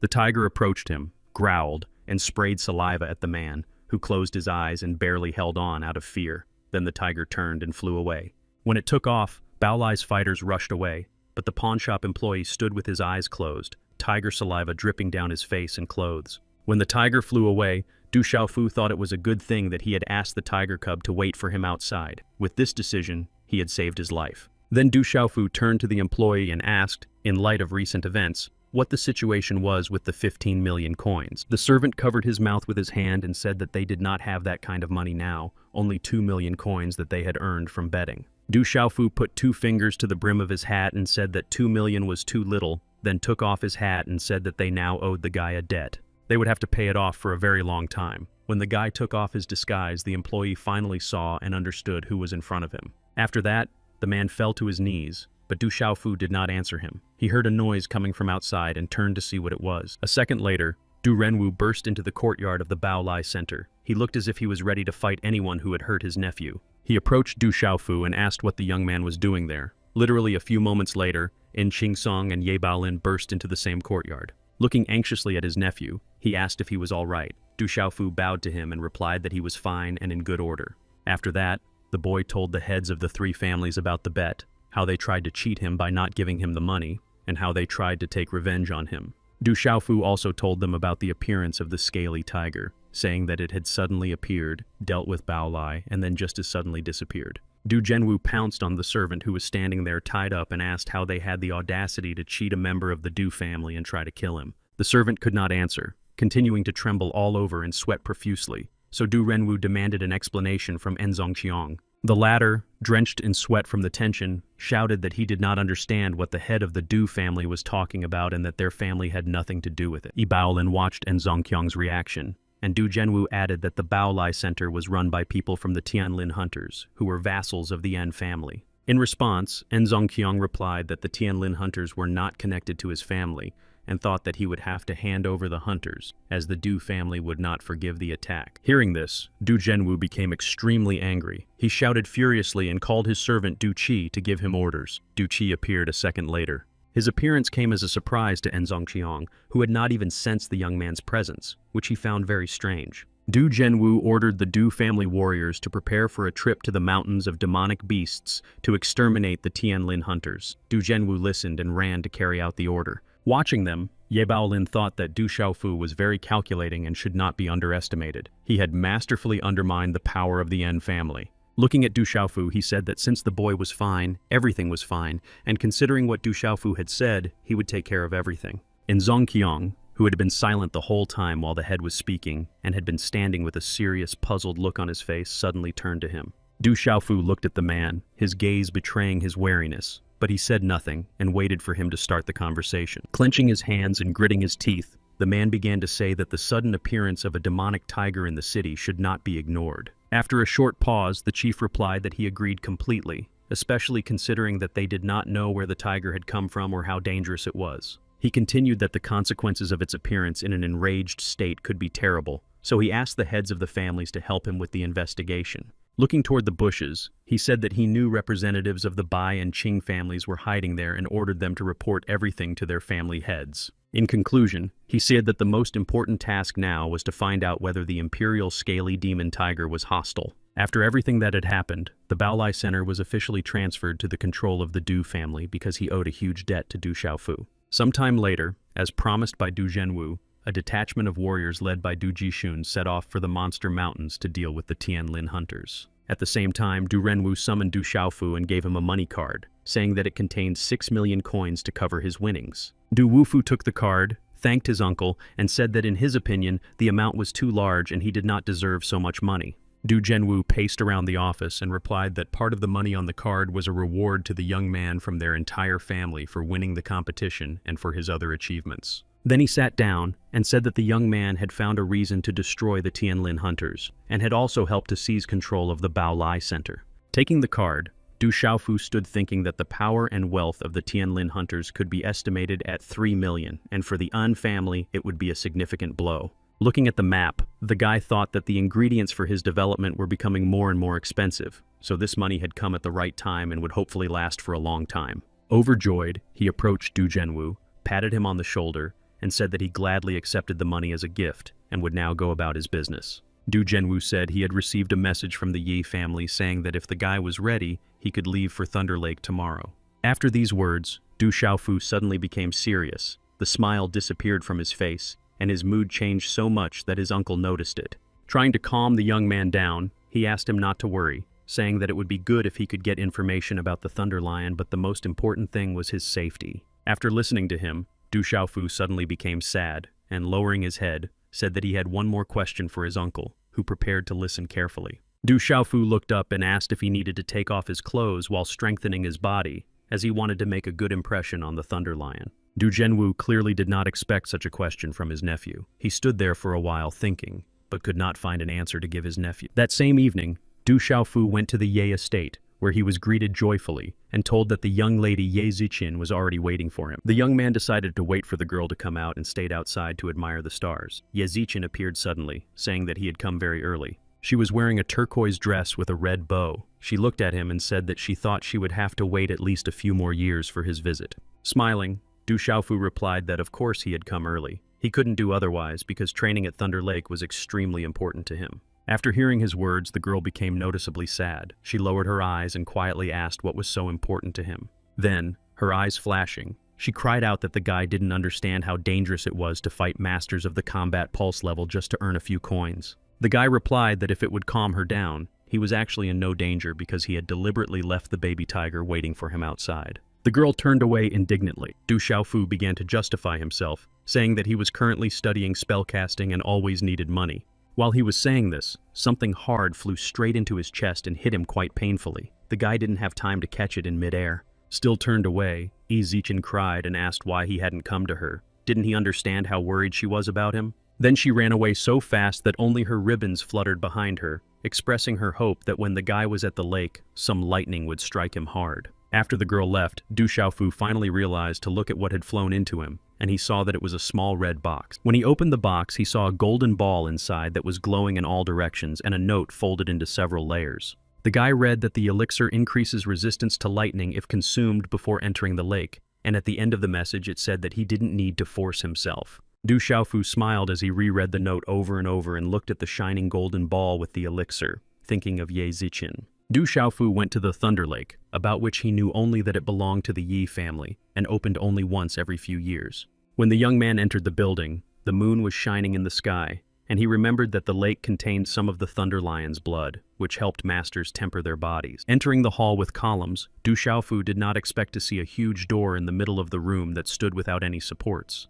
The guy was surprised and wondered why there was only a door here. He walked around it on all sides and made sure that there was nothing to support it. Still lost in thought, he decided that since he had come here, he must pass through this door to continue on. So he boldly approached the door, grabbed the handles, and opened both parts of the door at the same time. A stream of silvery light poured out of the opening. Where he entered, lightning flashed brightly, and the guy closed his eyes and covered his face with his hand to protect them. Still, he thought he should take a look. So he opened one eye, cautiously looked around, and thought about the powerful energy around him. The guy was standing on a rocky shore, and in front of him was a huge lake with turquoise water, the surface of which was pierced here and there by flashes of lightning. Unable to hide his joy, Du Xiaofu approached the edge of the shore and said, "So this is the thunderous lake," kneeling down and stretching out his hand. He reached out his finger toward the water when suddenly an electric shock struck him. The guy recoiled and thought, "This is why Ye Ziqin told me not to force myself." Then he remembered the elixir the girl had brought him,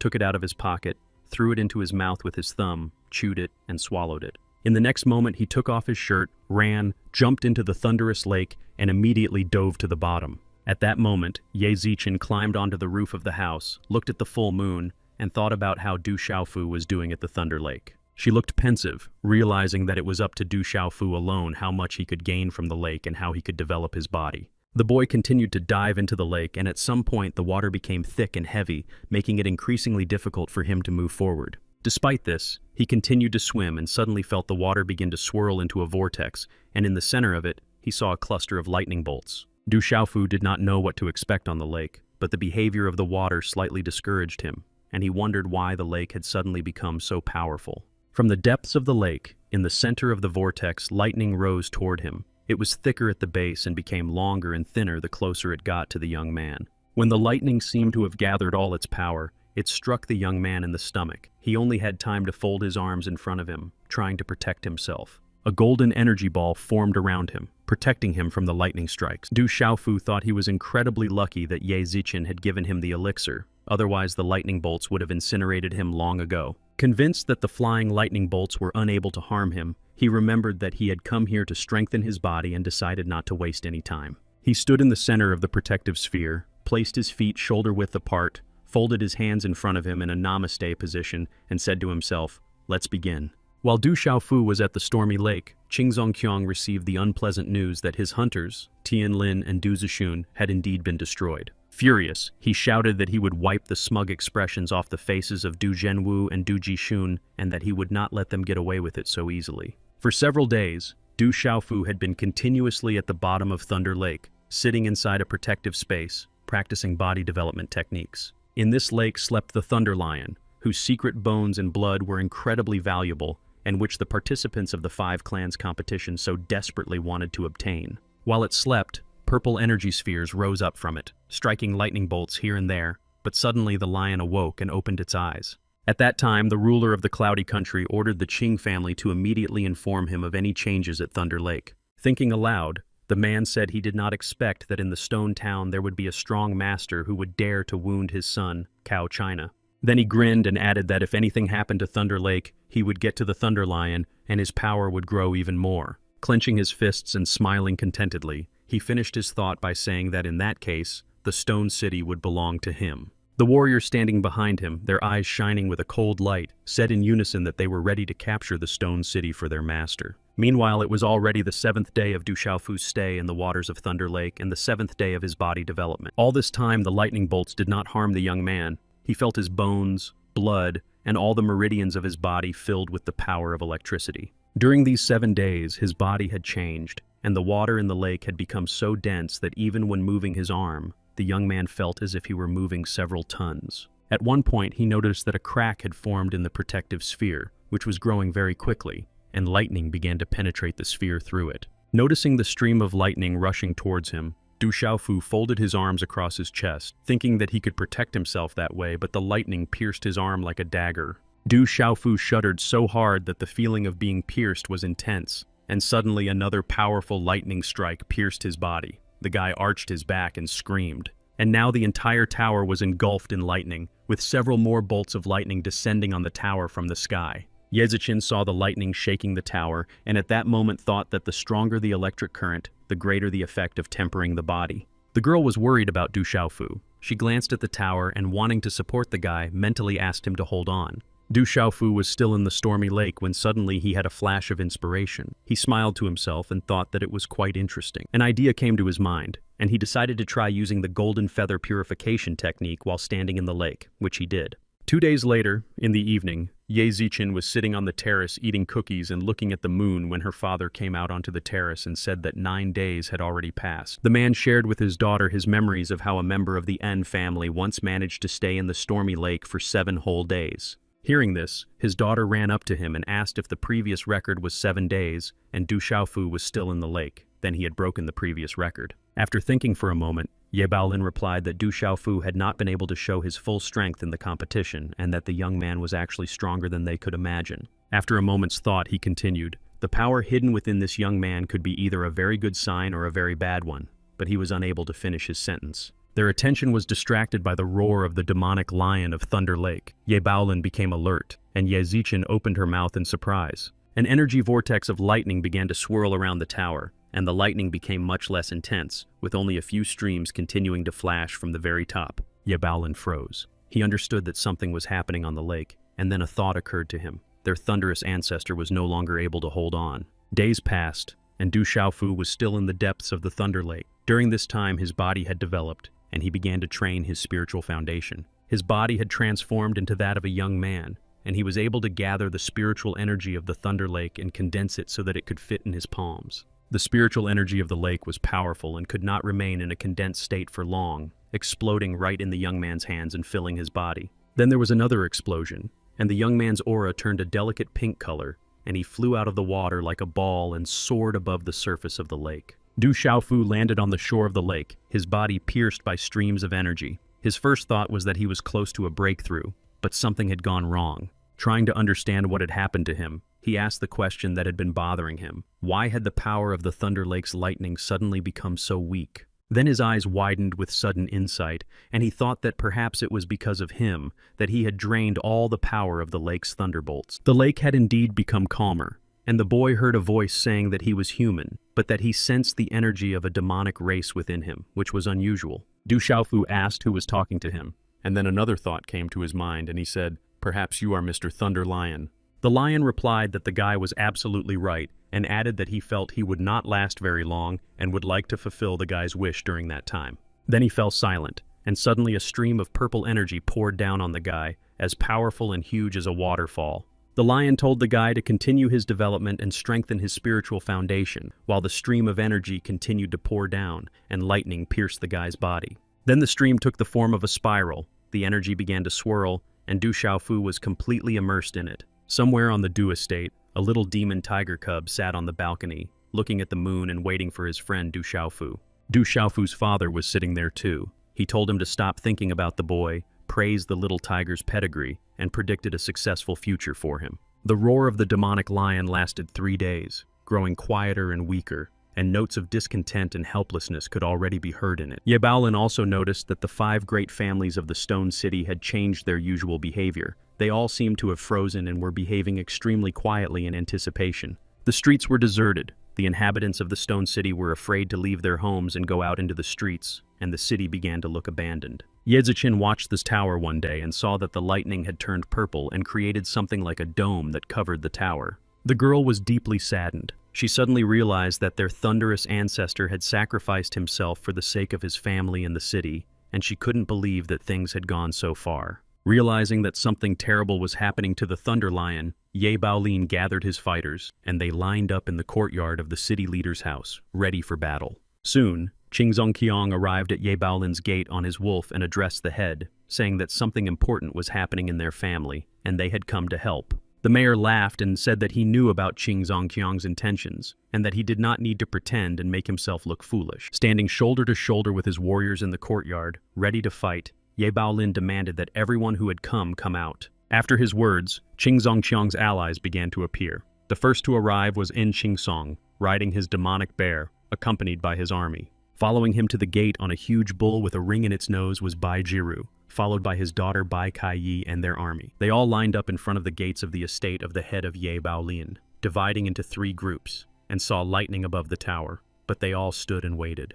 Looking at the 3 armies standing in front of the gates, Ye Baolin said that, in his opinion, it was not easy for the heads of families to wait so long for an opportunity to attack. At that moment, Du Jishun came to his brother and reported that the heads of the 3 families had turned against Ye Baolin, and he had come to ask for advice on what they should do. Du Zhenwu replied that he did not want to interfere, especially not involving the whole family, but now they had no other choice because Du Xiaofu was still at the lake. After these words, Du Jijun asked if his brother thought that his nephew was delayed at the lake because the Ye family, distrusting them, had taken the boy hostage. His brother replied that he wasn't entirely sure, but they couldn't stay on the sidelines, and Du Jixiang went to prepare for his performance. Meanwhile, En Qingsong made a proposal to Ye Baolin. If he gave him the demonic lion, he could remain the leader of the Stone City. Ye Baolin listened without interrupting, and the man continued, saying that the head must give up the secret bone of the Thunder Lion, and the great families would divide it among themselves. After listening to this tempting offer, the city leader replied that it was extremely surprising to him that this time the En and Bai families had decided to act together. Bai Jiru decided to intervene and told everyone that sometimes you have to make difficult decisions, and he advised Ye Baolin to accept the offer. Qing Zongqiang interrupted him and shouted that as an intelligent person the head should assess the situation. Their family had ruled the city for a long time, and it was time to change that. In response, Ye Baolin told him that it was a pity, but none of the family heads present were good enough to hold this position. After these words, Qing Zongqiang became even angrier. He raised his sword and threw a stream of energy at the city leader. The latter did not wait for the blow to reach its target and put up a defense from his own energy stream, and when they collided, they flew apart. At that moment, Du Jixiang suddenly appeared, saying that it was very noisy here and that they seemed to be a little late. Behind him, warriors carried the Du family flag, and in front of him rode Du Renwu on a huge bay dragon, and cries of, "The Du family has finally arrived," could be heard. When the Du brothers approached the Qing Zongqiang family's estate, Qing Zongqiang rode closer to find out whose side they were on and to determine the balance of power for himself. Although he assumed that the Du family would oppose them in alliance with the Ye family, he still decided to make sure by asking them directly. Bai Jiru remained silent, but En Qingsong thought that the arrival of the Du family provided an excellent opportunity to get rid of them as well. Upon arriving, Qing Zongqiang immediately asked Du Zhenwu if they really intended to support the Ye family. Dismounting, Du Zhenwu replied that he was a resident of the city and could not allow it to be drowned in blood, and that he intended to contribute to its well-being. Hearing this, En Qingsong shouted that it was foolish to equate the Du family with other families, as their family had only begun to gain power in recent decades. Du Renwu replied that, according to his information,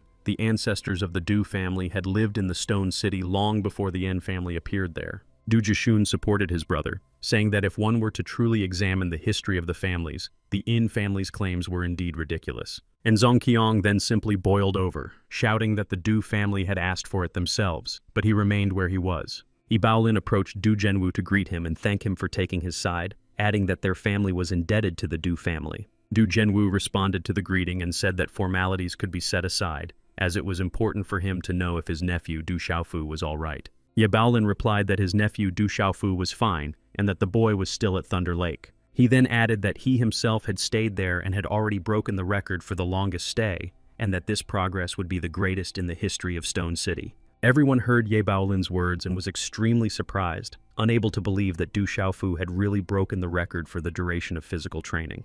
At this time, on Thunder Lake, Du Xiaofu continued to train his spiritual energy while standing in the energy circle. He also decided that it would be useful to use the golden feather purification technique, which greatly enhanced his existing spiritual energy. At some point, when the power of his spiritual energy was at its limit, Du Xiaofu stood up and the image of a golden phoenix appeared behind him. Feeling the power, Du Xiaofu bent down and struck the ground, knocking out a fountain of golden energy. At that moment, he thought that this was the highest level of the universe. Then he stood up and thought that the bones in his body had been reborn, and the purification of the golden phoenix feather had reached the second level. Du Xiaofu decided that coming to Thunder Lake had indeed been useful, and if he had met Chow China now, but he did not have time to finish his sentence. The energy of the golden phoenix burst forth, and the sentence was finished by a little boy with glowing eyes who said that he would destroy Chow China with a single kick. The golden phoenix in Du Xiaofu's body laughed heartily at his own joke, so much so that at one point his sides ached. Du Xiaofu heard a cough, and the lion said that he never expected to see the energy of the golden phoenix at the end of his life, let alone in a human body. The guy replied that he would like to thank the Thunder Lion for his help and support in developing his body and spiritual energy. Du Xiaofu looked at his hands engulfed in purple flames, and at that moment, the young man realized that these discharges were caused by the power of the demonic lion. The young man rushed to look around, hoping to see the Thunder Lion who, it seemed, was helping the younger generation break through. The voice replied that the young man was right and added that he had little strength left, then asked how a person could develop using the technique of a demonic beast. Du Xiaofu replied that it was a long story and that it was inconvenient to tell it now, while the guy kept looking around in the hope of seeing the lion.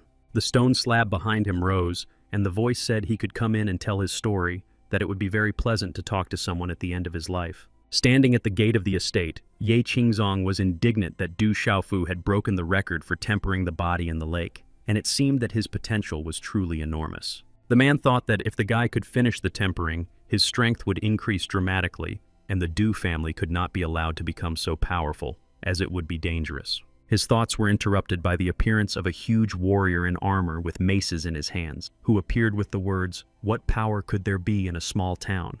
His appearance was unexpected, and the man added that if they continued to gossip, it would be an opportunity for them to experience the wrath of the cloud region. His words were followed by action, and a few seconds later, the spirit of a dark, fiery demon wolf appeared behind him at the level of a battle pulse. Someone said, "It looks like it's the master from the cloud region," and the stranger, preparing to attack, replied, "He wants to see how the Yi family will resist." Everyone was in a state of shock. No one expected his appearance, and he, engulfed in flames of energy, jumped towards Ibaolin with the desire to destroy him. However, he did not have time to attack from above, as a powerful stream of purple energy struck him, sending him flying backward, both maces flying in different directions. The warrior did not expect such a response, and a helmet that came from nowhere slid over his eyes, preventing him from seeing anything. He shouted, "Who is here?" Everyone looked up and saw Ye Quan descending, who declared that although the stone city was small, there was no place for strangers in their city.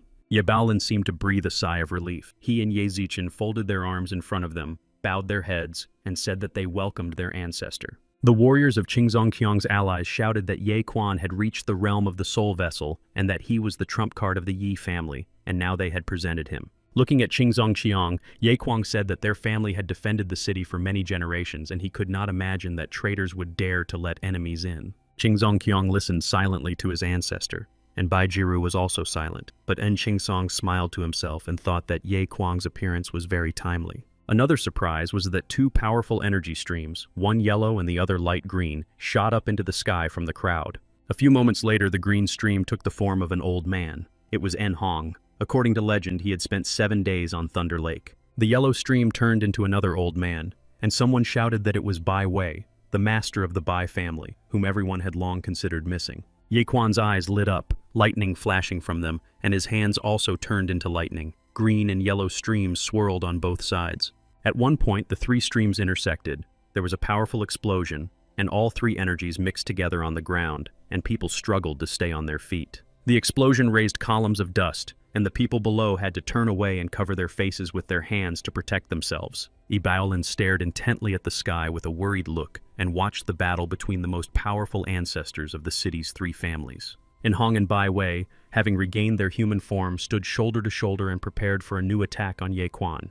He raised his left hand and said that the attackers had chosen a strange way to repay the kindness of the Thunder Lion who had protected the city and its inhabitants. Bai Wei said it was none of their business, and En Hong added that the Ye family had been at the head of the Stone City for too long and that now was the time for change. Du Zhenwu, standing below, thought that each of these families had their own secrets that had been kept for centuries, and that his family seemed to be lagging behind everyone else in this regard. Their attention was drawn to a man who appeared in the sky and said that there were so many masters in the Stone City and asked to be allowed to join them. Several warriors raised their swords and shouted blessings to the Lord of the Cloud region, who then turned to the ancestors of the En and Hu families with a proposal. He suggested joining forces because he was sure that without his help, the two of them would not be able to cope with Ye Quan, and they agreed without hesitation. Hearing this, Yaquan clenched his fists, his eyes flashing with purple lightning, and said that since they had all decided, it was time to stop talking and start fighting. The Lord of the Cloud region seemed to have been waiting for these words. He jumped down, carrying with him an avalanche of golden energy. Baiwei raised his hands and gave the command to manifest the spirit of the ice bear that tore through the air. It immediately appeared behind him and growled. And Hong spread his arms wide and summoned the spirit of a thunderous demonic condor, which appeared behind him in the blink of an eye. The three of them, shoulder to shoulder, pounced on Yaquan, opening up a barrage of energy fire, while the ancestor of the Ye family stood alone against them. After the battle began in the sky, En Qingsong raised his left hand, signaling his warriors to begin their attack on the ground. He shouted at Du Zhenwu, saying that today, En Qingsong would wipe him and his family off the face of the stone city, but Du Zhenwu was already prepared for the attack. When En Qingsong jumped at him on his bear, Du Zhenwu ordered his family's disciples to join the Ye family and defend the city from enemies. Ye Ziqin shouted to the disciples of the Ye family to defend the city, even at the cost of their own lives. Bai Jiru shouted, commanding his soldiers to attack and deal with the Du and Ye families, and Qingzongxiang echoed him, ordering his men to do the same. Shocking events followed these commands as the three armies rushed to attack the Yi estate, carrying out the order to deal with the Yi and Du families. Meanwhile, Du Xiaofu entered the cave of the Thunder Lion, the entrance to which had unexpectedly opened up for him in the rocks, and gasped in surprise. He saw before him a thunderous demonic lion of incredible size, around which purple energy spheres flew. The young man folded his hands in greeting, expressed his respect to the Thunder ancestor, and hastened to thank him for his help at Thunder Lake. The lion replied that this help was not even worth mentioning and reminded him that he was tormented by curiosity as to how a human could learn the techniques of the golden phoenixes. Du Xiaofu replied that he himself did not know the answer to this question, but that one day he found himself on the verge of death, and after he woke up, he became what he is now. Lev replied that many amazing things happen in the world and warned that if the phoenixes found out about him, they would surely pursue him even to the ends of the earth. The lion looked down at him and said that he was an amazing person, his talent one of the two greatest he had encountered in the Stone City. Then, leaning toward the young man, the thunderous lion asked directly if he wanted his blood and secret bone to become even stronger. Du Xiaofu lowered his head and said he didn't know who could refuse such a treasure, but his ancestor had devoted his entire life to this city and its protection. Then the guy added that his family lived in the city and prospered thanks to the Thunder Lion, and he didn't understand how he could do that to him. The lion laughed, then said he had talked him into keeping him company, and now it was time for the guy to leave and join the slaughter outside. Du Xiaofu had been at Thunder Lake for many days, and therefore did not know that at that very moment, the Yi estate was under attack. A terrible battle raged in front of the estate. The elder of the Du family, Du Quanqiao, lay on the ground, his left hand pinned to the ground by someone's foot. In front of him, the elder of the En family, En Luo, stood smiling and repeating that Du Quanqiao was a decrepit old man and was no longer capable of anything. Du Zhenwu and Du Jixiang were fighting when they heard that their elder was in trouble. They both turned around and saw him lying on the ground. The elder of the En Luo family was already raising his leg to kick, laughing loudly and shouting that he wanted Du Quanqiao to die. At that moment, the sky above them opened up and a portal of purple energy appeared. The fighters looked up and saw Du Xiaofu in the center of the portal. Ye Ziqin, who was also participating in this battle, looked at the guy in admiration and said that it was spiritual energy. She recognized it was Du Xiaofu. The young man descended, enveloped in a persistent spiritual energy, but then something happened that neither Du Xiaofu nor those present expected. The elder of the En Luo family kicked the young man right in the face. Du Xiaofu flew several meters, tearing up the stone ground beneath him and leaving a trench. When he stopped and remained on all fours, there was complete silence, and no one dared to break it for a long time. Everyone began to ask each other if it was Du Xiaofu. His uncles were upset and shocked and looked as if life had left them. Ziqin was happy to see Du Xiaofu. She hoped that staying at Thunder Lake would help him develop his body and increase his strength. Then Du Xiaofu jumped up, caught up with En Luo, grabbed him, and shouted that he was ruining the guy's appearance, which was how he made his money, and that he was just jealous of him. While Du Xiaofu was dealing with En Luo, Du Quanqiao stood up, dusted himself off, and began to cough, trying to get the young man's attention. When Du Xiaofu turned to him, the old man said menacingly that it seemed he had left the Thunder Lake. He replied that he had successfully completed the body tempering. Then the guy saw that the elder was injured and asked what had happened to him, and the elder stood with his hand down, on which Du Xiaofu saw traces of damage. En Luo said that he had heard that the young man was incredibly talented, but since he was not a member of the Un family, the old man could not spare him. Du Quanqiao rushed to the young man, asked him to retreat, and said that he was at the peak of the advanced level of the combat pulse realm. Du Xiaofu thought that his opponent was much stronger than Cao Chitai, and said aloud that it seemed that it was he who had wounded the elder Du Guangqiao. The young man stood in front of the elder to shield him, while Enluo's flame had already grown much larger, and he prepared to attack. To everyone's surprise, Du Xiaofu said he was not going to retreat, asked the elder not to worry, and raised his index finger. A second later, a beam of fiery energy appeared from his finger, which he directed at Enluo's shoulder. The beam gradually expanded and burned through the elder's shoulder. The old man screamed and grabbed his shoulder, unable to comprehend how this was even possible. Yazichin and the boy's uncles were also extremely surprised and stood there with their mouths open. Du Xiaofu decided that he could use the violent wave that had engulfed the elder when he tried to escape against him. He ran away and tried to understand if the boy had made another breakthrough, and then decided it was time to ask for help and began to ask Uncle Enhong to save him. Despite the elder's pleas, the boy did not stop pursuing him with his furious wave palm while continuing to monitor the situation around him. And then he saw Enhong floating in the sky, who said that he had heard a lot about the guy and was definitely impressed by his talents at such a young age. He then added that he had a proposal for the young man. If he let Enluo go, the old man would agree to spare his life and release Du Xiaofu's family. Du Xiaofu thought for a moment, then, to the old man's surprise, laughed and said that it was incredibly arrogant of him to promise to spare the boy's life. Having said that, Du Xiaofu intensified the flow of fiery energy that had already damaged Enluo's shoulder so much that the flames burned everything. Du Guangqiao thought that Du Xiaofu had gone mad to do such a thing in front of Enhong, who shouted that the young man was now doomed. Suddenly, Baiji's feathers fell to the ground, and Enqingsong noticed them as they rushed on their demonic beasts. First, everyone heard a terrifying roar, and then they saw an open mouth with huge fangs and saliva spraying in all directions. Then an incredibly large white demonic tiger with powerful wings landed on the ground and stood next to Du Xiaofu. The tiger growled, and the bear fell to the ground in fear and bowed before it. Enqingsong himself said that this was the very tiger that had killed Bao Lai. Someone said it was unbelievable that Du Xiaofu was the master of a soul vessel level monster, and someone else added that it was an imperial scaly demon tiger. Enhong couldn't believe that this was really the case, and he was only interested in how the Du family had managed to subdue a monster of such incredible power. Enqingsong tried to attack while sitting on his bear, but the tiger jumped, and the bear, frightened, jerked to the side, throwing off its master. Enhong rushed at the tiger and struck it with a stream of bright red energy. The tiger struck him with a stream of golden energy, and their energies collided. Du Xiaofu said that he was leaving Enhong at the tiger's disposal and allowing him to deal with him. He himself went to deal with the troops standing in front of Ye Baolin's house and began to spin a funnel of golden energy. Enqingsong was about to rush at the guy, but Du Renwu intercepted him and said that he could no longer treat the Du family with superiority. Meanwhile, Du Xiaofu was knocking down Enqingsong's fighters one by one. Seeing the situation, Enqingsong shouted that the young man must be stopped. Du Xiaofu saw two powerful energy beams, one bright blue and the other bright pink, and turned to see where they were coming from. A short distance away, he saw a girl in pink clothes with a bright pink aura and a man dressed in armor and plate mail with a bright blue aura.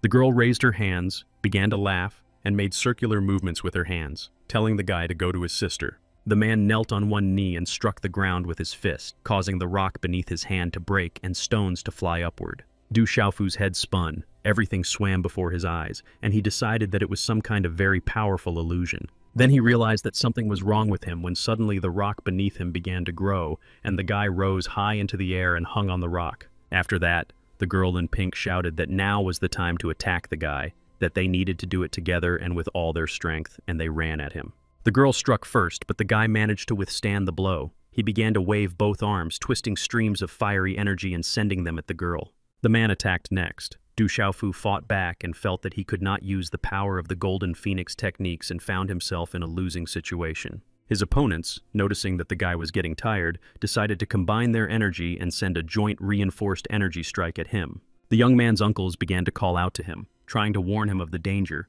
but Du Xiaofu said he could no longer hold back. He remembered the stone coffin in the Du Estate crypt and his spiritual energy training at Thunder Lake, and his whole body lit up with a bright fiery light. His opponents were surprised when, following this, the young man's eyes lit up with white flames and fiery energy began to swirl around his body. Then it seemed as if this fiery energy simply pierced through the young man's entire body and then burst out. Then there was an explosion, and the fiery energy scattered everywhere, throwing the attackers far away from him. Even the brothers Du and Enqingsong, who were fighting at the time, were distracted and lowered their swords to see what was happening. And Hong also saw what had happened to the guy and saw that his aura had turned golden. He exclaimed indignantly that this boy was messing with them again. He yelled, addressing him by name, and Du Xiaofu turned around and smiled a smile that conveyed incredible power and superiority.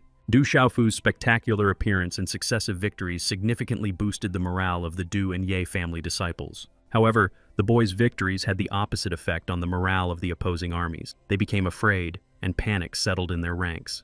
The ruler of the heavenly realm was enraged by his victories and thought that since this one man had been able to change the course of the entire battle, he needed to be eliminated as soon as possible. Meanwhile, Ye Quan raised his hand and unleashed a stream of purple energy at his opponent, who activated his combat formula and struck Ye Quan with a red stream. The streams collided, and neither was willing to give up. Both were incredibly strong, and each hoped to outsmart the other and win. But suddenly, Master Baiwei came to the aid of the Cloud Ruler with his soul vessel level development. The Cloud Ruler was incredibly happy that help had arrived. He laughed and wished the Ye family to go to hell. They joined forces with Baiwei and struck together, but they underestimated their opponent, and the Cloud Ruler realized that something had gone wrong. Yi Quan decided it was time to use the Thunder Seal technique. He raised his left hand, and a stream of intertwined lightning bolts burst into the sky. The stream shot upward, growing and expanding until it reached the heavens, then changed direction and struck the ruler of the Cloud Realm standing below him. The latter was unable to withstand such powerful energy.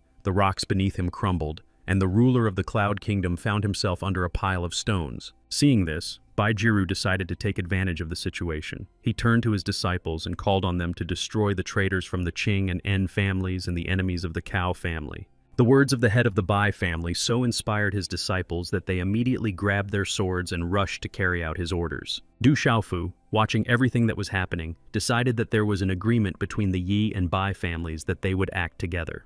The phoenix in his body decided to be sarcastic and said that in such situations it was unclear who to fear more, an unknown enemy or a treacherous ally. Qing Zongqiang, hearing what Baijiru was saying about him, rushed at him, calling him a scoundrel and saying that he had betrayed all their agreements. Baijiru grabbed his sword and began to fight back, saying that it was not for his comrade to talk about treachery, since he had let enemies from the Cloud region into the city. Ye Baolin heard their conversation, and now everything fell into place for him, and it became clear who the traitor was. He decided that it was time to end all this. Ye Baolin was about to strike Qing Zongqiang with a wave when his hand was stopped by a bright green beam whose owner was unknown to the man. Then Ye Baolin saw a young man hanging in the air in front of him, surrounded by waves of green energy. It turned out to be the ancestor of the Qing family. Qing Siping and Qing Zongqiang bowed to him, greeted their ancestor, and thanked him for saving their lives. Upon hearing the name Qing Siping, Baijiru did not believe that he was alive and said that he had died 50 years ago at the hands of the purple demonic phoenix. Yi Quan, upon hearing about the ancestor of the Qing family, said that he was famous even before him and that he had been training all this time, and his power knew no bounds. The ruler of the Cloud Kingdom thought that none of those present would be able to defeat Qing Siping, even if they all joined forces. Qing Sipin decided to warm up for a while, stretching and limbering up his bones, thinking that after so many years, his time had finally come. Then his attention was drawn to Du Xiaofu. He said that the young man had an unusual talent, and added that the Qing family had not produced a worthy rival for him in a long time. He suggested that the young man marry Qing Xiaolu, uniting the two families into one large one, and then he promised to help the young man's development with all his might. The ruler of the Cloud region said that the Qing family had been hiding their masters, using his family as bait, and now they were giving Du Xiaofu his son's bride. Qing Siping turned to him and replied that if his son were not Qing Xiaolu's fiancé, he would not even be allowed to set foot in the Stone City. Then, looking at him, he said to get out of his city with all his warriors, because the internal affairs of the Stone City did not concern him. He became very angry and said he would remember how the Qing family had treated him and how the Stone City had welcomed him, and told his soldiers that they were leaving. Du Xiaofu and Qing Sipin stood together and watched as one after another, the Cloud Ruler's warriors soared into the sky with red arrows and flew away. Then Qing Siping smiled mischievously and looked at Du Xiaofu with his huge blue eyes and asked if the boy had thought about his proposal and what he had decided. Du Xiaofu bowed low to the elder, apologized to him, and replied that he was not interested in the offer. Qing Sipin decided to teach him a lesson, and since Du Xiaofu was still standing bowing, the elder hit him on the back of the head with his green wave. When Qing Siping attacked Baijiru and Du Renwu rushed to the young man's defense, they also got a beating from their ancestor Qing. Du Jixiang pulled him aside and said that they would deal with it themselves and that Du Xiaofu needed to run away from there. Rising above the ground, Qing Sipin spun the energy, giving it speed and increasing its power, and threw it at the attackers. Du Xiaofu was wounded, Ching Sipin descended, approached, bent down, and said that those he could not use were no different from dirt to him. He then added that he particularly disliked those who could potentially harm his family, and he simply got rid of them. Having said all this, he directed a powerful wave at Du Xiaofu's knee and broke it. The guy fell, screaming in pain. After that, the ancestor of the Qing family soared into the sky, leaving circles of energy behind, while Du Xiaofu's tiger was already waiting for him on the ground below. When the guy came down, the tiger prepared to attack him, but he noticed and turned to him. Du Xiaofu shouted, warning the tiger of the danger. Qing Siping jumped on the tiger's back, grabbed its wings, and calling it useless trash, tore off both of its wings. The tiger roared in pain and the ancestor laughed. Then he soared into the sky, rising high enough to be above the tiger, and using the power of the heavenly thunder account, immobilized the tiger. After that, Enhong confronted him with his thunder shield and lightning cover techniques, while Bai Wei confronted him with his snowstorm wall and ice shield techniques. They were confident that these powerful spiritual defenses would help them resist Qing Sipin and protect them if he decided to attack them. Seeing this, Qing Sipin said that they could make him worry if they were at the peak of their power at that moment, but not now. Rising high into the sky, he threw a huge stream of green energy from there, which shattered the defenses built by the masters. Qing Sipin said that for some reason their defense had become very fragile, called them a bunch of useless old men, and laughed at his own victory. Then he added that he had been waiting for this moment for more than 50 years, and that everything that remained of the Thunder Lion should belong to him and him alone. Suddenly, feathers rained down from the sky. Qing Siping heard someone's footsteps, and a voice telling him that he was not worthy of the Thunder Lion's legacy. The ancestor turned around and said that Du Xiaofu surprised him more and more. He asked if the boy thought he could stop him. Then, flying up again, he asked if Du Xiaofu thought he had enough strength to fight him for what remained of the Thunder Lion. Du Xiaofu, walking with the tiger and placing his hand on its back, replied that Qing Siping had no right to take what remained of the Thunder Lion just as he did. Turning to all the participants in the battle, he said that no one in the Stone City had the right to take the secret bone and blood of the Thunder Lion. Clenching his fingers into a fist, he continued, saying that the Thunder Lion had spent all its strength protecting the Stone City for several centuries, guarding them from external enemies. It was to him that all those gathered in the entire city owed their peaceful lives, the fact that they lived and could fight each other for power. He had already shouted that now, when the Thunder Lion was dying, they were fighting for the right to obtain its bones and blood, and they felt no shame. It was disgusting. All those present listened thoughtfully to Du Xiaofu's words, bowing their heads, and when Du Xiaofu passed between them and approached the gate, no one stopped him. Turning around so that everyone could hear him, he said that he might be weak, but when he was at Thunder Lake, the Thunder Lion had blessed him. And anyone who wanted to get to the Thunder Ancestor would first have to fight and deal with Du Xiaofu. And if he survives after that, he promises to find and punish anyone who attacks the lion so severely that it can no longer be reborn. Ye Quan listened to the young man standing next to Ye Ziqin, put his hand on the girl's shoulder, and said that the disciples of their family were still very far from Du Xiaofu. Du Xiaofu's uncles all heard this. Du Jixiang told his brother that their nephew was truly the son of their third brother, and that this was how the men of the Du family should be. It seemed that everyone had forgotten about Qing Siping, but he reminded them of himself by shouting that if the guy wanted to die so badly, he could easily grant his wish. He rose into the sky and dropped a whole waterfall of green energy on Du Xiaofu. The guy stood with his head raised and bravely met the rushing force. Qing Siping's energy flow was so powerful that the rocks on which Du Xiaofu stood shattered, and the fragments sprayed upward like a fountain, covering the guy. Ye Ziqin, who had been watching everything that had happened, could not hold back her cry. She began to call out the boy's name loudly, and tears streamed from her eyes. Qing Siping rejoiced after what he thought was his victory over Du Xiaofu, believing that there were no more obstacles standing in his way to becoming the Thunder Lion. Suddenly, he heard a voice saying that it had high hopes for this child. Looking around, he couldn't find anyone who was talking to him. It was the Thunder Lion. Even while in the Thunder Lake Cave, he could see what was happening near the Yi family estate and decided to intervene. Completely unexpectedly for Qing Siping, Du Xiaofu rose from under the rubble of the rocks, and a whirlpool of purple energy swirled around him. The Qing family's ancestor tried to fight back, but lightning bolts pierced his body one after another, and he thought he needed to run.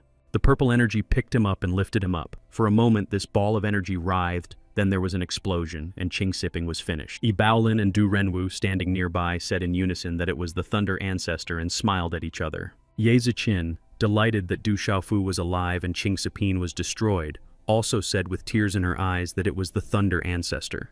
Purple energy arrows rained down from the sky, and a voice said that there would be no mercy for the enemies of the Stone City, and that everyone would answer for their action. And Hong did not escape retribution either. He also received his share of thunder energy, which pierced a hole in his chest. Qing Zongqiang and En Qingsong, along with their warriors, also paid for their deeds. The Qing and En families, considered among the strongest, were destroyed. The joyful news that the Thunder Lion was still alive and that those who had attempted to destroy the Stone City had been crushed to dust spread like wildfire. After the victory, Du Xiaofu, with his uncle Du Renwu, and Ye Ziqin, with his ancestor Ye Kuang, went to the cave to see the Thunder Lion. Ye Kuan looked at the lion with regret and said that his battle with his enemies was his last burst of energy and that the rest of his life could be measured in days. At that moment, Du Xiaofu heard a voice saying that the Thunder Lion had simply been poisoned and could be healed. Hearing this, Du Xiaofu rushed out of the cave, where he saw Zhen Qingchong. He grabbed him by the cheeks and asked how he dared to show his face to him. He asked why he hadn't responded. Zhen Qingchong calmly replied that after the Thunder Lake he was recovering his strength, which is why he didn't answer the call. Du Xiaofu calmed down as suddenly as he had become angry and said that now it didn't matter at all whether he was his sworn brother or not. Then, remembering Zhen Qingchun's words about poisoning, the guy decided to clarify what he meant when he said that the Thunder Lion had been poisoned. Rubbing his cheeks, which had been injured by Du Xiaofu, Zhen Qingchong said that the lion had been poisoned by the fiery venom of Jiao, a type of highly poisonous dragon. When Du Xiaofu heard this, hope sprang up in his heart, and he began shaking Zhen Qingchun again, asking if he could cure the Thunder Lion. He smiled and replied slowly that he could not cure the lion, but Du Xiaofu himself could. After this conversation, the young man returned to the lion's cave on Thunder Lake, where Ye Ziqin and Ye Kuan were waiting for him, and began training, hovering in the air. Du Xiaofu told them everything about the poisoning. Ye Kuan decided to discuss it with Ye Ziqin, asking if what the young man had told them was true and if it was possible. Ye Ziqin looked at Du Xiaofu without looking away. She believed in him with all her heart, and when her ancestor asked her, she told him that she believed the young man. Zhen Qingchong said that since ancient times, true phoenixes had hunted dragons, and the golden phoenix was a descendant of the true phoenix, and the guy was trying to extract the phoenix's blood. Zhen Qingchong also said that pure golden phoenix blood flowed in the young man's veins, and the young man managed to pass the phoenix blood onto the lion. Zhen Qingchong continued, "The power of Du Xiaofu's lineage is not something that dragon venom can handle." After these words, the lion stood up. The lion stood up, raised its head, sniffed the air, and stretched its whole body, while Du Xiaofu looked at it and could not believe his eyes. Then he asked Zhen Qingchong if his blood was so powerful, could he get rich by selling it? But Zhen Qingchong did not know how to answer. At home, the ruler of the Cloud region, who had been expelled from the Stone City, decided to vent his anger on his household utensils, cursing the Stone City. He was distracted from this activity by a question about whether he wanted revenge, which was followed by a request to deal with Du Xiaofu. Turning around, he saw a young man and woman wearing straw hats and capes. The young man said that the man would receive a spiritual elixir for dealing with Du Xiaofu. Unable to respond, the ruler of the Cloud region could only think to himself that it seemed that the highest masters had come to visit him. Without hesitation, the ruler of the Cloud region took the promised spiritual elixir from the hands of the Supreme Master. His eyes lit up with a cold white light. Holding the ball of elixir in his hands, the Cloud ruler asked why the Supreme Masters were helping him, perhaps because of their interest in the demonic lion. The man replied that they had no business with the lion. The problem was that they could not intervene personally. The girl behind him remained silent. Then he added that with their help, he could get whatever he wanted in the Stone City, including the demonic lion, if he fulfilled their request. Without thinking twice, the Cloud ruler threw a ball of elixir into his mouth and after chewing it shouted that now he would definitely destroy Du Xiaofu. At this time, Du Xiaofu was spending time in the mountains behind the Du estate, relaxing, swimming in a mountain lake, restoring his body, and healing his wounds. Zhen Qingchong, sitting on his shoulder and stretching after sleeping, asked if the young man's wounds had healed and added that the loss of blood after the battle was very debilitating. Du Xiaofu replied that his recovery was slower than usual, that he was showing signs of ischemia, and that he was afraid he had lost too much blood. Zhen Qingchong opened a glass jar and said that Du Xiaofu was talking about his own blood, but he was asking about the phoenix's blood. Then he began to feed the tiger from the glass and said that the boy's blood was a real treasure for monsters, so he collected it when the boy was wounded. The tiger purred with pleasure as it drank, and Du Xiaofu shouted that it was because of Zhen Qingchong that he felt so bad and was taking so long to recover. Interrupting him, his named brother asked how the guy's spell training was going and reminded him that idleness in such matters did not improve skill. Then Du Xiaofu showed what he could do and said that he was at the initial level of 2 stars and that it was quite difficult for him to achieve this on his own. Zhen Qingchong was very surprised that the boy was able to do this without a teacher and thought that he was born to be a spellcaster, but he did not tell him about it.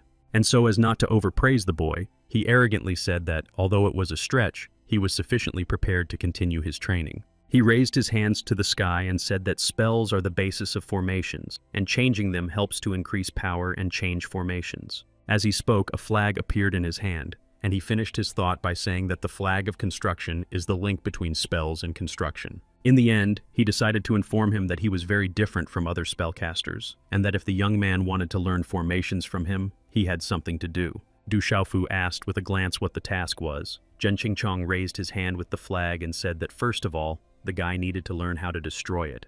The guy made an attempt and directed fiery energy towards the flag, but the flag remained intact and unharmed. Zhen Qingchong laughed when the guy replied that he hadn't been taught that, and sticking out his tongue, told Du Xiaofu to learn on his own since he was so smart. He gave Du Xiaofu this flag and said that this was his revenge for constantly mocking him and forgetting to call him his older brother. After that, he went with the little tiger to rest under a tree and said that he was going to sleep today and would enjoy Du Xiaofu's screams tomorrow. Meanwhile, the tiger, having drained the entire bottle, felt something strange happening to him, growled, and left the boys to take a walk in the forest. While Zhen Qingchong slept and the tiger went into the forest, Du Xiaofu began training. He hung in the air and practiced getting inside the structure. Suddenly, he felt an arrow hit him. He thought it was strange where it came from, as there were no signs of it. And considering that the arrow was weakened and not dangerous to the guy, he felt that it still hurt him. Then the stream of arrows increased, flying one after another, and the guy thought that if they could hurt him, he would already be dead. The thought spun in his head that he needed to learn how to destroy the structure,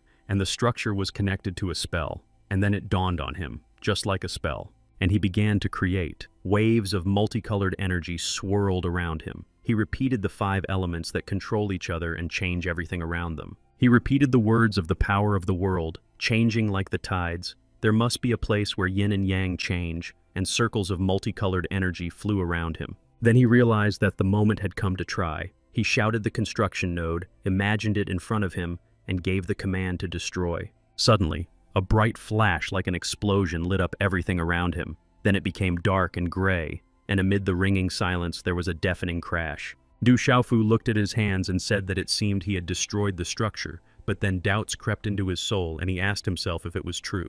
Then the guy remembered the deafening crack that sounded after the spell and thought that it was Zhen Qingchun playing a joke on him. He listened and realized that the crackling was coming from the breast pocket of his suit. He took out the bone amulet he had found in the secret pavilion. The bone was covered with cracks and then shattered into small pieces, and at the moment of its fragmentation, a burst of fiery energy was released. Du Xiaofu hung upside down, and a rune pattern appeared on his forehead, from which hieroglyphs began to emerge. Then, bright fiery light began to stream from the rune on the young man's forehead. Du Xiaofu screamed, not understanding what was happening to him. At that moment, in the Du estate, the young man's father was drinking tea, and when the light burst from his son's forehead, the father spilled his tea and wondered what it meant. Meanwhile, the stream of light from the rune on Du Xiaofu's forehead grew to the size of the sun, and the clearing was as bright as day, while Zhen Qingchun was still asleep. Meanwhile, the formation flag fell into the center of Du Xiaofu's spotlight and began to slowly disintegrate. Closer to morning, when the sun had already risen, there was a bright flash and the formation flag was completely destroyed. In the morning, when Ren Qingchong woke up and saw what the boy had done during the night, he began to pace back and forth, telling himself that it didn't make sense. His shouting and pacing woke up Du Xiaofu, who asked what was going on and said that Zhen Qingchong had woken him up. Not believing himself, he replied to Du Xiaofu that in one night he had advanced from the initial level of a 2-star spellcaster to a full-fledged 3-star spellcaster. Now it was the guy's turn to be surprised. He wondered how he could have reached 3 stars overnight and whether it had anything to do with the golden mantras from the beast bone in his pocket. Then Zhen Qingchong said that the guy could be more careful with his construction flag because he was very cute and he liked him. He added that if the guy had any questions, he was ready to answer them, and that it was important to think about and remember the rule that a strong foundation was more important than leveling up. Du Xiaofu thought about these words for a moment and said that he understood their meaning and agreed with them,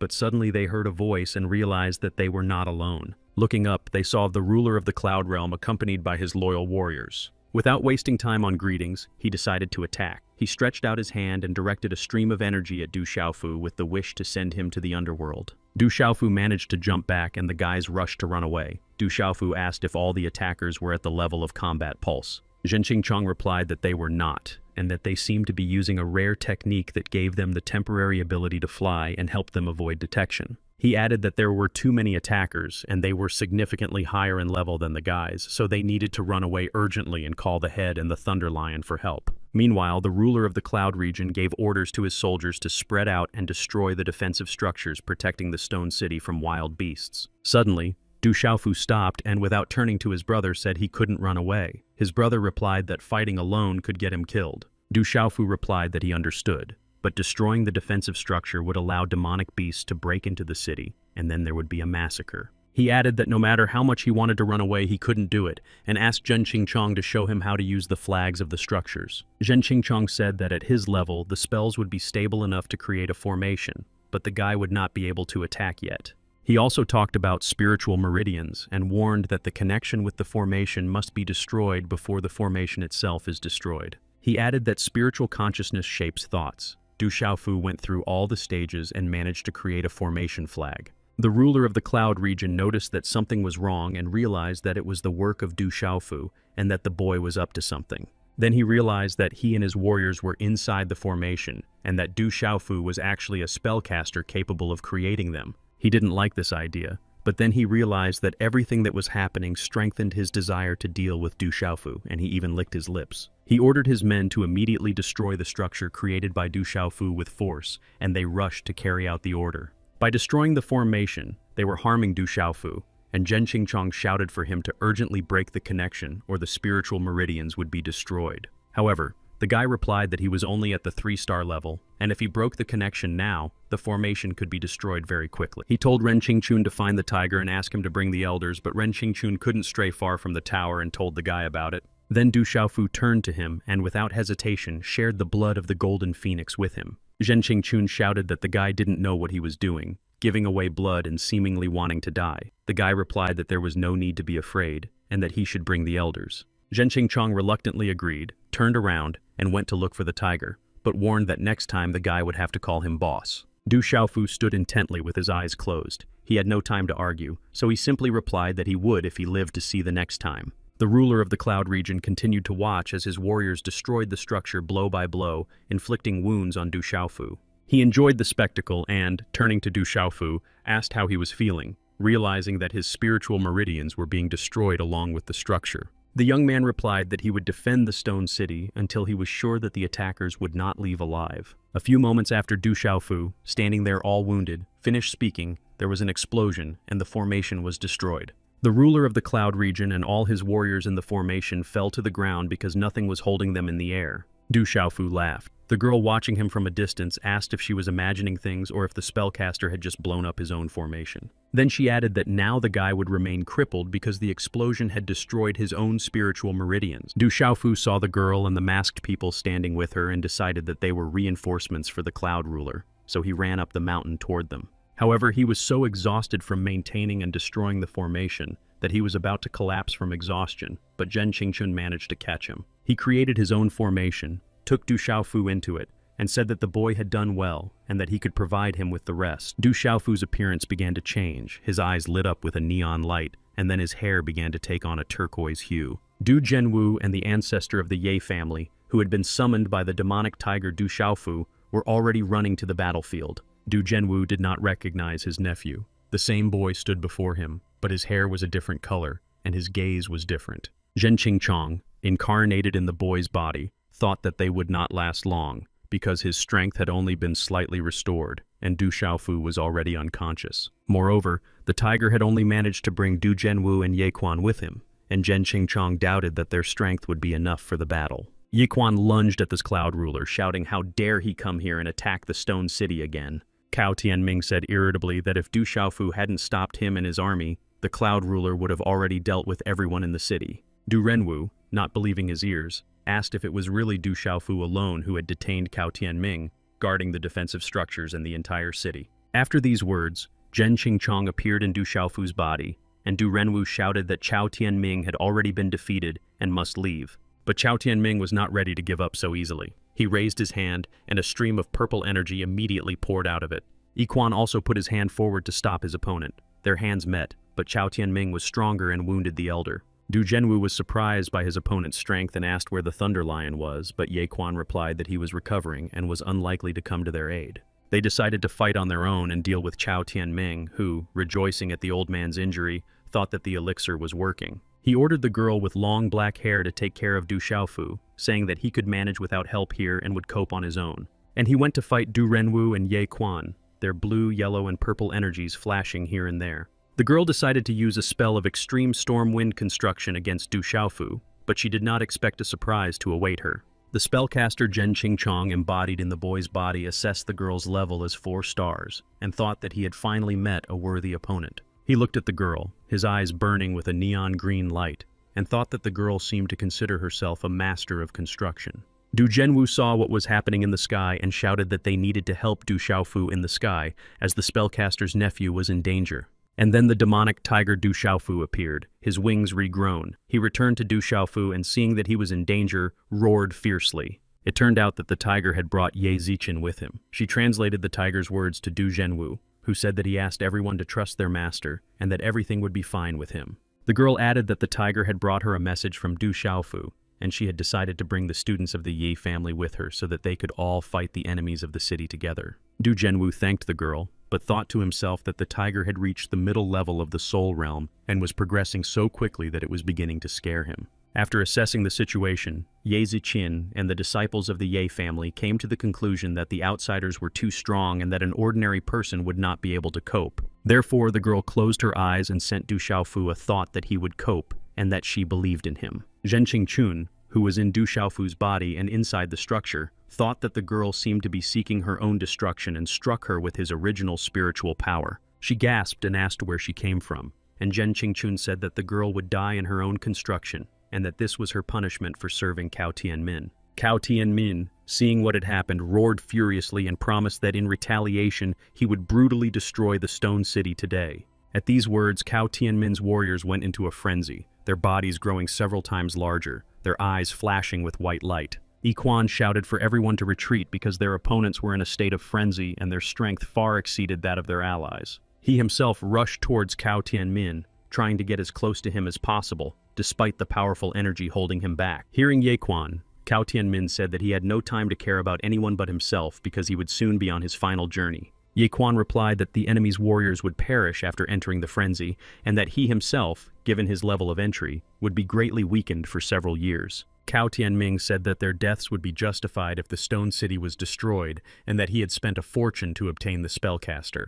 He promised to deal with Du Xiaofu personally after he dealt with Du Renwu, and Yiquan laughed and continued to throw energy attacks at them. His energy in the form of arrows wounded Yiquan several times, but despite this, he and Du Renwu continued to close the distance between them and their opponent. Ye Ziqin also decided not to stay out of the battle. She took her whip and took on one of Cao Tianmin's warriors. He was several times larger than the girl herself and had already raised his huge fist to strike her.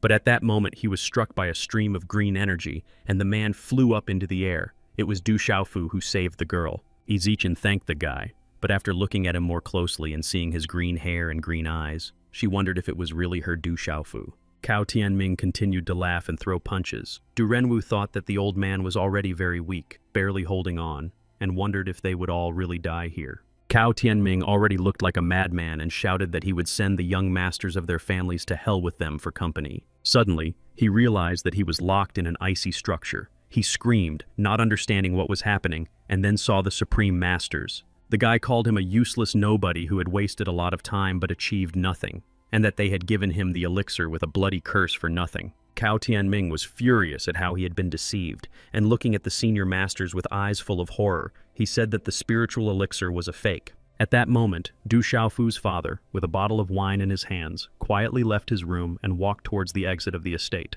The Supreme Master replied that the elixir was real, but the bloody curse complemented it and gave Cao Tianming strength in exchange for his potential and vitality. Leaning toward the man, he asked if he didn't feel happy using it. Surely it must have been great to control such power. Feeling his life force slowly leaving his body, Cao Tianmin began to beg the Grand Master to take this power away from him. The master ignored his pleas, asked Cao Tianming to be quiet, and added that he was too slow and it was time for him to go on his final journey, then pushed him. Smiling, he watched Chao Tianming fall and said that death from exhaustion was the most perfect end for such an insignificant, useless person. Chao Tianming, falling down and feeling his life force leaving his body, screamed that he wanted to live. In one of the corridors, Du Xiaofu's father met Du Hao and, when asked if he was going to leave the estate, replied that he was. The young man told him that the city was very dangerous because it had been attacked by strangers and that it would be better for him to stay at home under protection. He added that Du Renwu had ordered him to protect the family, but Du Hao didn't even listen,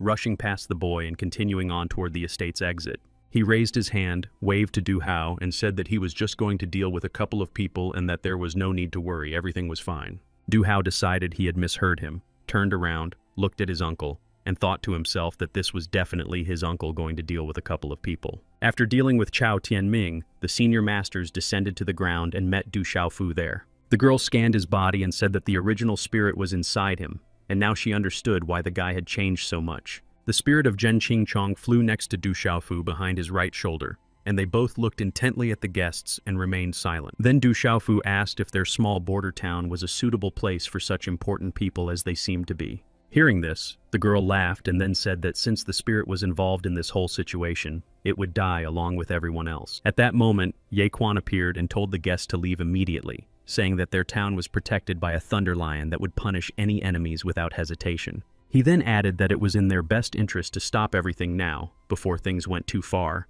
to avoid trouble with the thunder ancestor. The guy grinned, raised his left hand, and the space split open, sending shards of mirrors flying, and then asked if they were talking about this pathetic cat. They saw the sleeping thunder lion in the mirror shards, but he was not in his cave, but in a structure created by the guests. Everyone was amazed. Ye Quan thought that these two were able to capture the thunder lion and deal with the ruler of an ordinary realm. How powerful were they? But then, suddenly, Du Xiaofu jumped into the air and struck the guests with powerful streams of turquoise energy, which they did not expect at all. Du Xiaofu's energy blinded them and incapacitated them for a while. He told Ye Ziqin, who was standing next to him, to use the whip, which she did.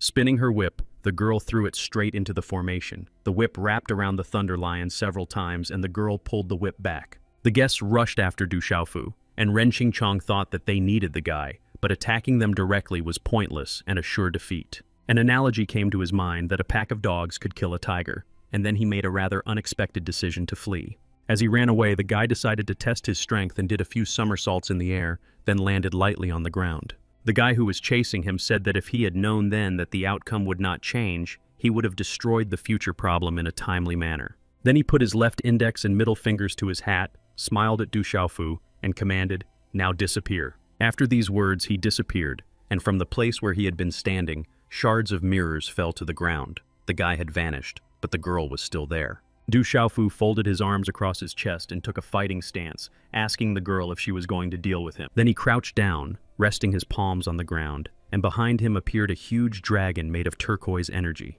Ye Ziqin and Ye Quan stared at it with wide eyes. The old man asked if Du Xiaofu's abilities had really become so terrifying so quickly.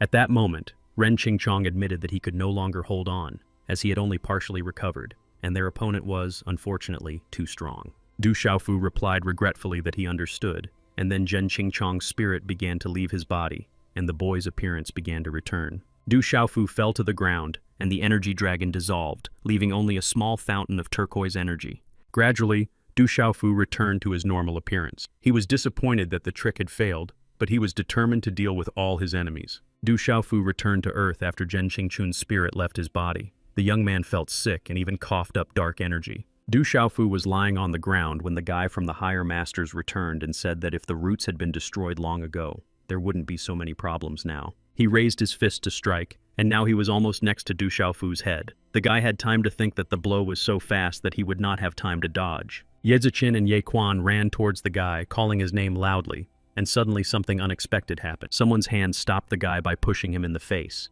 It was Du Xiaofu's father, who said he would make the guy pay for every drop of his son's blood. Then he grabbed the guy, flipped him in the air, and slammed him down onto the rocky ground. The blow was so powerful that the rocks beneath him broke. However, the guy managed to get up and, standing in front of the man, said that he had finally appeared and called him by his name, Du Tingshuan.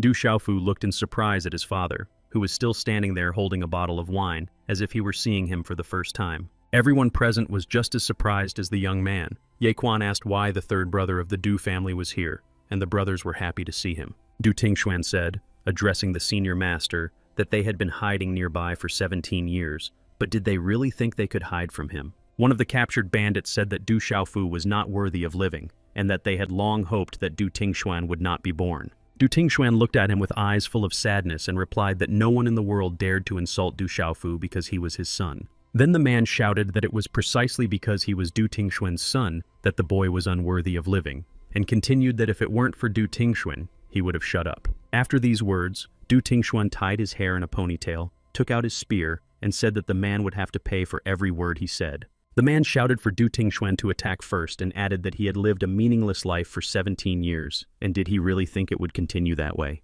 The Grandmaster tried to stop him, but the man yelled at him not to touch him, saying that Du Tingxuan and his unworthy son should end their lives. Du Xiaofu's father jumped up, and a stream of blue energy burst from his spear, which he then directed at the man attacking him with maces. The opponents looked each other in the eyes. The stream of energy collided with the maces and defeated Du Tingxuan, who struck his opponent. After that, he wondered if he had lived differently all these years. Would these people have ignored him? But no one answered this question. Surprised by everything that had happened and by his father's behavior, Du Xiaofu called Zhen Qingchong to show him everything, but he did not respond. Du Tingxuan turned to the girl and said that today he would spare her life so that she could return to the people and tell them that they had broken their promises. He then added that as long as he was alive, none of them should even dare to think about laying a finger on his son. The girl raised her hands in a gesture of reconciliation and said that they had indeed been the first to break their promise and that she would convey his message. Then she rose into the sky, energy circles began to swirl around her,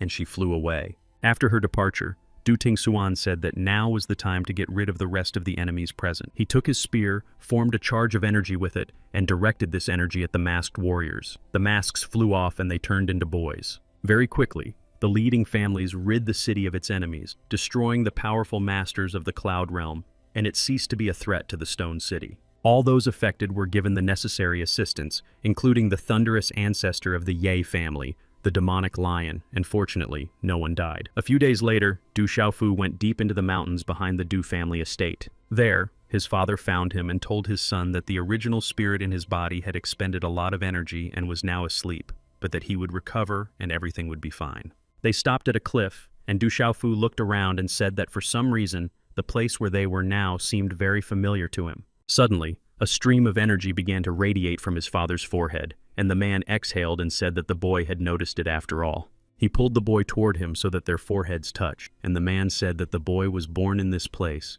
and died here. He told the boy that 17 years ago, their ancestor had demanded that Du Xiaofu's mother give him her children, calling them demonic offspring. His mother begged the ancestor to spare her children, saying that they were not demons, and she could not give them to him. Du Tingxuan stood up for them and explained that their children had infinite potential and were the reincarnation of gods and would be sages among men. Hearing this, the ancestor became angry and said that the children were demons because the pregnancy lasted 3.5 years and their birth brought disaster. He then added that in the future, these children would become dangerous to all living beings and they had no right to let them live. Du Xiaofu's mother tried to hold both children, but the bundle with the boy was lifted up by the ancestor's power, and then he dropped it on the ground. Du Tingxuan became angry with his ancestor, rushed at him with his spear, and shouted that he would deal with him right there. However, the ancestor was stronger. He said that the boy himself did not realize how powerful he was, and then knocked him to the ground with a burst of energy. Then he picked up the girl and said that she had enormous potential compared to the boy, who was born with a damaged fighting pulse. Du Tingxuan, Du Xiaofu's mother, and the senior masters were very surprised to hear that the girl had the potential of a sage. The ancestor said that Ao Tong, Du Xiaofu's mother, could take the girl with her and return with him to the family. He added that he was willing to spare Du Tingxuan's life if he agreed to live in seclusion and not seek out Ao Tong or his daughter. Forced to part with her beloved husband and young son forever, Ao Tong wept bitterly, but this was the only way she could save their lives. At that moment, Du Tingxuan knelt on the ground, holding Du Xiaofu in his arms, and wondered why everyone wanted his family to be destroyed. He knelt in the rain with the bundle in his arms, crying bitterly and shouting to the sky, asking why this was happening. Suddenly, a stream of energy descended from the sky, picked up the bundle of Du Xiaofu, and the baby began to rise up before the astonished eyes of his father. This stream of energy was called the power of heaven, an anomaly of heaven and earth. It struck the child, and little Du Xiaofu began to cry. And then everything stopped. 17-year-old Du Xiaofu stood next to his father at the cliff, listening to the story of their family, and tears flowed from his eyes again. Du Tingxuan said that the boy had a younger sister, and that his mother and sister were still alive, but they lived very far away from them.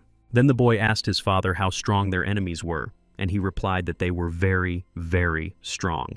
Closing his eyes, he added that the enemies were so strong that they inspired fear and that no one even dared to oppose them. Du Xiaofu clenched his fists and said that he would personally knock them to the ground and make them pay 10,000 times for what they had done to their family. Hearing this, his father supported his son and said that it was time for him to leave the Stone City in order to train and become even stronger. He added that he still had unfinished business, but his son could go and see the world. A few days later, Du Zhenwu found letters from Du Xiaofu and Du Tingxuan. He shouted that they were scoundrels for leaving without saying goodbye, leaving only letters behind. He was indignant because he had already promised the Ye family to agree to the marriage of his nephew and Ye Ziqian, but Du Jixiang laughed that his brother was counting on wedding gifts. Du Xiaofu gathered his belongings, took the baby tiger, and set off to see the world and train so that one fine day he could meet his enemy.